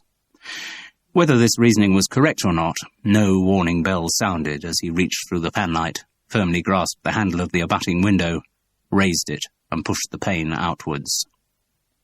Breathing heavily, Charles Paris heaved himself up onto the sill and pulled his body through. It was more of an effort than he had expected, but after some ungainly kicking, he landed in a heap on the floor. He hoped the suit hadn't got torn, but still it felt all right as he patted himself down. He closed the window and the fanlight, Security men were bound to be patrolling at some point, and there was no need to leave a calling card for them. Keeping the beam low, he flashed the torch round the room and then extinguished it. As expected, he was in the office where he had reported Dana Richmond's death to Brian Tressida. Oh yes, and Heather had been there too on that occasion. Charles had a sudden vision of the secretary sitting at home at that very moment, listening to her mother's continuing monologue of disparagement. The door connecting the two offices was unlocked, and he moved onwards. Through the windows ahead of him, the emptiness of the warehouse loomed. With the interconnecting door closed, Charles Parris felt confident to leave his torch switched on. A sweep round the office revealed nothing untoward. Sheaves of invoices and dockets hung from clips on the walls. A planner chart listed staff holidays. On a calendar, gift from a haulage company, under a quaint Dickensian print of dray horses, days had been diagonally scored through right up to the current date. Everything was neat and orderly. Heather ran a tight ship. Charles stepped through into the body of the warehouse. The beam of his torch could not reach its ceiling, nor to the end of the long, narrow aisles. His light ran questing along past huge boxes of Delmonine Bedtime, Delmonine Nutty Flakes, Delmonine Oat Nuggets, Delmonine Bran Bannocks, as it sought out the aisle in which Dana had met her death. At the office end of the warehouse, forklift trucks stood in orderly rows, linked to the wall by their recharging cables, still like tethered animals. The stock had changed, but Charles counted his way along to be certain that he had found the right place. Then, with torch modestly lowered to illuminate only where he took his next step, he moved down the aisle. The setting seemed different in the softly enveloping darkness, but once again there was a pile of used pallets against the far wall. When he reached them, Charles directed the torch across the jumble of slatted wood. He wasn't certain what he had been looking for, but when his beam outlined the shape of a small door through the planks, he felt confident that he had found it. It was impossible to move the pallets and hold his torch at the same time, and since there was nowhere he could prop it to shed any useful light, he flicked the switch off and dropped the torch into his pocket. Charles's hands gripped at the roughly finished wood as he tugged the first pallet away from the wall. He tried to maneuver it silently, but hadn't been prepared for quite how heavy it was. The sweat trickled on his temples and down the small of his back as he struggled. Suddenly, the obstruction worked itself free. Charles sprawled backwards, and the pallet crashed onto the floor, just missing his legs. The impact was grotesquely loud in the cavernous emptiness. But no other sound followed. Apparently there was no one in the warehouse to be disturbed. Encouraged, Charles picked himself up and felt for the outline of the next pallet. This one he jerked and worried free, tipping it out of the way with noisy abandon. The others shifted more easily, clattering aside as more of the wall was exposed. In a matter of moments, Charles had unimpeded access to the small door. He retrieved the torch from his pocket and focused it on the metal rectangle. Battered and dusty, the door had once had a handle, but now only a small circular hole remained. Charles hooked a finger inside and pulled. The hinges creaked as the door reluctantly moved towards him. He shone the torch inside. The space was about 2 foot square. On the facing wall was some kind of electrical equipment, old ceramic-collared sockets, thick cables snaking to brittle plastic junction boxes, a black ribbed metal box inset with a large rectangular switch. Maybe the setup was some kind of recharging unit for earlier designs of forklift trucks. Whatever it had been, though, it was clearly long disused. Thick dust coated the components, and an uneven carpet of fluff lay on the floor. The torch beam flicked around the grubby walls. At first, Charles could see nothing of interest, but on a second examination, he noticed something on top of the switching unit. Black and dust-covered like the rest of the box, at first they looked like part of the structure, but now he could distinguish 2 flat rectangular shapes. Charles Parris leant into the cupboard to blow away some of the dust, then gingerly reached for the top rectangle. He sat back on his heels and trained the torch onto what he was holding. It was a VHS cassette in a black cardboard case. His mind just had time to register this fact before a sudden crash of pain on the back of his neck seared fire across his eyes. And then everything went black. He probably wasn't out that long. Maybe it was the hum of the electric motor that brought him round, or the crunch of splintering wood. He looked up to see 2 low headlights slowly approaching. He was also aware of a lesser light source near him on the ground. It must be his torch, still switched on. He reached for the floor, but something obstructed him. Wood. Planks of wood. He was lying on something slatted. A pallet. As his hand closed round the torch, he tried to lift himself up, but the movement resurrected the agonizing pain at the top of his spine. He was almost blinded by it, and knew that for the time being he was immobilized. He pointed the pathetic beam of his torch between the oncoming headlights. The silver Maker's logo gleamed against the yellow front of a forklift truck. Raised higher, the torch beam cavernously shadowed the clenched face of the truck's driver, Trevor. And Charles Parris felt convinced that he was seeing the last thing Dana Richmond saw before she died.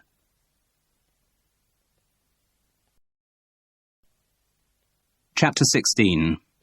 He braced himself for the pressure of wood against his body, but it didn't come. His fuddled senses pieced together the fact that there was nothing between him and the truck. He was not going to be crushed against the wall by a pile of pallets. So at least, though Charles Parris's end might be the same as Dana Richmond's, the route by which he reached it was going to be different. As the pallet jolted and shuddered beneath him, he suddenly understood what that route was to be. Slowly, he felt the wooden platform lift from the ground, and slowly, infinitely slowly, he felt it rise up through the darkness. Charles Parris had become an item of palletized stock. And as he rose higher and higher, he remembered with sickening clarity the truck's quick-release control. Being dropped from 20 feet on a pallet would ensure that Charles Parris never gave his definitive King Lear. Even a more than usually deformed Richard III looked unlikely. In fact, the end of his acting life was in sight. And not just his acting life. If the fall didn't finish him off, a couple more pallets dropped onto his broken body should do the trick. Or, of course, the descent of a pallet loaded with stock would leave nothing to chance. What a way to go. Crushed by hundreds of packs of Delmeline bedtime. The drink was marketed, at least in the British Isles, on its soporific qualities, but surely its manufacturers never intended it to impose quite so permanent a quietus. Slowly and inexorably, Charles Parris's pallet, his proposed funeral bier, rose through the gloom. He tried desperately to concentrate, to make his stunned mind work. There must be something he had going for him by the law of averages.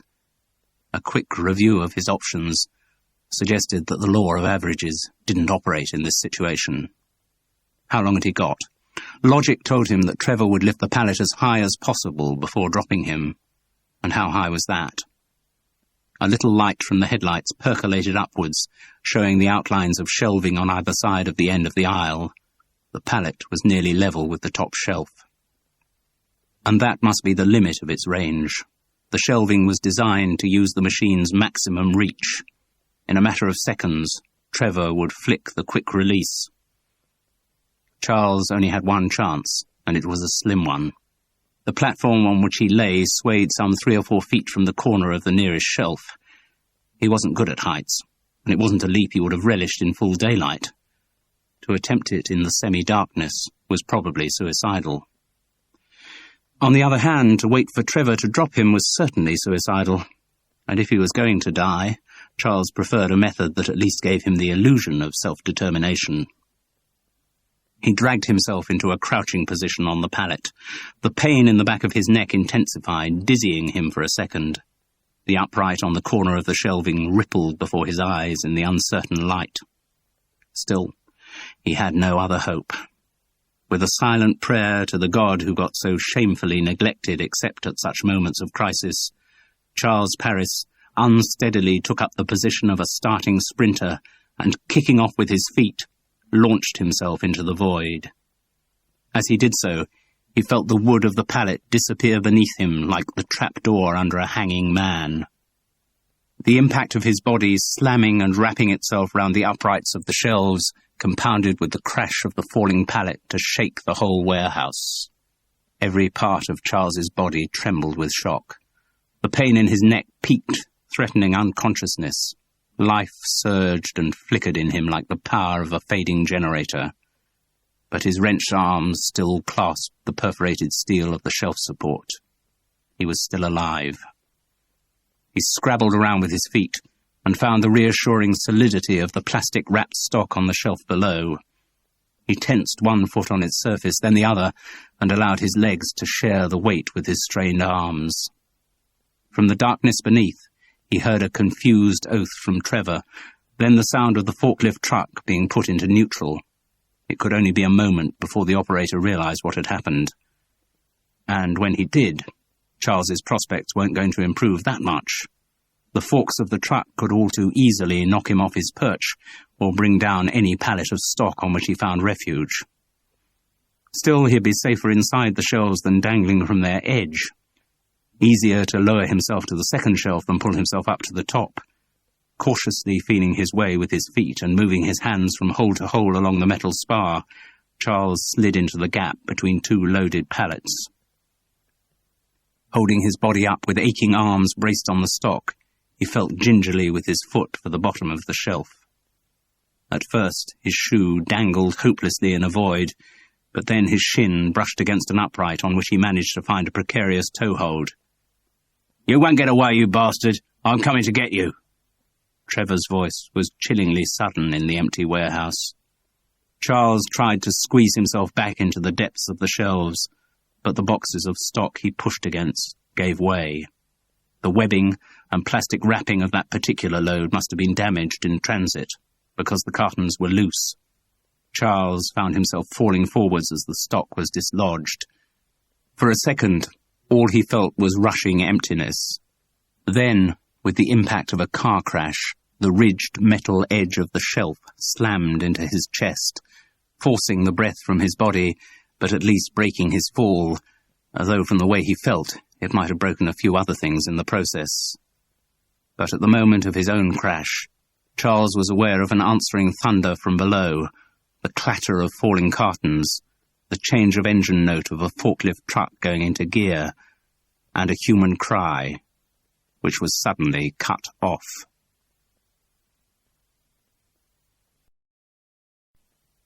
Chapter 17. At least it proved that Dana Richmond's death could have been accidental. One of the cartons had fallen onto the lever of the forklift truck, pushing it into gear, and the machine was once again pressing urgently against the pile of pallets. On the other hand, for the cartons to have fallen by chance without the agency of a human hand remained too much of a coincidence. But such thoughts were only allowed a fleeting passage through Charles's mind. The greater urgency was to find out what had happened to Trevor.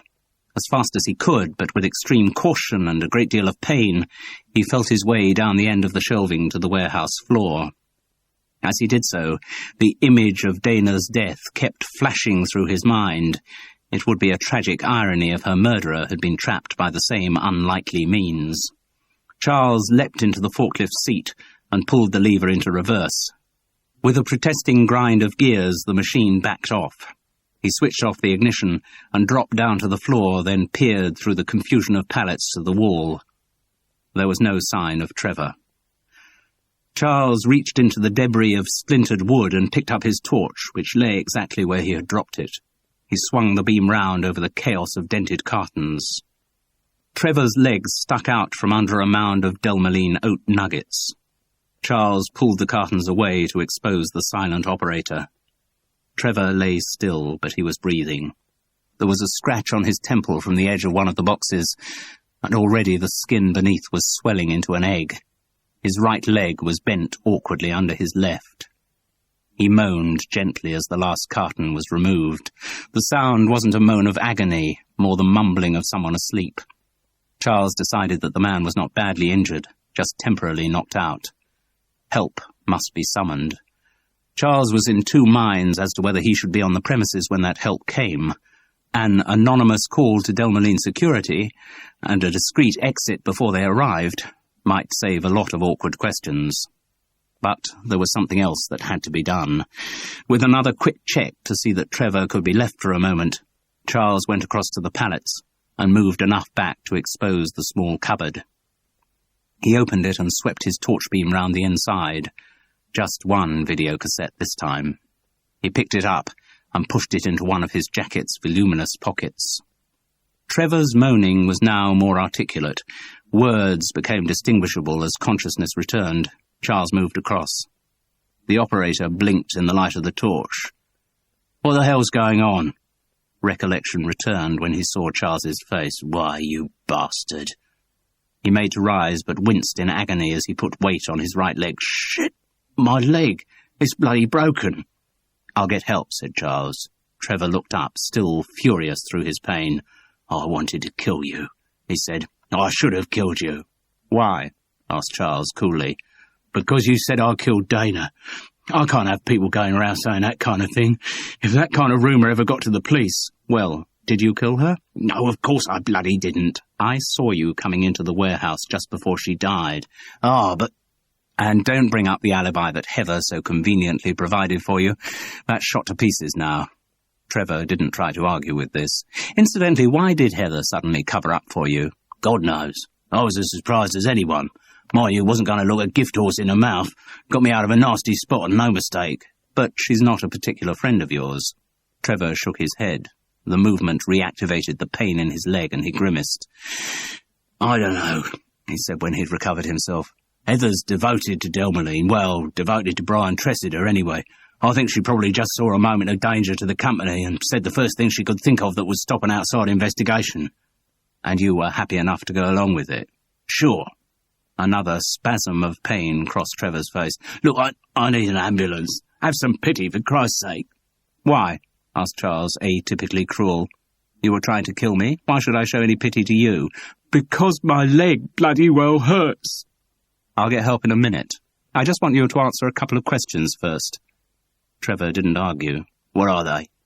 "First, did you kill Dana?" "No, I didn't. I told you it was an accident. I didn't intend it to work out like that." "But you did go into the warehouse, didn't you?"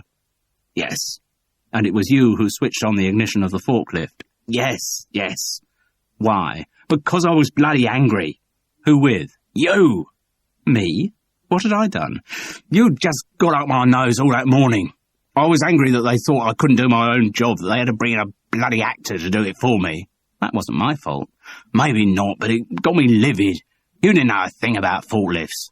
"No, but..." "So I reckon if they saw that you left the truck running all lunch hour, flattening the battery, they'd realise how bloody useless you were." "So you switched the truck on just for that?" "Yes." "But you didn't leave it in gear." "No, I bloody didn't." "Did you see Dana coming into the warehouse?" "No. Look, all I did was I left it running. Then the cartons fell, pushed it into gear, and unfortunately she was behind the pallets. It was an accident."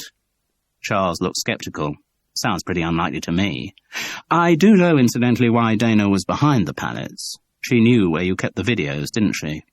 Trevor looked even more truculent. "So?" "What were those videos, Trevor?" "Oh, just some rubbish I used to sell round the factory. Porno stuff." "Films you had made yourself?" No, these were things I'd copied. Could usually find a few of the blokes here who'd buy them. Anything was more exciting than their bloody wives in most cases." "Did any of the videos feature Dana?" "No, like I said, they was just stuff that had been pirated."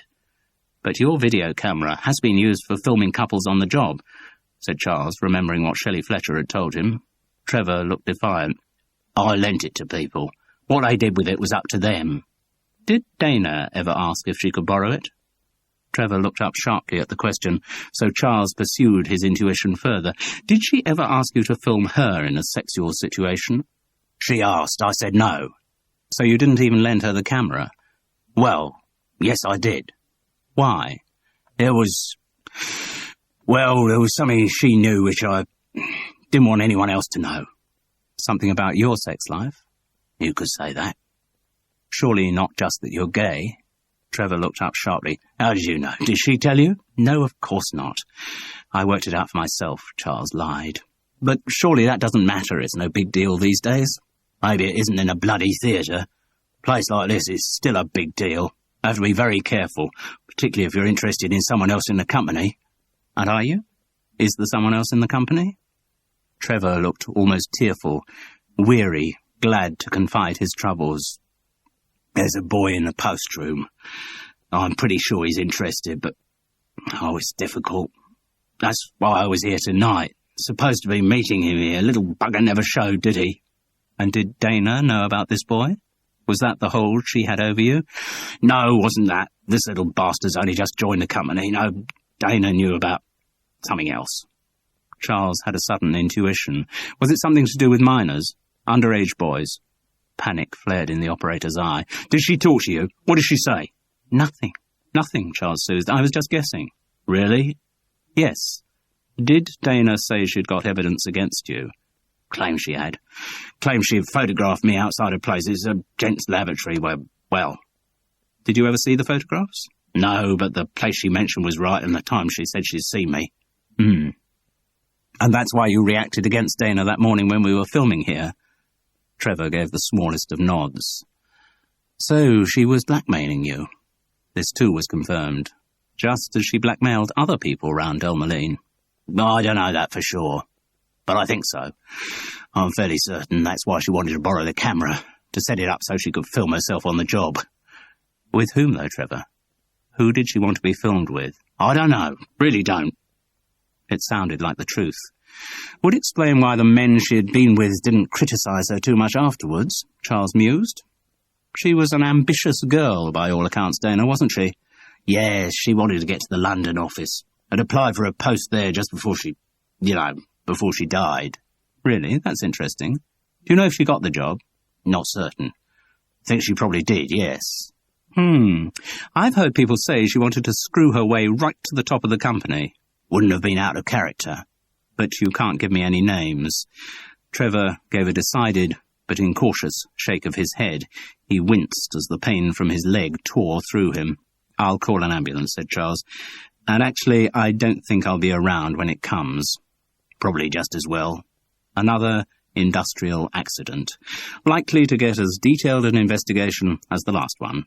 I should think so. The atmosphere between the two men had changed. It was never going to be one of complicity or even friendship, but at least the overt hostility was gone. By the way, said Charles graciously, I'm prepared to forget the fact that you tried to kill me.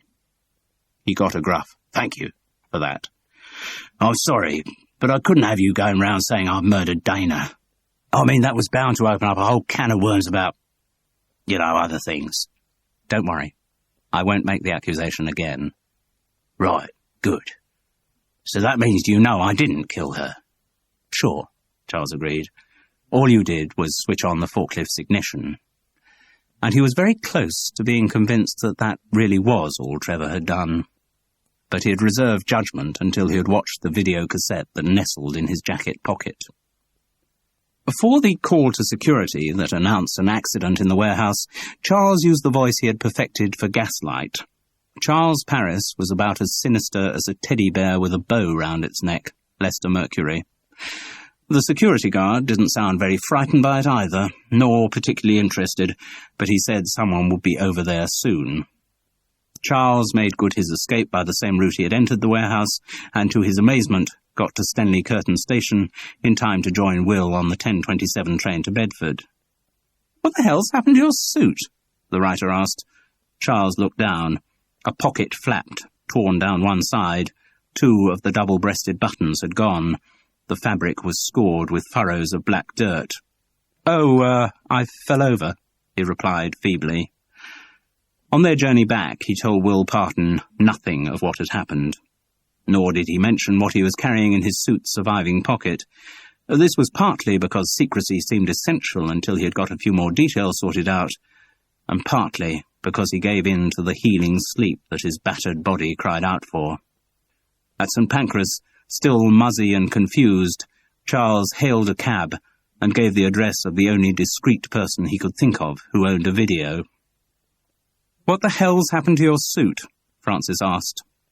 She stood in the doorway of her flat in a dressing gown, face puffy with sleep. Someone who always hated being woken up in the middle of the night, she did at least have the restraint not to say, "Do you know what time it is?" "Take a long time to explain," said Charles. "Look, for reasons which would also take too long to explain, I need to borrow your VCR." Francis looked at her watch and raised her eyebrows. "I see." The tape was a commercial hardcore pornographic film. The antics of the cast demonstrated a bored mechanical professionalism. There was no soundtrack, but the looks of the participants suggested a German or Scandinavian origin. None of them was recognizable from Delmoline. Charles looked at the screen with a mixture of cheap arousal and fascination.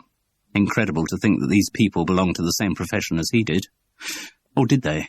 Was it necessary to have an equity card for this kind of work? Did performers have their own professional directory, he conjectured, like the more traditional actor's spotlight? And if they did, what kind of photographs did they put in it? And what physical characteristics did they list? It was mind-boggling. After 4 or 5 minutes of the film, Francis said shortly, "I'm going back to bed." Charles had planned an appealing dog-like look, followed by a request for permission to sleep on her sofa. There was always a chance of graduating from sofa to bed, or of taking Francis a cup of early morning tea, which could always lead to a nice little restorative cuddle, and a nice little restorative cuddle could always lead to... He composed the appealing dog-like look and turned its full power on his wife. "I'm sorry, Francis. I do have to watch this all the way through." "Yes, I'm sure you do, Charles," she said dryly. "But I was wondering if I could..." "Let yourself out when you've finished," said Francis, and closed the door. Chapter 18. Then I awake and look around me, at the other muesli bars that surround me, and I realize that I was only dreaming. 'Cause there's only one of true caliber, full of vitamins and fiber. Oh, there's none can touch the green, green Delmoline. The singer stopped with arms outstretched, and the 4 dancers froze in an unsteady tableau around him. The pianist folded his arms, face expressionless, mentally off duty until next summoned to do something. "Yes," said Robin Pritchard. "Yes, I think that's beginning to come together. We'll be running it a few more times," Will Parton assured him. "You know, to get it really crisp, and of course it'll look different when we've got the prop." Robin Pritchard pursed his lips. It's a real bugger that wasn't here for this run-through. The prop, to which they referred, was a 6-foot-long model of a Delmoline green, which was to feature prominently in the dancer's routine. The yard broom, which was deputizing in rehearsal, didn't really give the same impression. "I know," Will concurred. "God, I'll never use that company again. I've been on the bloody phone to them every day for the past fortnight. They swore it'd be here for today. It's just not good enough, particularly when you consider what they're charging to make the thing." "Well, they won't get paid, that's for certain," said the marketing director, with the grim satisfaction of the man who was controlling the sales conference budget. Robin Pritchard took another critical look at the stage. The actual bar is going to make a big difference to the look of the thing, but I think there's no question the presentation's going to wake the sales force up. They're never going to have seen anything like that before. "You're certainly right there, Robin." Ken Colborne's expression was sardonic. He hadn't been keen on the song and dance idea at the outset, and nothing in its subsequent development had made him change his mind. The benefits of such presentation remained dubious, and the complications it introduced, organising accommodation for the performers, arranging the presence of a piano, having costumes and props made, were the last thing he needed at his busiest time of the year. The strain seemed to be getting through to the marketing director. Charles thought he looked frazzled, and on 1 or 2 occasions when things had gone wrong in the run-through, Ken's temper had proved to be very short. Still, putting on a major sales conference must be a stressful business. Or then again, Ken Colborne might have problems at home. Perhaps Patricia's health was deteriorating further. One could never really know the pressures inside a marriage like that.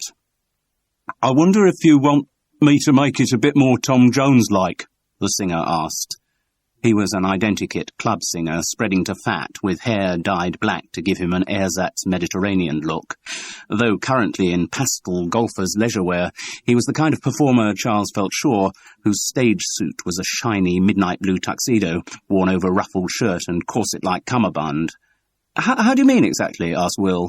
Well, I could do a bit more, gyration of the hips. Make it more obviously Tom Jones. I mean, I'm doing his voice, so a lot of them are going to get it all right. But we want them all to recognise that it is Tom Jones I'm doing, don't we? Most of them won't even know who Tom Jones is, muttered Darrell Fletcher truculently. He had been dragged down to the conference hall because Ken Colborne insisted that they should rehearse the presentation of his car, and Darrell really didn't think his presence was necessary. He'd rather have been up in the Panorama Bar on the 8th floor, knocking back a few drinks and lording it over the other salesmen whose annual figures hadn't been as good as his. Actually, Charles agreed with Darrell's reservation. Although he had shared Will's excitement when they decided to parody the green grass of home for the launch, and shared the hilarity with which they had adapted the lyrics, he had always had a sneaking suspicion there was something wrong about the choice. A 1966 hit for a singer who'd since virtually given up the British scene for the lucrative American cabaret circuit, was not calculated to strike many chords in the hearts of salesmen in their 20s. No, I think what you're doing is probably enough. Will Parton had completely forgotten the singer's name. Love, he concluded safely. Actually, the love was a bit more than just a cop-out. Now Will was directing. He had become frightfully showbiz.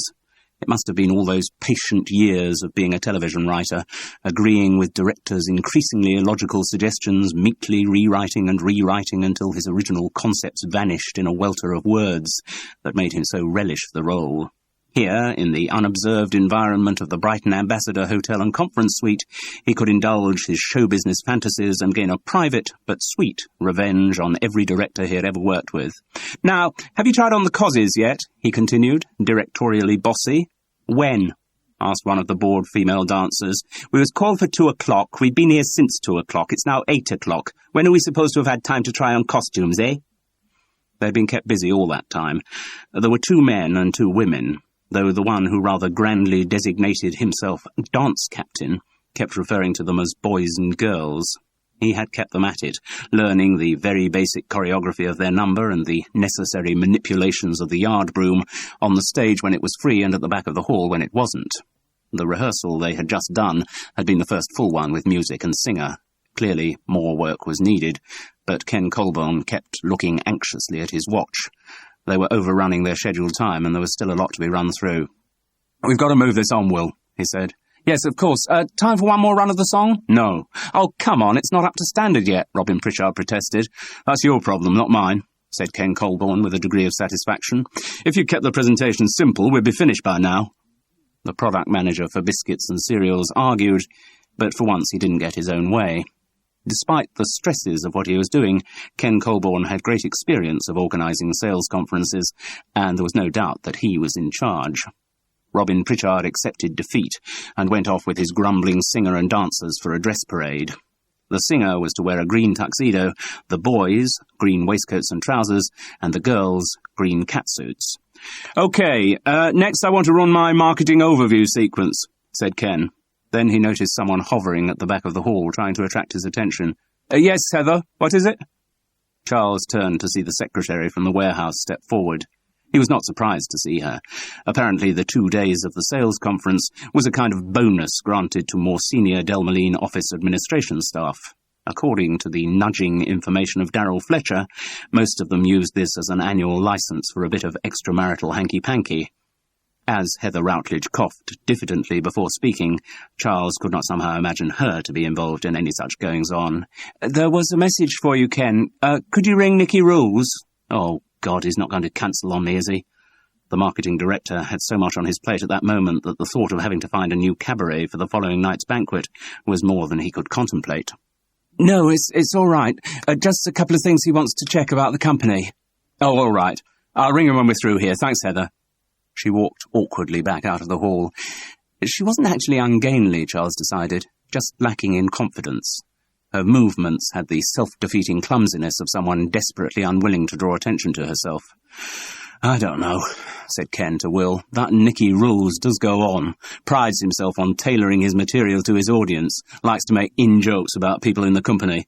So he's on the blower to me about 3 times a day. And I gather he's been talking to other management people too. Suppose I should be grateful that he bothers, but God, it all takes time. He moved towards the stage. Right, I'll do my presentation, just to check that the script's coming up right and the slides are in the right order. Oh, look, when do we get to my bit? Darryl Fletcher complained, seeing more valuable drinking time slip away. My piece runs straight into the video that introduces BT. That's all clips of him from television on the Money programme, interviewed at the CBI conference, on that environmental series, all that stuff. Once we played the video, BT comes on, does his talk, and finishes up by presenting you with the car. Well, is he going to be here for the rehearsal? No, he's hosting a reception upstairs. Look, if Brian Tressida isn't bloody here, I don't see why I should have to bloody... Darryl. Ken Colborne's authority was unmistakable. The top salesman subsided into ungracious silence. Right, I'll make this as quick as I can. The marketing director strode onto the stage and spoke into a microphone. Are you ready in the box? Marketing director's report, okay? Got the script lined up? Yes, it's there on the auto cue, a disembodied voice replied over the talkback. Who's operating the slides? I am. Ken Colborne picked up the control from a lectern. That way there's no chance of them getting out of sync. He launched into his spiel. He was a workmanlike but not a charismatic speaker, reading with level intonation from the autocue on the transparent lectern in front of him and punching up the relevant slides at the relevant moments. Packshots of products appeared on the screen behind him, graphs of sales figures, pie charts of market shares. It was all competent and rather dull. Charles felt bored. He had done his bit. Will had fulfilled his promise to find something in the sales conference for Charles Paris. Early thoughts of including him in the Delmeline Green presentation had fortunately been abandoned. Although Charles had served his time in musicals, singing was not one of his strong points, and his dancing had cut a swathe of despair through battalions of choreographers.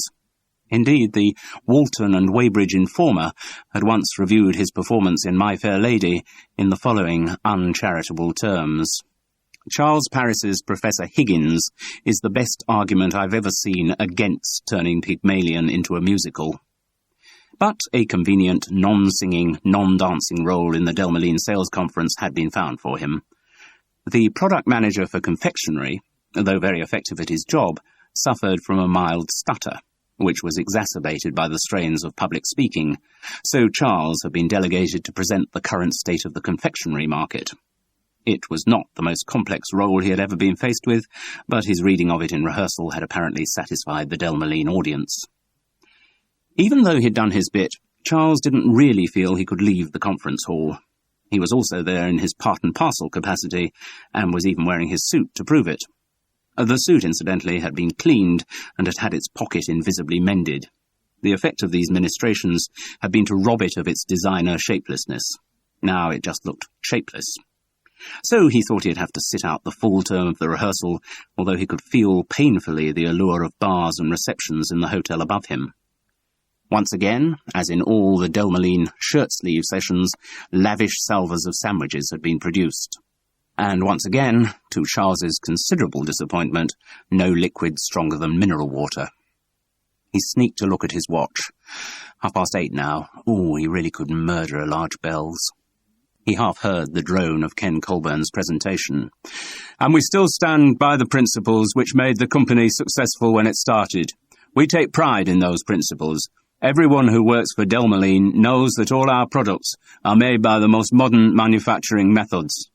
Ken Colborne clicked the control in his hand. A slide of a factory interior full of gleaming machinery tended by immaculate workers in white overalls was shown. They know the same high-quality Delmeline goods are sold all over the world. On the screen, in front of a rusty corrugated iron hut, next to a broken-down tractor, 2 grinning Caribbean children held up a pack of Delmeline brand bannocks. They know what the public thinks of Delmeline. They know that the public trusts the guarantee of hygiene that only comes from Delmeline, and not from other companies I could mention. The screen filled with newspaper headlines about a scandal from earlier in the year which had crippled one of Delmeline's main rivals. They're rubbish. I'll never touch anything they manufacture again, says botulism boy's heartbreak mother. This slide was guaranteed to produce a big laugh from its salesman audience. And they know that Delmoline goods are sold at a price that's more than competitive. Another click of the control produced a slide showing a dull semicircle of rival bedtime drinks, all marked with their inflated prices. In the foreground, brightly lit, stood a carton of Delmoline bedtime, almost eclipsed by a huge price label of 98p. So they begin to understand what being a part of the Delmoline family is really worth. And in these environmentally conscious times, they know that Delmoline products are only made from the freshest of organically grown natural ingredients. A still life of expensively photographed vegetables appeared on the screen. Yes, Delmoline cares. Delmoline is like a family, and I want to show you what sort of people are part of the Delmoline family. A slide appeared of half a dozen workers grouped under the arch of the company logo. There were a couple in shining blue overalls, a couple in white, a man and a woman in business suits. They were carefully selected to show a mix of ages and ethnic origins. All wore gleaming smiles. "Next," said Ken Colborne, "you're going to be addressed by the man who keeps that family atmosphere and that family success going, our managing director, Brian Tressida. But first, let's see some of the occasions when he's been in the public eye during the last year. And seeing this, you'll ask yourself how he manages to fit everything into just 24 hours a day. He seems to be at it all the time." This was the cue for the video. The slide of smiling workers disappeared, and instantly the screen filled. But what filled it was not a compilation of Brian Tressida's media appearances during the previous year. Instead, two naked bodies thrashed against each other in the steamy heat of a sexual encounter. Darrell, whose expression suggested he knew of the substitution, sniggered, and Charles, suddenly seeing the aptness of Ken Colborne's introductory words, could not hold back his own laughter. Will Parton also started giggling. The marketing director was looking out front, puzzled, and it took him a moment to turn and face the source of their amusement. When he did, his reaction was instantaneous and furious. "Where the hell did you get that from? Stop it!" he screamed into the microphone. "Stop it! We mustn't see any more. BT'd go mad if he knew about it. He thinks it's been destroyed. Stop that bloody tape!" The unseen operator at the back of the hall, either from genuine incompetence or because he was enjoying the joke, took a while to obey this command, which gave the audience time to see more of the action. And what Charles saw told him that this was just another commercial pornographic tape. The participants had nothing to do with Delmoline. Certainly the man was totally unlike Brian Tressida. What was interesting, though, was not the tape itself, but Ken Colborne's reaction to it, or rather his overreaction. He had panicked completely, and though he could soon recognize that his managing director didn't feature, what Ken had said suggested that it wouldn't have surprised him to see Brian Tressida in such compromising circumstances.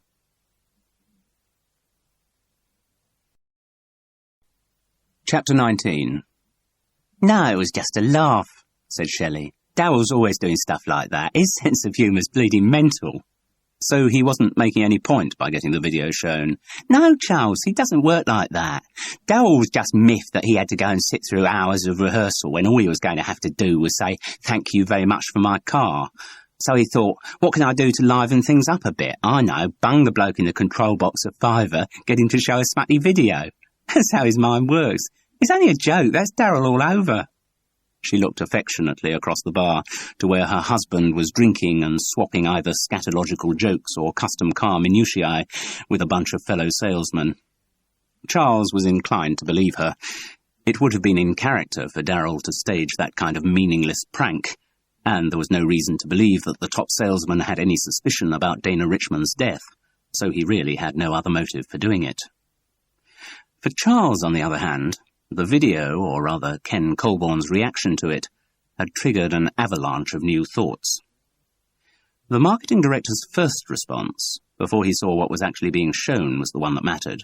He had panicked, thinking that what was on the screen was not a commercial product, but a secretly filmed video of a man and a woman making love. Charles only knew of one person in the Delmoline setup who had ever been into that kind of stuff. Dana.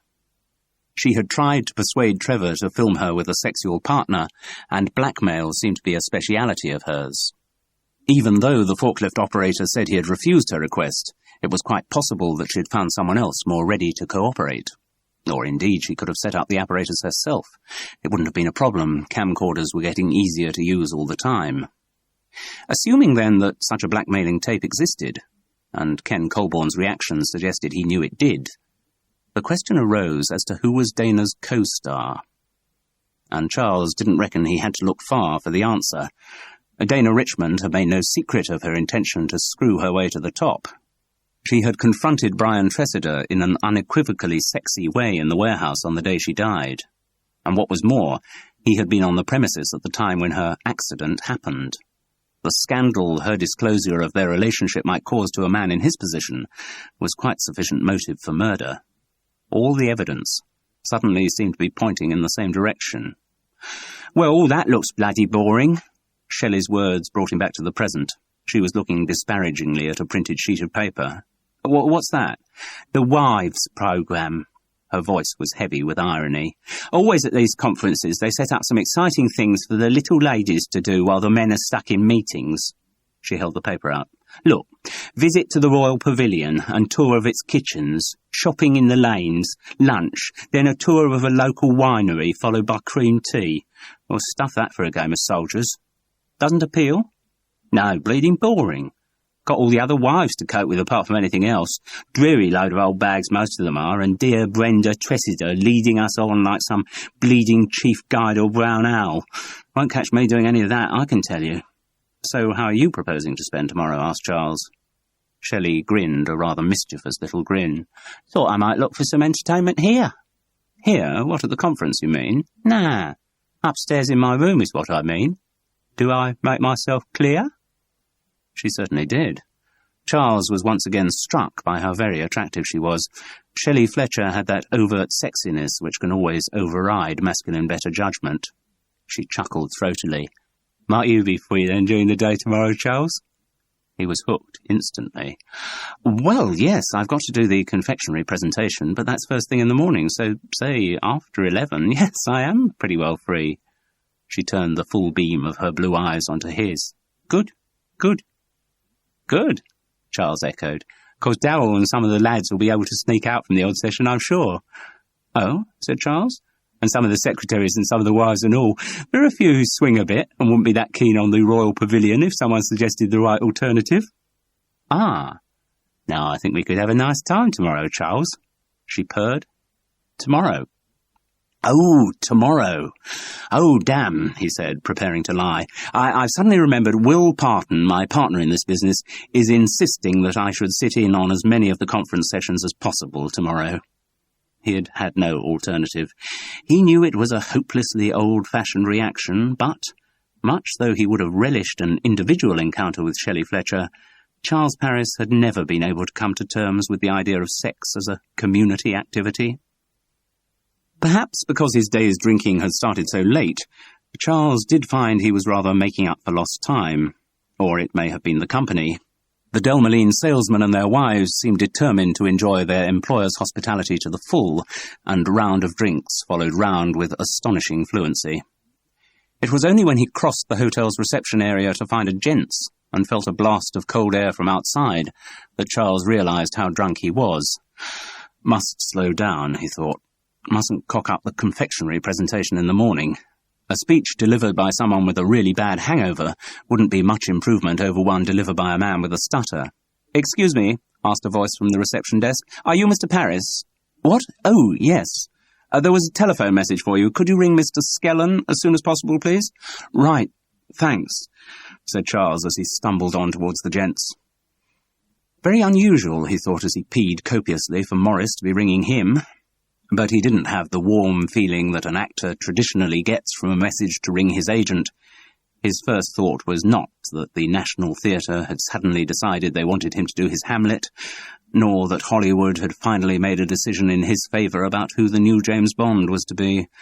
No, his first thought was that Morris had somehow found out that his client was working without telling him.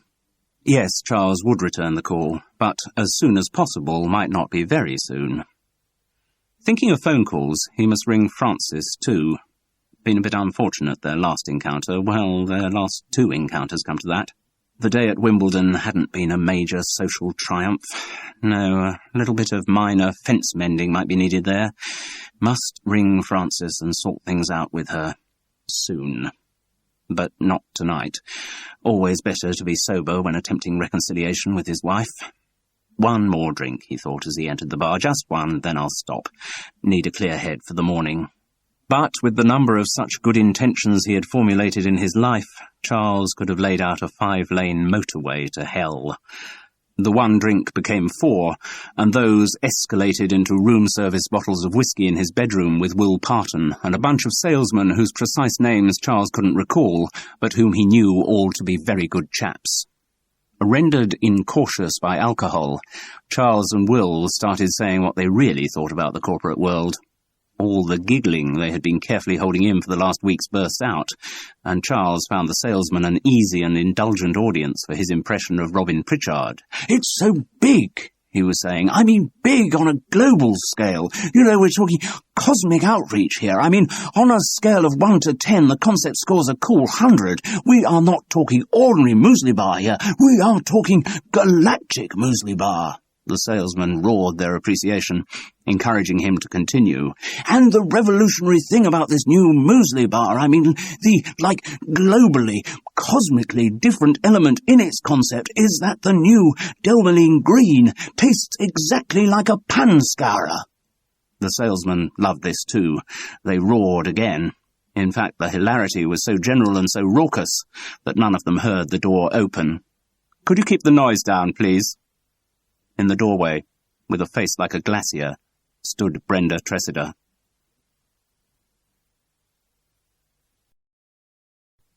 Chapter 20. Everyone was suddenly sober. With mumbled apologies and subdued goodnights, Charles's guests filed past Brenda back to their own rooms. When they had all gone, she shrugged apologetically. "I'm sorry. Ken Colborne's got the suite above you here. I don't want him disturbed. His wife, Patricia's not at all well." "No, I'm sorry," said Charles. "Just all got a bit out of hand." "Yes." He had expected her to turn on her heels and leave immediately. To his surprise, she lingered as if undecided. He gestured to the debris of abandoned glasses. "Can I offer you a drink or something?" She came forward determinedly and sat down in an armchair. "Do you have any mineral water?" "Tap." "All right." He took a glass into the bathroom, swilled it out and filled it. Brenda Tressida thanked him as profusely as if he had handed her a glass of Dom Perignon. As ever, her manners were impeccable, and as ever she was impeccably costumed, on this occasion in the little black dress she had worn for the evening's reception. Instinctively, he found himself draining the remains of a whiskey bottle into his own glass before sitting on the edge of the bed opposite her. But his head felt clear, his mind sharp.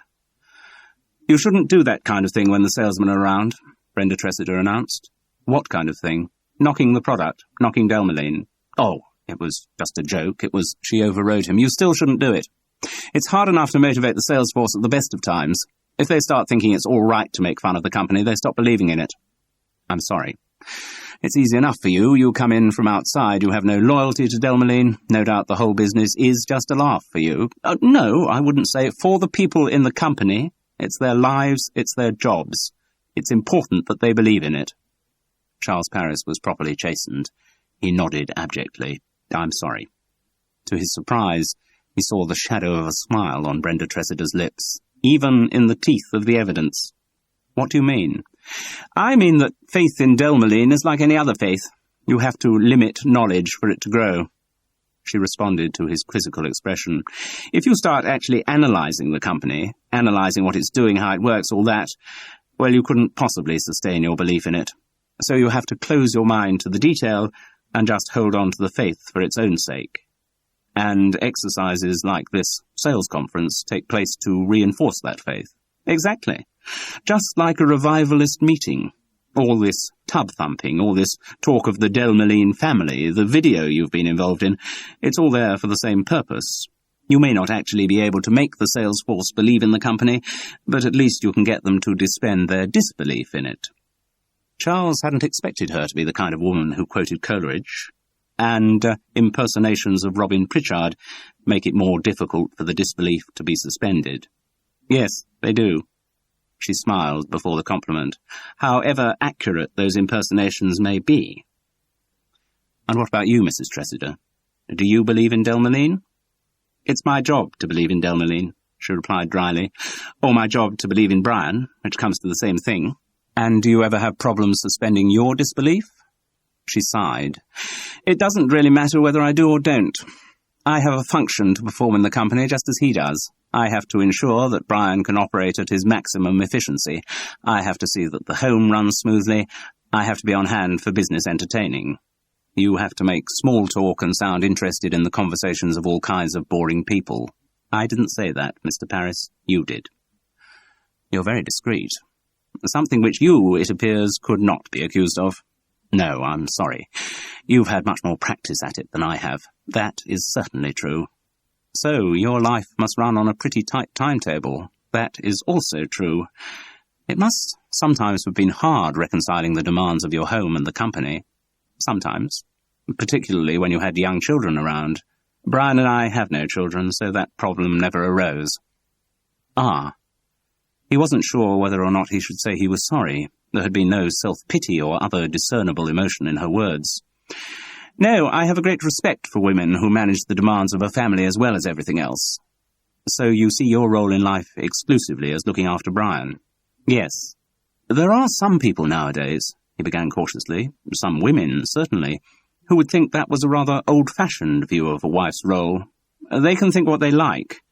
I have no doubt at all that I work extremely hard to fulfill a very necessary function. I don't see myself as subservient to Brian. I think my contribution to the success of Delmeline is quite equal to his, and if you asked him, I think Brian would say the same. Ah. Well, good. Charles took a swig of his whisky. He was playing for time. He needed to move the conversation onto a more controversial tack, and he wasn't certain of the most tactful way to do it. In fact, he rather wondered whether there was a tactful way of accusing someone's husband of murder.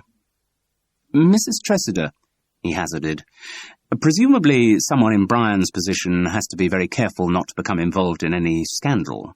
Naturally. Any public figure is aware of that danger. The press these days are all too ready to pillory people. Yes. He hesitated again.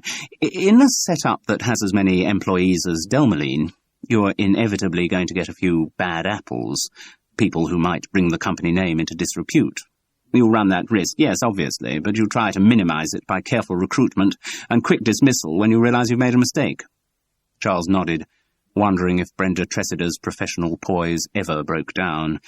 She was so in control he felt an unworthy desire to see her crack just once, to see the vulnerable female beneath the carapace. But maybe there wasn't one. He decided he'd have to cast caution to the winds and plunge in. Mrs. Tressida, you remember the young girl who was killed in the warehouse accident the day we were making the video there? Her filing system was as infallible as ever. Of course, Dana Richmond. I've heard rumours about the place, that she was into a bit of blackmail. Oh? The monosyllable was almost without intonation. Rumours that she used sex to blackmail men in the company. Rumours, in fact, that videotapes existed of her with senior members, or at least a videotape of her with a senior member, of the Delmeline management. Ah. This monosyllable contained more. In fact, it contained a lot, an acceptance of a revised situation and the need for a new approach to cope with that situation. But still, Brenda Tressida showed no untoward emotion. Brian had hoped that no one else knew about that. He thought the information had been contained. It will distress him considerably to know that it's common gossip round the company. It's certainly not that, Charles hastened to assure her. I had to make fairly detailed investigations to find out about it. Good. So, are you the only person who knows about the existence of the tape? Possibly, yes. Well, except for the other participant, I assume. It seems reasonable to suppose that Dana had told him about the tape, had asked for money in exchange for it. Yes, she had, Brenda confirmed. And now you're doing the same, are you? How much do you want? No, it's not that. Don't play games with me, Mr. Paris. You can't have any other reason for raising the matter. Come on, tell me your price.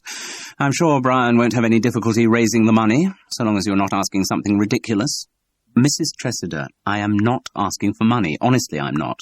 Then why are you talking about the tape? Because I'm trying to find out what happened to Dana Richmond. We know what happened to Dana Richmond. She was killed in an accident in the warehouse at Stenley Curtain. She said this in such an unarguable, matter-of-fact way that Charles was convinced she really did have no suspicions about the death.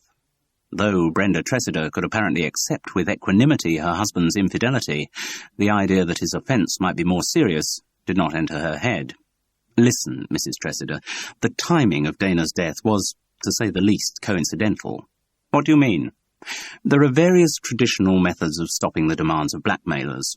One is by paying them off, though the victim can never, under those circumstances, feel quite secure that the demands won't recur. They won't recur if the incriminating evidence has been handed over in exchange for the money. Charles grimaced. Depends. What we're talking about here is a videotape. Very easy thing to copy these days, Mrs. Tressider.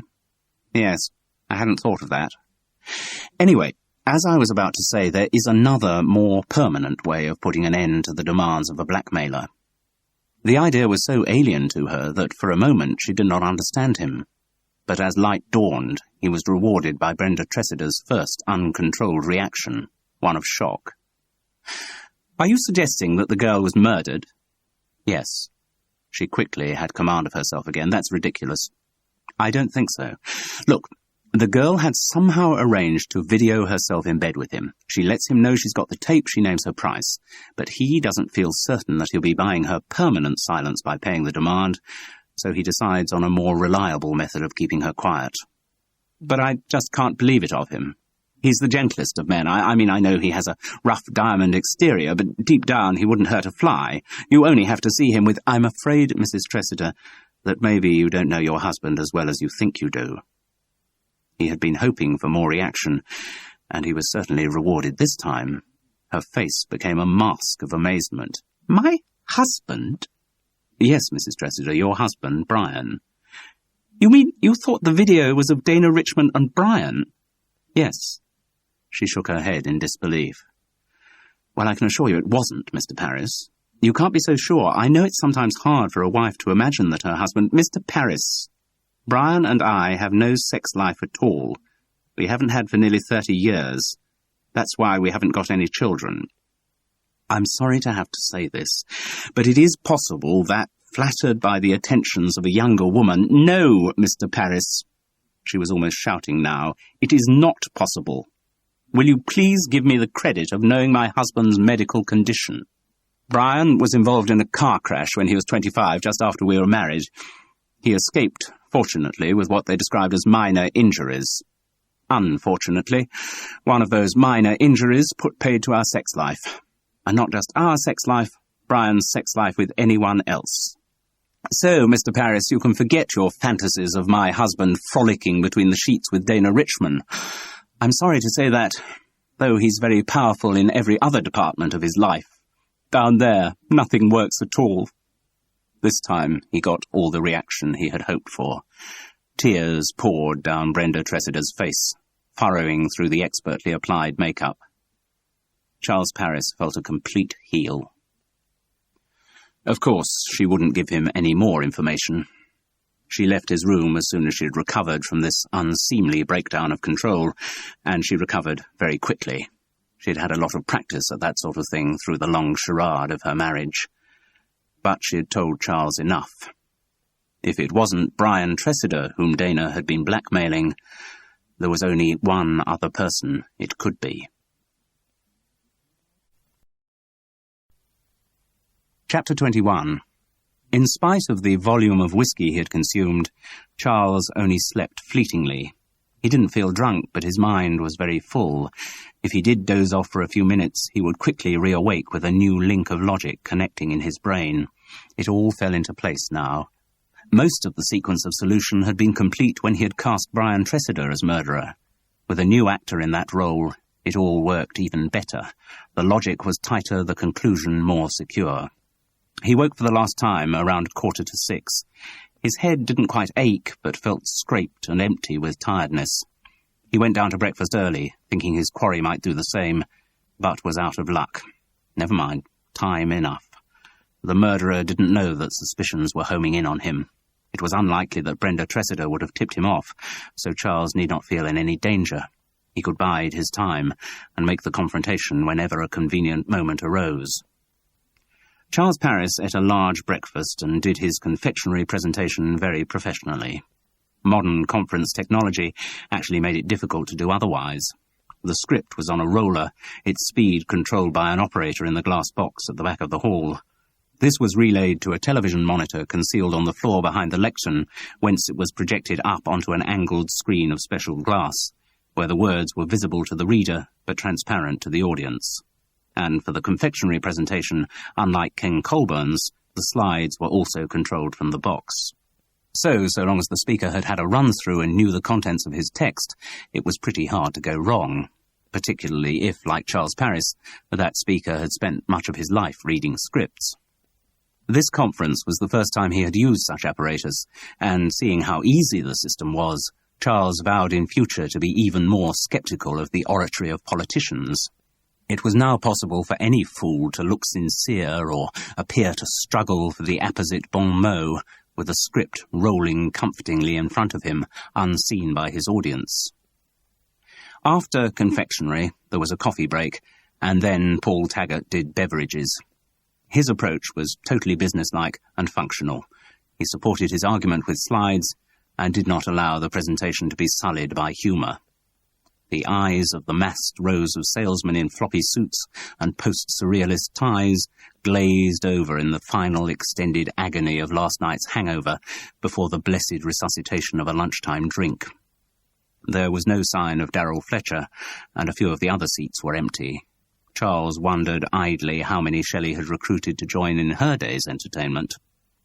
He also wondered how the glazed salesman would react to the more upbeat presentation of the Delmeline Green, which was to begin the afternoon's proceedings.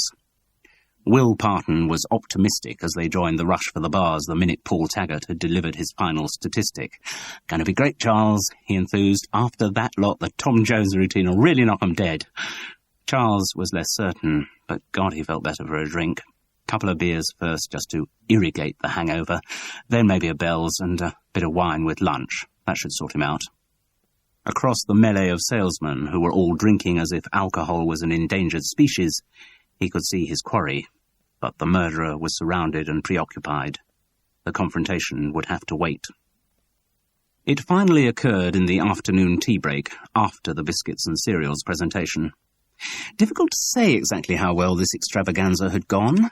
Robin Pritchard's initial remark had been predictable, and lulled those of the audience who had managed to get back after lunch into the somnolent assurance that the rest of the programme would be equally bland. Legs were stretched out under the chairs in front, and eyelids drooped as the salesmen saw an opportunity to catch up on the sleep they had lost the night before, and the sleep they would undoubtedly lose after the forthcoming banquet. The outlining of the proposed ad campaign for the new Delmeline Muesli Bar raised a flicker of interest, but none of the salesmen was prepared for the sudden change of gear from commerce to showbiz that followed. Robin Pritchard made the most of the occasion, suddenly raising his voice and adding to it a phony ringmaster's razzmatazz. He shouted, "But don't take my word for it. No, for the latest mind-stretching news about the Delmeline Green, let me hand you over to the Green Machine." The appearance of a thickening green bow-tied nightclub singer in a green tuxedo, escorted by 2 male dancers in green waistcoats and 2 female dancers in green catsuits, certainly had the effect of waking the audience up, if only because it was such an unfamiliar sight at a Delmeline sales conference. But whether what ensued had the effect of exciting the salesmen about the new product they would shortly have to sell was less certain. It undoubtedly excited them to laughter. The performers had put in more rehearsal during the day and were now quite slick. The singer had added a few more sexy hip gyrations in what he imagined to be the style of Tom Jones, but these elicited only coarse comments from the predominantly male audience. This rivalry was exacerbated by the actions of the female dancers. The prop they had been missing on the previous evening, the 6-foot green-wrap giant muesli bar, was held upright by the boys at one point in the routine and caressed lovingly by the 2 girls. Though the intention of these movements had not been erotic, the effect undoubtedly was. The Delmoline sales force was an audience highly attuned to the detection of innuendo, and the phallic implications were not lost on them. "Oh, lovely, do it some more," came a throaty cry from the auditorium at the height of the female dancer's ministrations. This, unfortunately, got the girls themselves giggling, and so while the singer struggled gamely on, thrusting out his hips and extolling the green, green Delmoline, the chorus behind him had degenerated into something of a shambles. Whether or not the sales force got the message about all the virtues of the Delmoline Green, there was certainly no danger that they would forget the name of the product. So maybe the exercise hadn't been wasted after all. At the tea break, Charles was in the Ambassador Hotel's reception area when he saw his quarry, on his own, going through into one of the lounges. At the bank of telephones in the recesses of the hall, Heather Routledge was hunched over a receiver, her tense body language leaving no doubt that she was once again talking to her mother. "Oh, Mr. Paris," called the receptionist. "There was another call from that Mr. Skellen." "Thank you," said Charles. But he was not to be diverted, least of all by a call from Morris. He went through into the lounge and sat in an armchair opposite his quarry, who was bent over the top-table seating plan for the evening's banquet. "Afternoon, Ken." The marketing director looked up. "Oh, Charles," he acknowledged mildly, then grinned. "Well, I remain to be convinced that Delmoline sales conferences need to be converted into the black and white minstrel show, though actually on this afternoon's showing it seemed to be more like Old Calcutta." Charles nodded. Ken Colborne seemed fairly relaxed, or at least as relaxed as the responsibilities of the sales conference allowed him to be. It would be churlish to add another anxiety to his load at such a moment. On the other hand, a human life had been taken, and though, from what he had heard of her character, he didn't have much respect for Dana Richman, Charles Paris still had to find out the truth of what had happened to her. "I want to talk about something a bit awkward, Ken," he began gruffly. "Oh yes, problems?" "You could say that. It's about Dana." The name caught Ken Colborne like a blow to the solar plexus. He gaped at his accuser, winded. "I know about you having slept with her." "What?" The marketing director half rose to his feet. "For Christ's sake, keep quiet about that. If Pat found out, it'd kill her." "I wasn't proposing to tell Pat." "Then what do you want? Are you after money too?" Ken Colborne's words satisfyingly confirmed Charles's conjecture. There had been an instant recognition of the subject under discussion, and no attempt at denial. "No, I'm not after money." "Then what do you want?" "If you're offering moral judgment, I can do without it, thank you. I've punished myself quite enough for what happened. God, if you only knew how much I regretted it, from the moment I did it, even while I was doing it. But things haven't been easy, with Pat being ill. I'm a normal man, God damn me for it. Perhaps a bit oversexed, I don't know.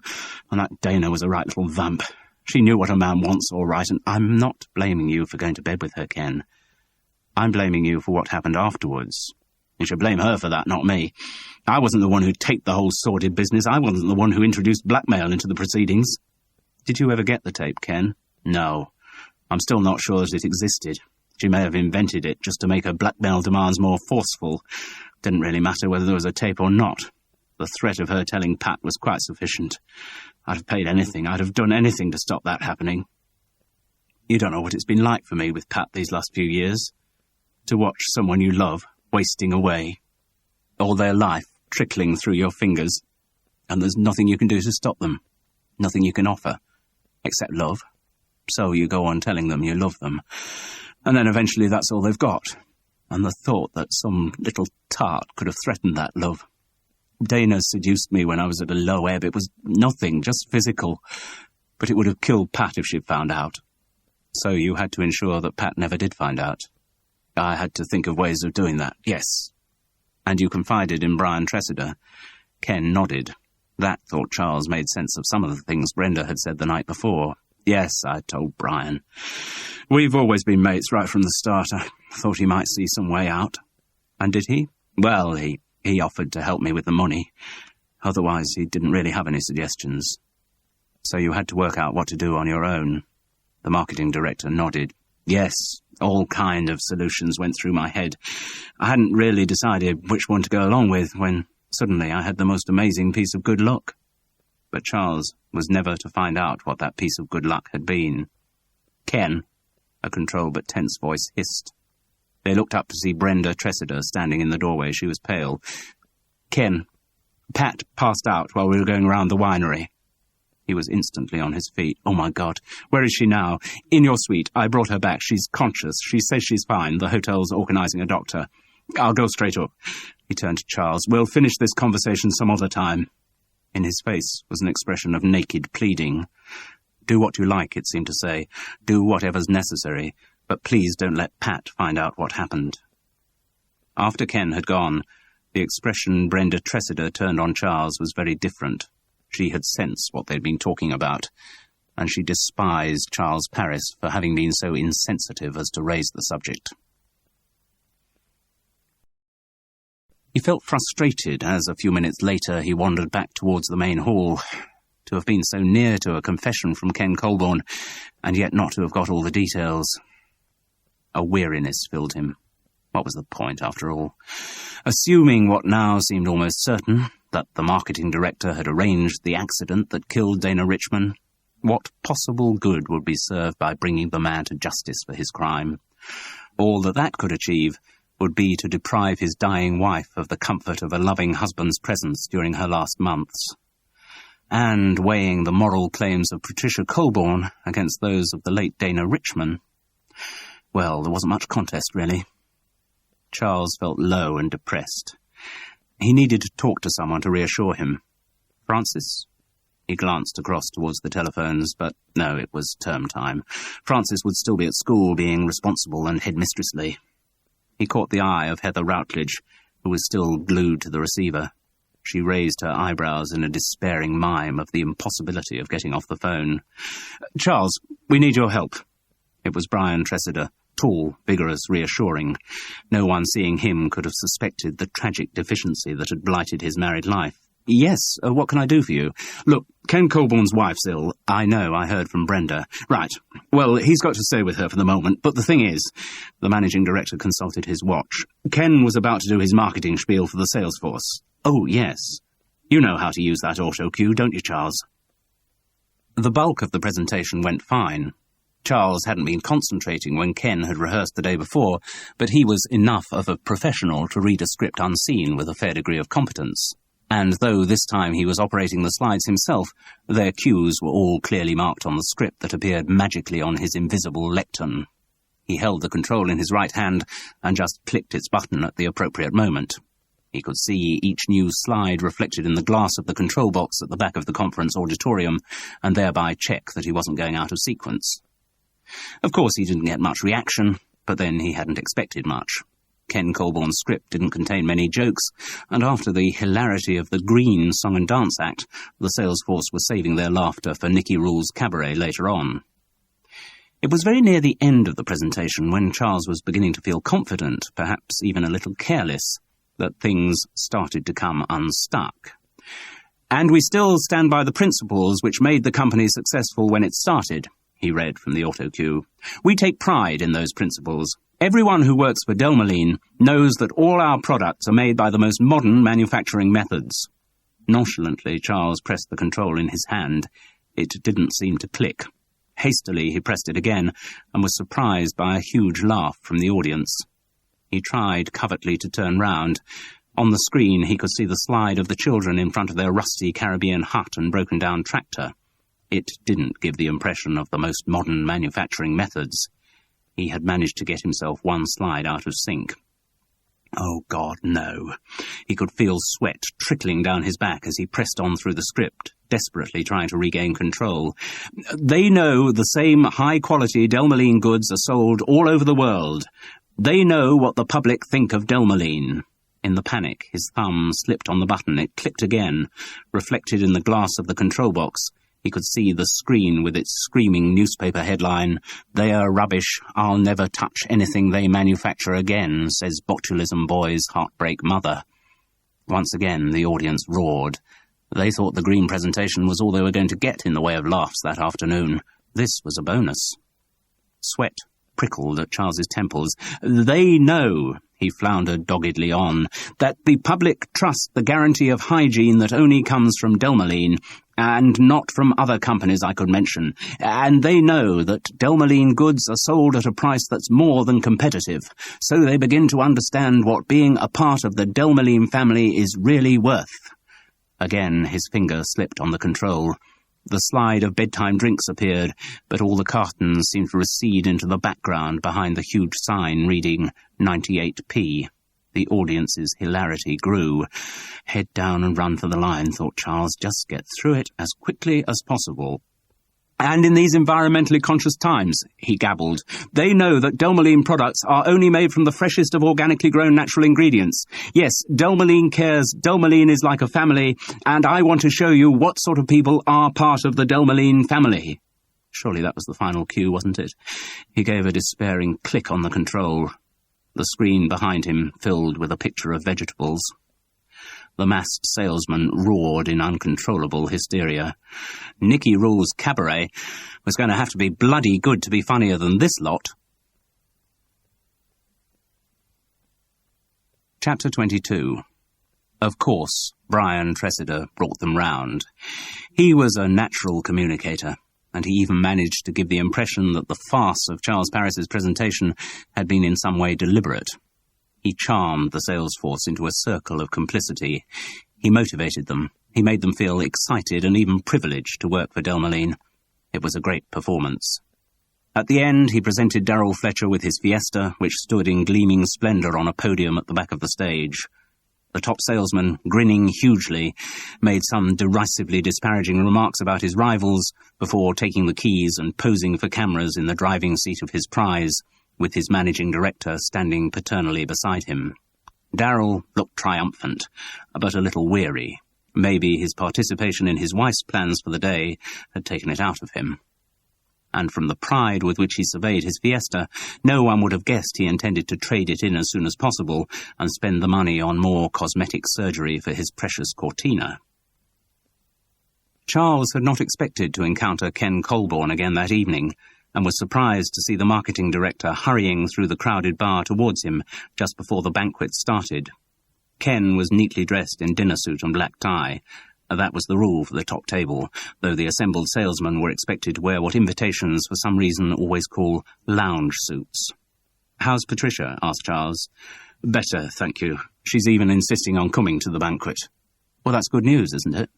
Ken Colborne looked uncertain. "I hope so. She says she feels fine, but it's always difficult to know with her. She might just be doing it out of loyalty. Anyway, she's not going to sit on the top table. She'll be on a side one near the door, so if she does have to leave, she can do so with the minimum of fuss." "Oh, right." The marketing director hesitated. "About what we were discussing earlier." "Yes?" "You've got to keep quiet about it." "I will. I said I would." Charles suddenly felt the voluminous lapels of his jacket seized as Ken Colborne's face was thrust close to his. He could smell the staleness of whiskey on the man's breath. "You better," the voice hissed. "If I find out you've breathed a word about it to anyone, I'll bloody well kill you." Charles Parris realized, with a little shiver, that such a threat, from someone who'd done what Ken Colborne had done, had to be taken seriously. The banquet was more fun than he'd anticipated. The food was predictable cardboard, but there was plenty of wine and the company was good. Charles sat with Will Parton, the Fletchers, and a group of other rowdy salesmen and wives.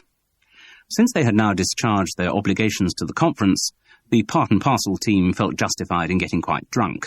Their contribution had been a success. Well, probably a success. True, there was a slight question mark over the green Delmeline routine, but no, it had been good, really good. The more drinks they had, the more good they convinced themselves it had been, and they started to spin lucrative fantasies of all the new assignments Part and Parcel would take on as the company rapidly cornered the market in corporate work. Darrell and Shelley Fletcher also gave good value. He was flushed with success and alcohol, and she was flushed with something too. Mercifully, Darrell was kept off the subject of custom cars as he engaged with his colleagues in a ribald exchange of jokes, to which Shelley contributed with many a throaty chuckle. She was a fine example for the success of the Equal Opportunities campaign, demonstrating a mind at least as filthy as any of the men's. The atmosphere of the evening had about it a blokishness of the kind Charles usually despised, but, well, once in a while it didn't hurt. He looked round the crowded banqueting hall. At one of the side tables he could see Heather Routledge sitting beside Alan Hibbert. Neither seemed to be enjoying their perk of being invited to the sales conference that much. They exchanged the odd word, but maybe they had exhausted all their mutual topics of conversation, working day by day in the warehouse at Stenley Curtain. At another side table, Charles could see Patricia Colborne. She had been sat with a suitably mature group of salesmen and wives, but conversation didn't seem to be flowing there either. Nor was she eating, just pushing the food round her plate with a fork. She looked ghastly. Now almost transparently thin, her skin had an unearthly sheen, and her body swayed slightly as if she might faint again at any moment. Only the dogged set of her mouth showed the strength of will that was holding her together.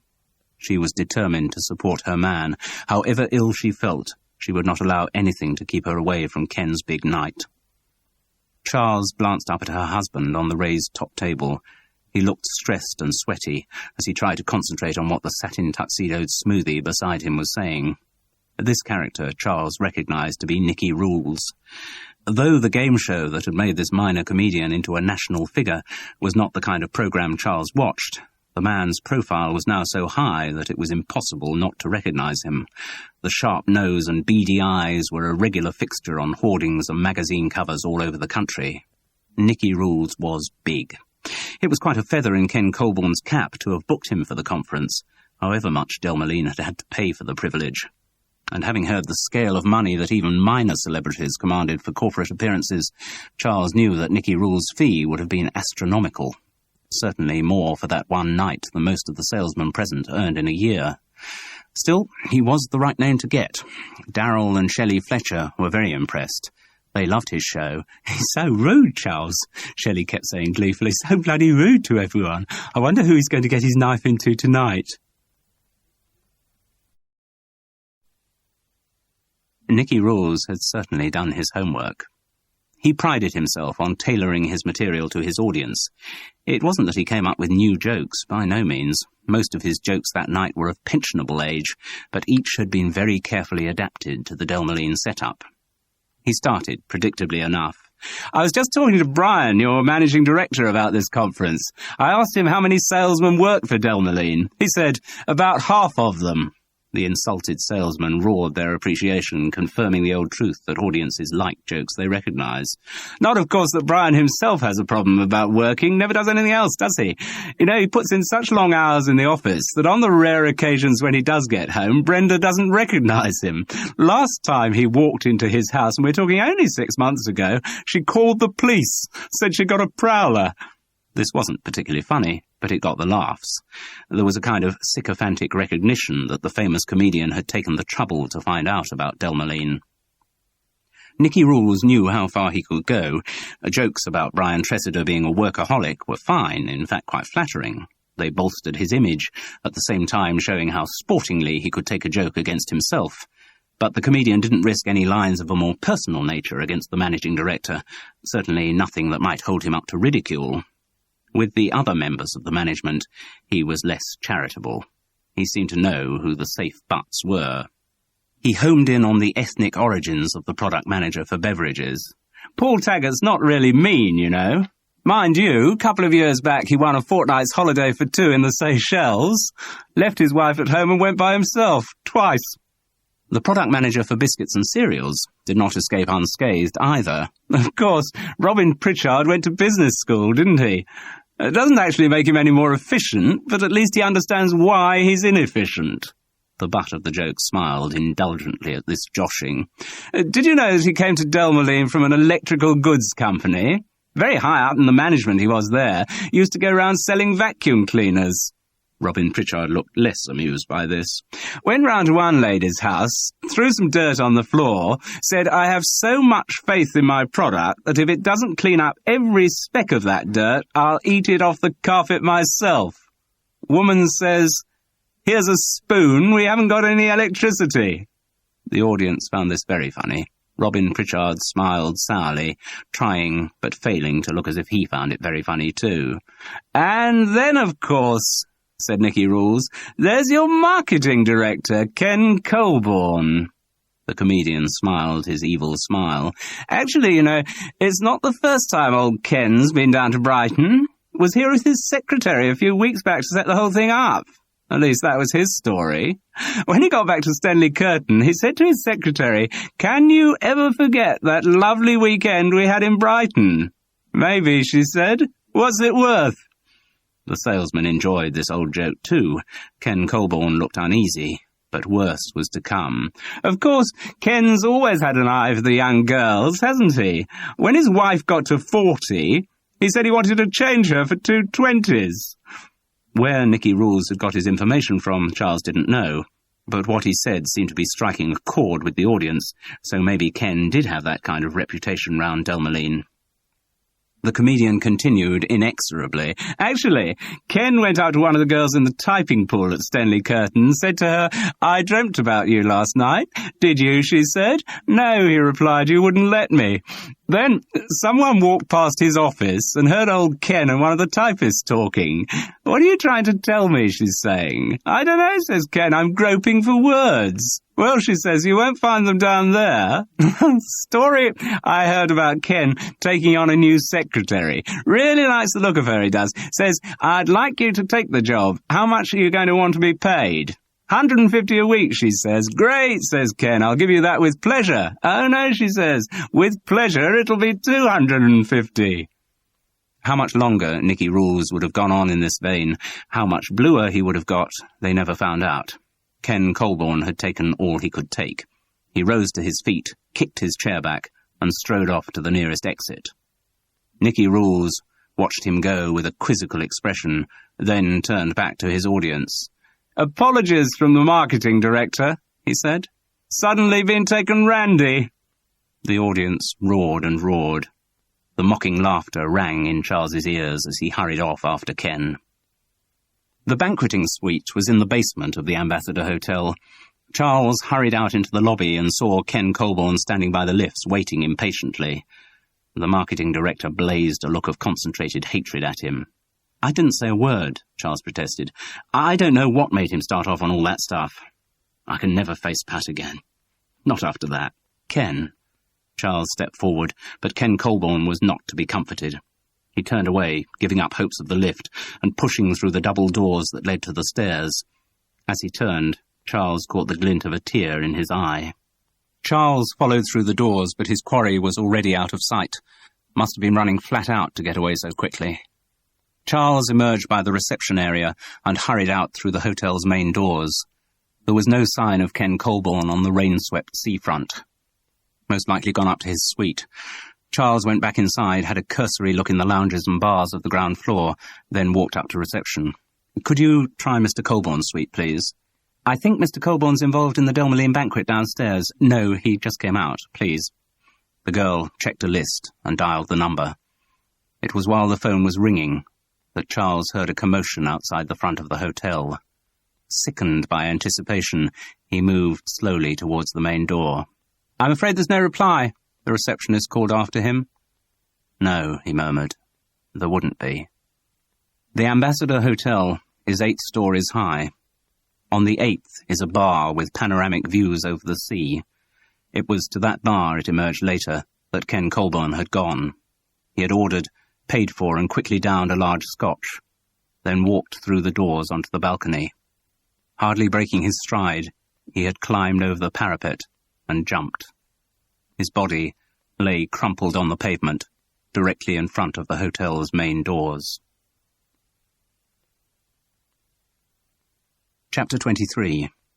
The news was smuggled discreetly to Brian Tressida, who, instantly decisive as ever, decreed that no purpose would be served by breaking up the party. So, showing no untoward emotion, he sat through the act of the American girl singer who'd been big in the charts in the early 70s, and then, when the band took over, began the first dance with Brenda in his arms. He subsequently did more public relations work, dancing jovially with the wives of specially favoured salesmen.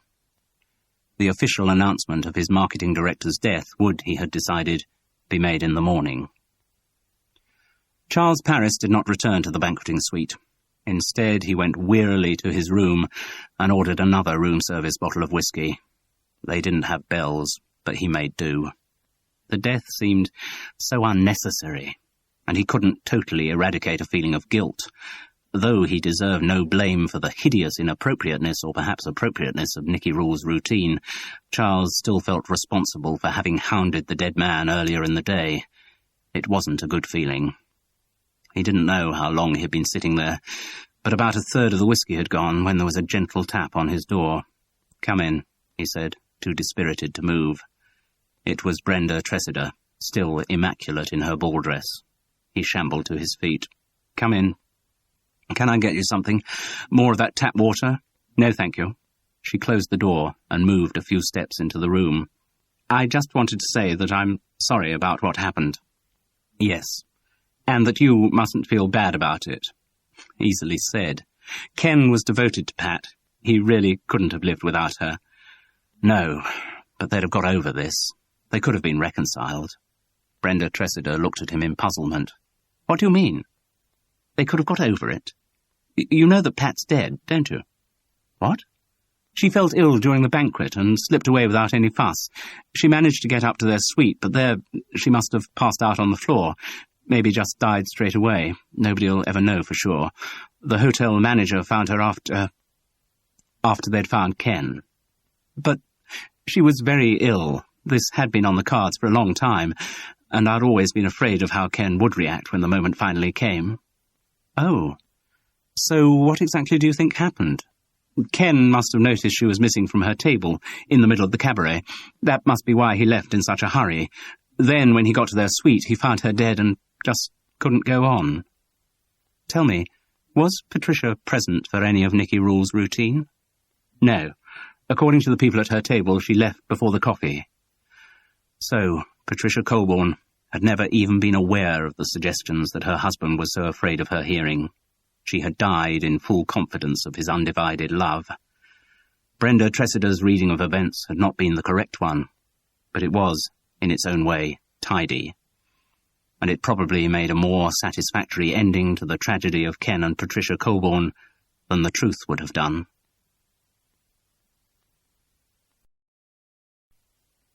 Chapter 24.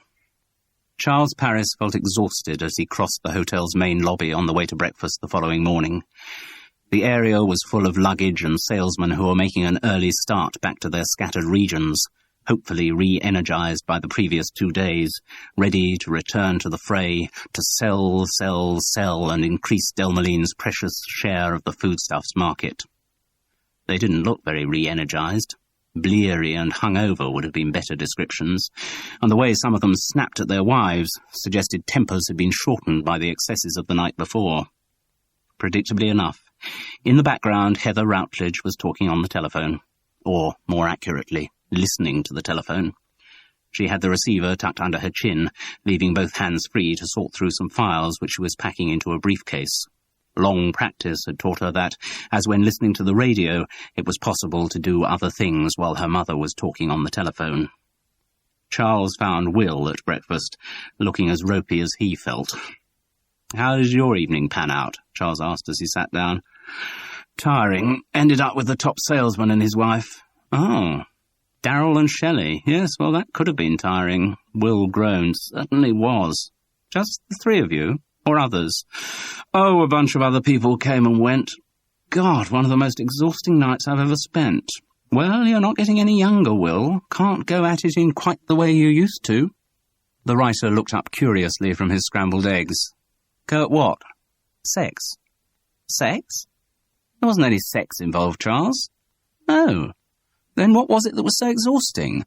"What was so exhausting was listening to bloody Darrell telling me about all the exciting things he's done to his flaming Cortina." "Ah, yes, right." Charles's coffee arrived. That was welcome. The kipper, however, didn't seem such a good idea as it had when he had ordered it. "You heard about Ken Colborne, Will?" "Yes, bloody tragic." "I agree." "Well, it means the one authentic Delmaline contact I've got for part and parcel's just gone out the window." Charles winced. That could have been more happily phrased. Have to see who the new marketing director is and start the cultivating process all over again. Still, at least it does mean I've got a solution to my mystery. Mystery?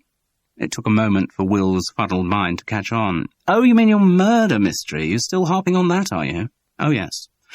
God, I thought you'd forgotten all about the idea. By no means. No, I now know that a murder definitely took place. I know why, and I know who the murderer was. All right, then. Surprise me, clever clogs. What do you mean? Well, tell me who done it.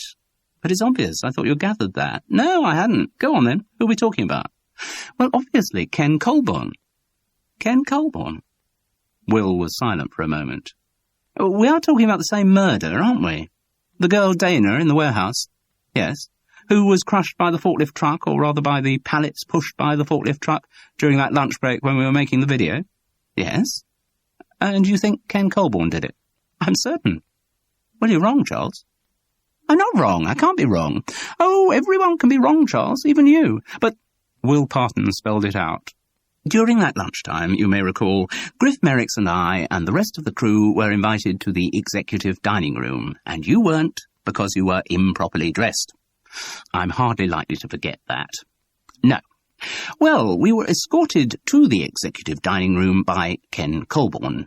He sat with us right through the meal, but he only left when he was summoned by a phone call announcing that there had been an accident in the warehouse. I'm sorry, Charles, but your murderer had a perfect alibi for the time of the murder, and I should know because I am that alibi.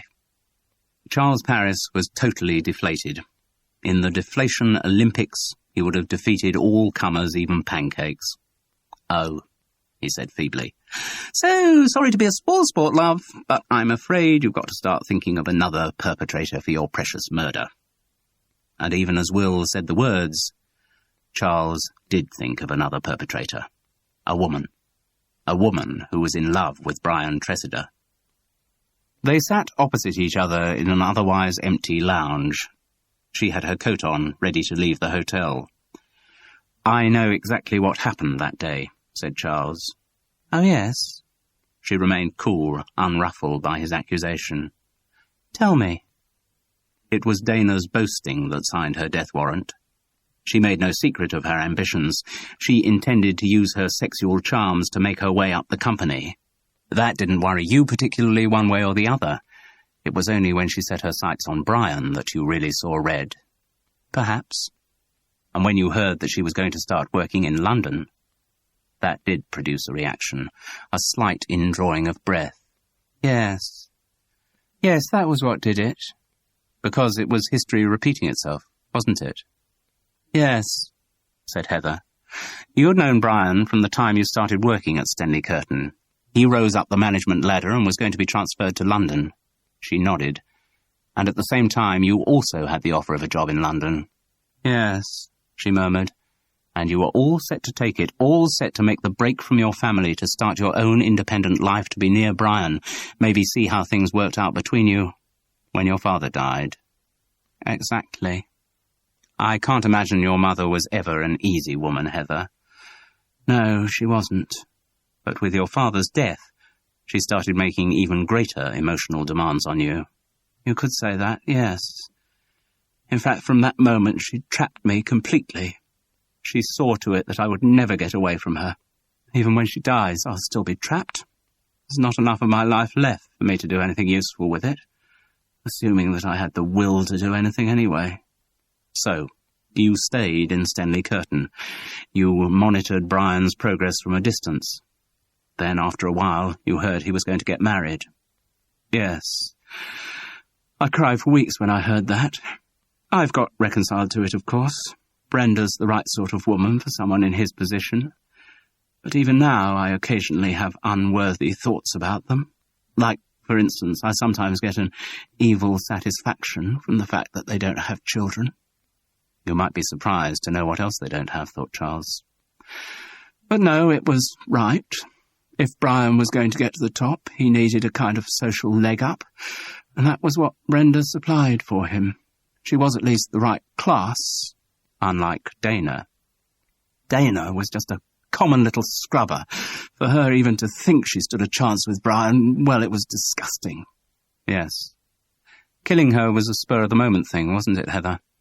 The woman nodded.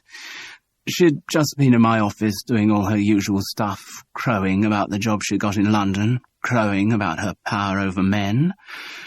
That's what I couldn't stand, the way she talked to me about sex as if it had nothing to do with me, as if I didn't have any kind of sexual identity of my own.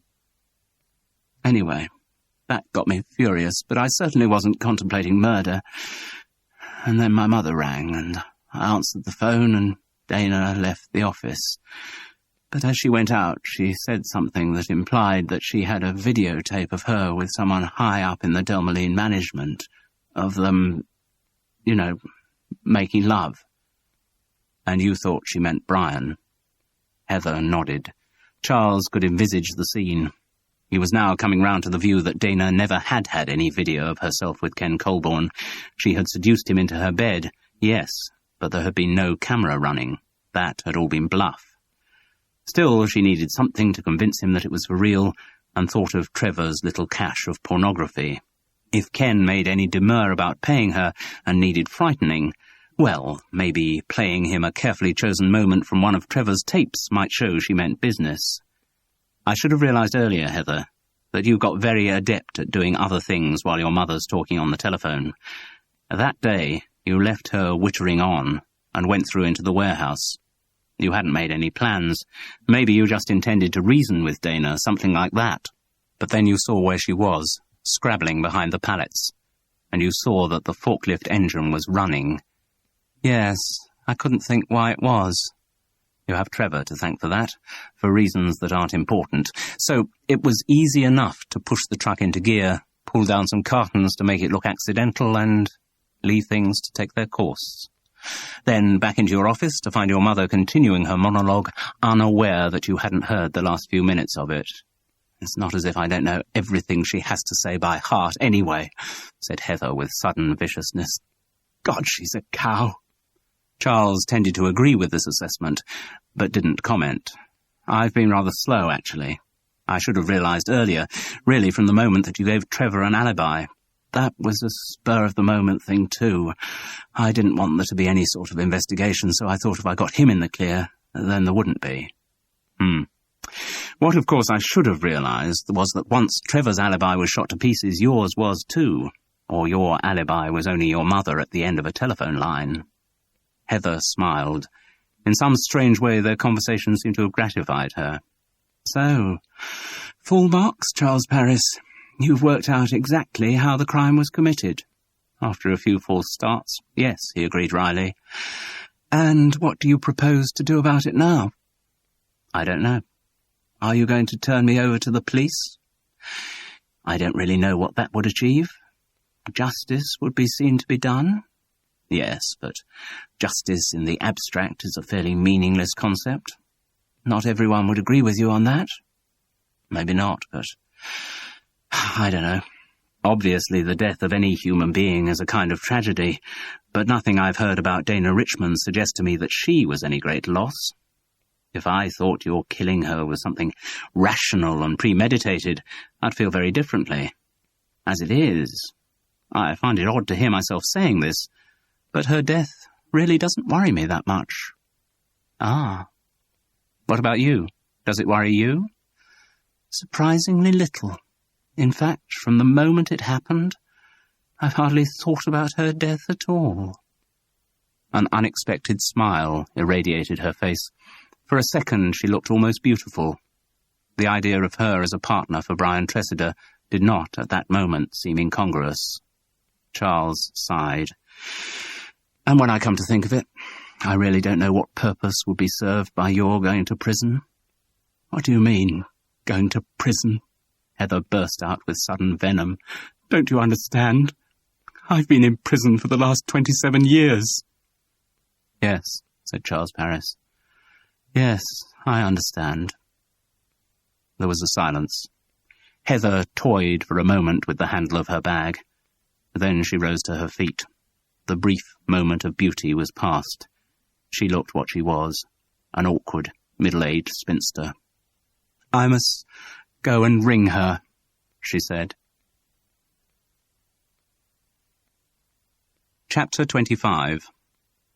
Part and Parcel didn't, as it transpired, corner the market in corporate work. As the recession deepened, corporate budgets were cut back, and the reduced number of contracts that were around went to more established companies. Anyway, Will Parton got commissioned to write some television scripts about an English detective and an Australian detective doing a year's job swap. The series was, needless to say, being co-produced with an Australian company, and episodes were to be shot alternately in London and Sydney. Will cursed his luck, complaining that the commission meant he'd have to put off getting down to his stage play. "Still, the bills have to be paid," he said hopelessly, before settling down with relish to begin work on the first script. For Charles Paris, the work vacuum was not so quickly filled. Indeed, what he had thought of as his worst year ever looked like being superseded in the badness stakes by the next one. Maurice Skellen said that in all his years in the business, he'd never known it so quiet. The agent, incidentally, did find out about the corporate work and was very aggrieved by what he saw as his client going behind his back. Charles, retrospectively and apologetically, paid Maurice 15% of what he had earned from Delmeline. What really annoyed him was that while he did so, he actually felt guilty. Charles kept meaning to contact Francis, but kept putting it off. He thought after their last encounter it might be as well to cool things down for a while. Wait until another nice entertainment she'd really like to go to came up. The trouble was, now he had lost his contacts in the corporate world, invitations to such events seemed to have dried up. In fact, at times it seemed to Charles Paris that the only lasting thing he had gained from his corporate experience was the suit. That remained in his Hereford Road bed-sitter on a hanger in the curtained alcove that served as a wardrobe. It hung next to his former suit, the model it had superseded, and with the passage of time, as if by some kind of osmosis of contiguity, it became as defiantly unfashionable as its predecessor. Delmeline, under the continuingly vigorous leadership of Brian Tressida, rode the recession better than many of its competitors. His wife, Brenda, continued in her professional role as a tower of strength. Darrell Fletcher ceased to be a salesman and joined the marketing department of Delmeline, where he was widely tipped to take over as marketing director when the current incumbent, Paul Taggart, retired. Darrell replaced the existing wheels on his Cortina with Firestones on Compomotive 3-piece rims and added some really rad graphics. His wife, Shelley, got pregnant, which was what she'd always wanted to do. She settled down to have lots of babies. Robin Pritchard got headhunted and joined another company as product manager for a revolutionary new ladies' depilatory whose outreach was destined to be global. Which was just as well, really, because he had left the company before the failure of the Delmeline Green launch. In spite of the findings of test marketing, the public did not take to the product. For one thing, they were sick to death of muesli bars. For another, they were also sick to death of being told that things they bought were environment-friendly. Mainly, though, they just didn't like the taste. There was a pretty general consensus that the Delmeline Green had the flavour and consistency of a table mat. Also, the buying public just didn't yet appear to be ready for the concept of a green muesli bar. According to retailers, a lot of the purchasers had brought their Delmeline Greens back, complaining they were mouldy.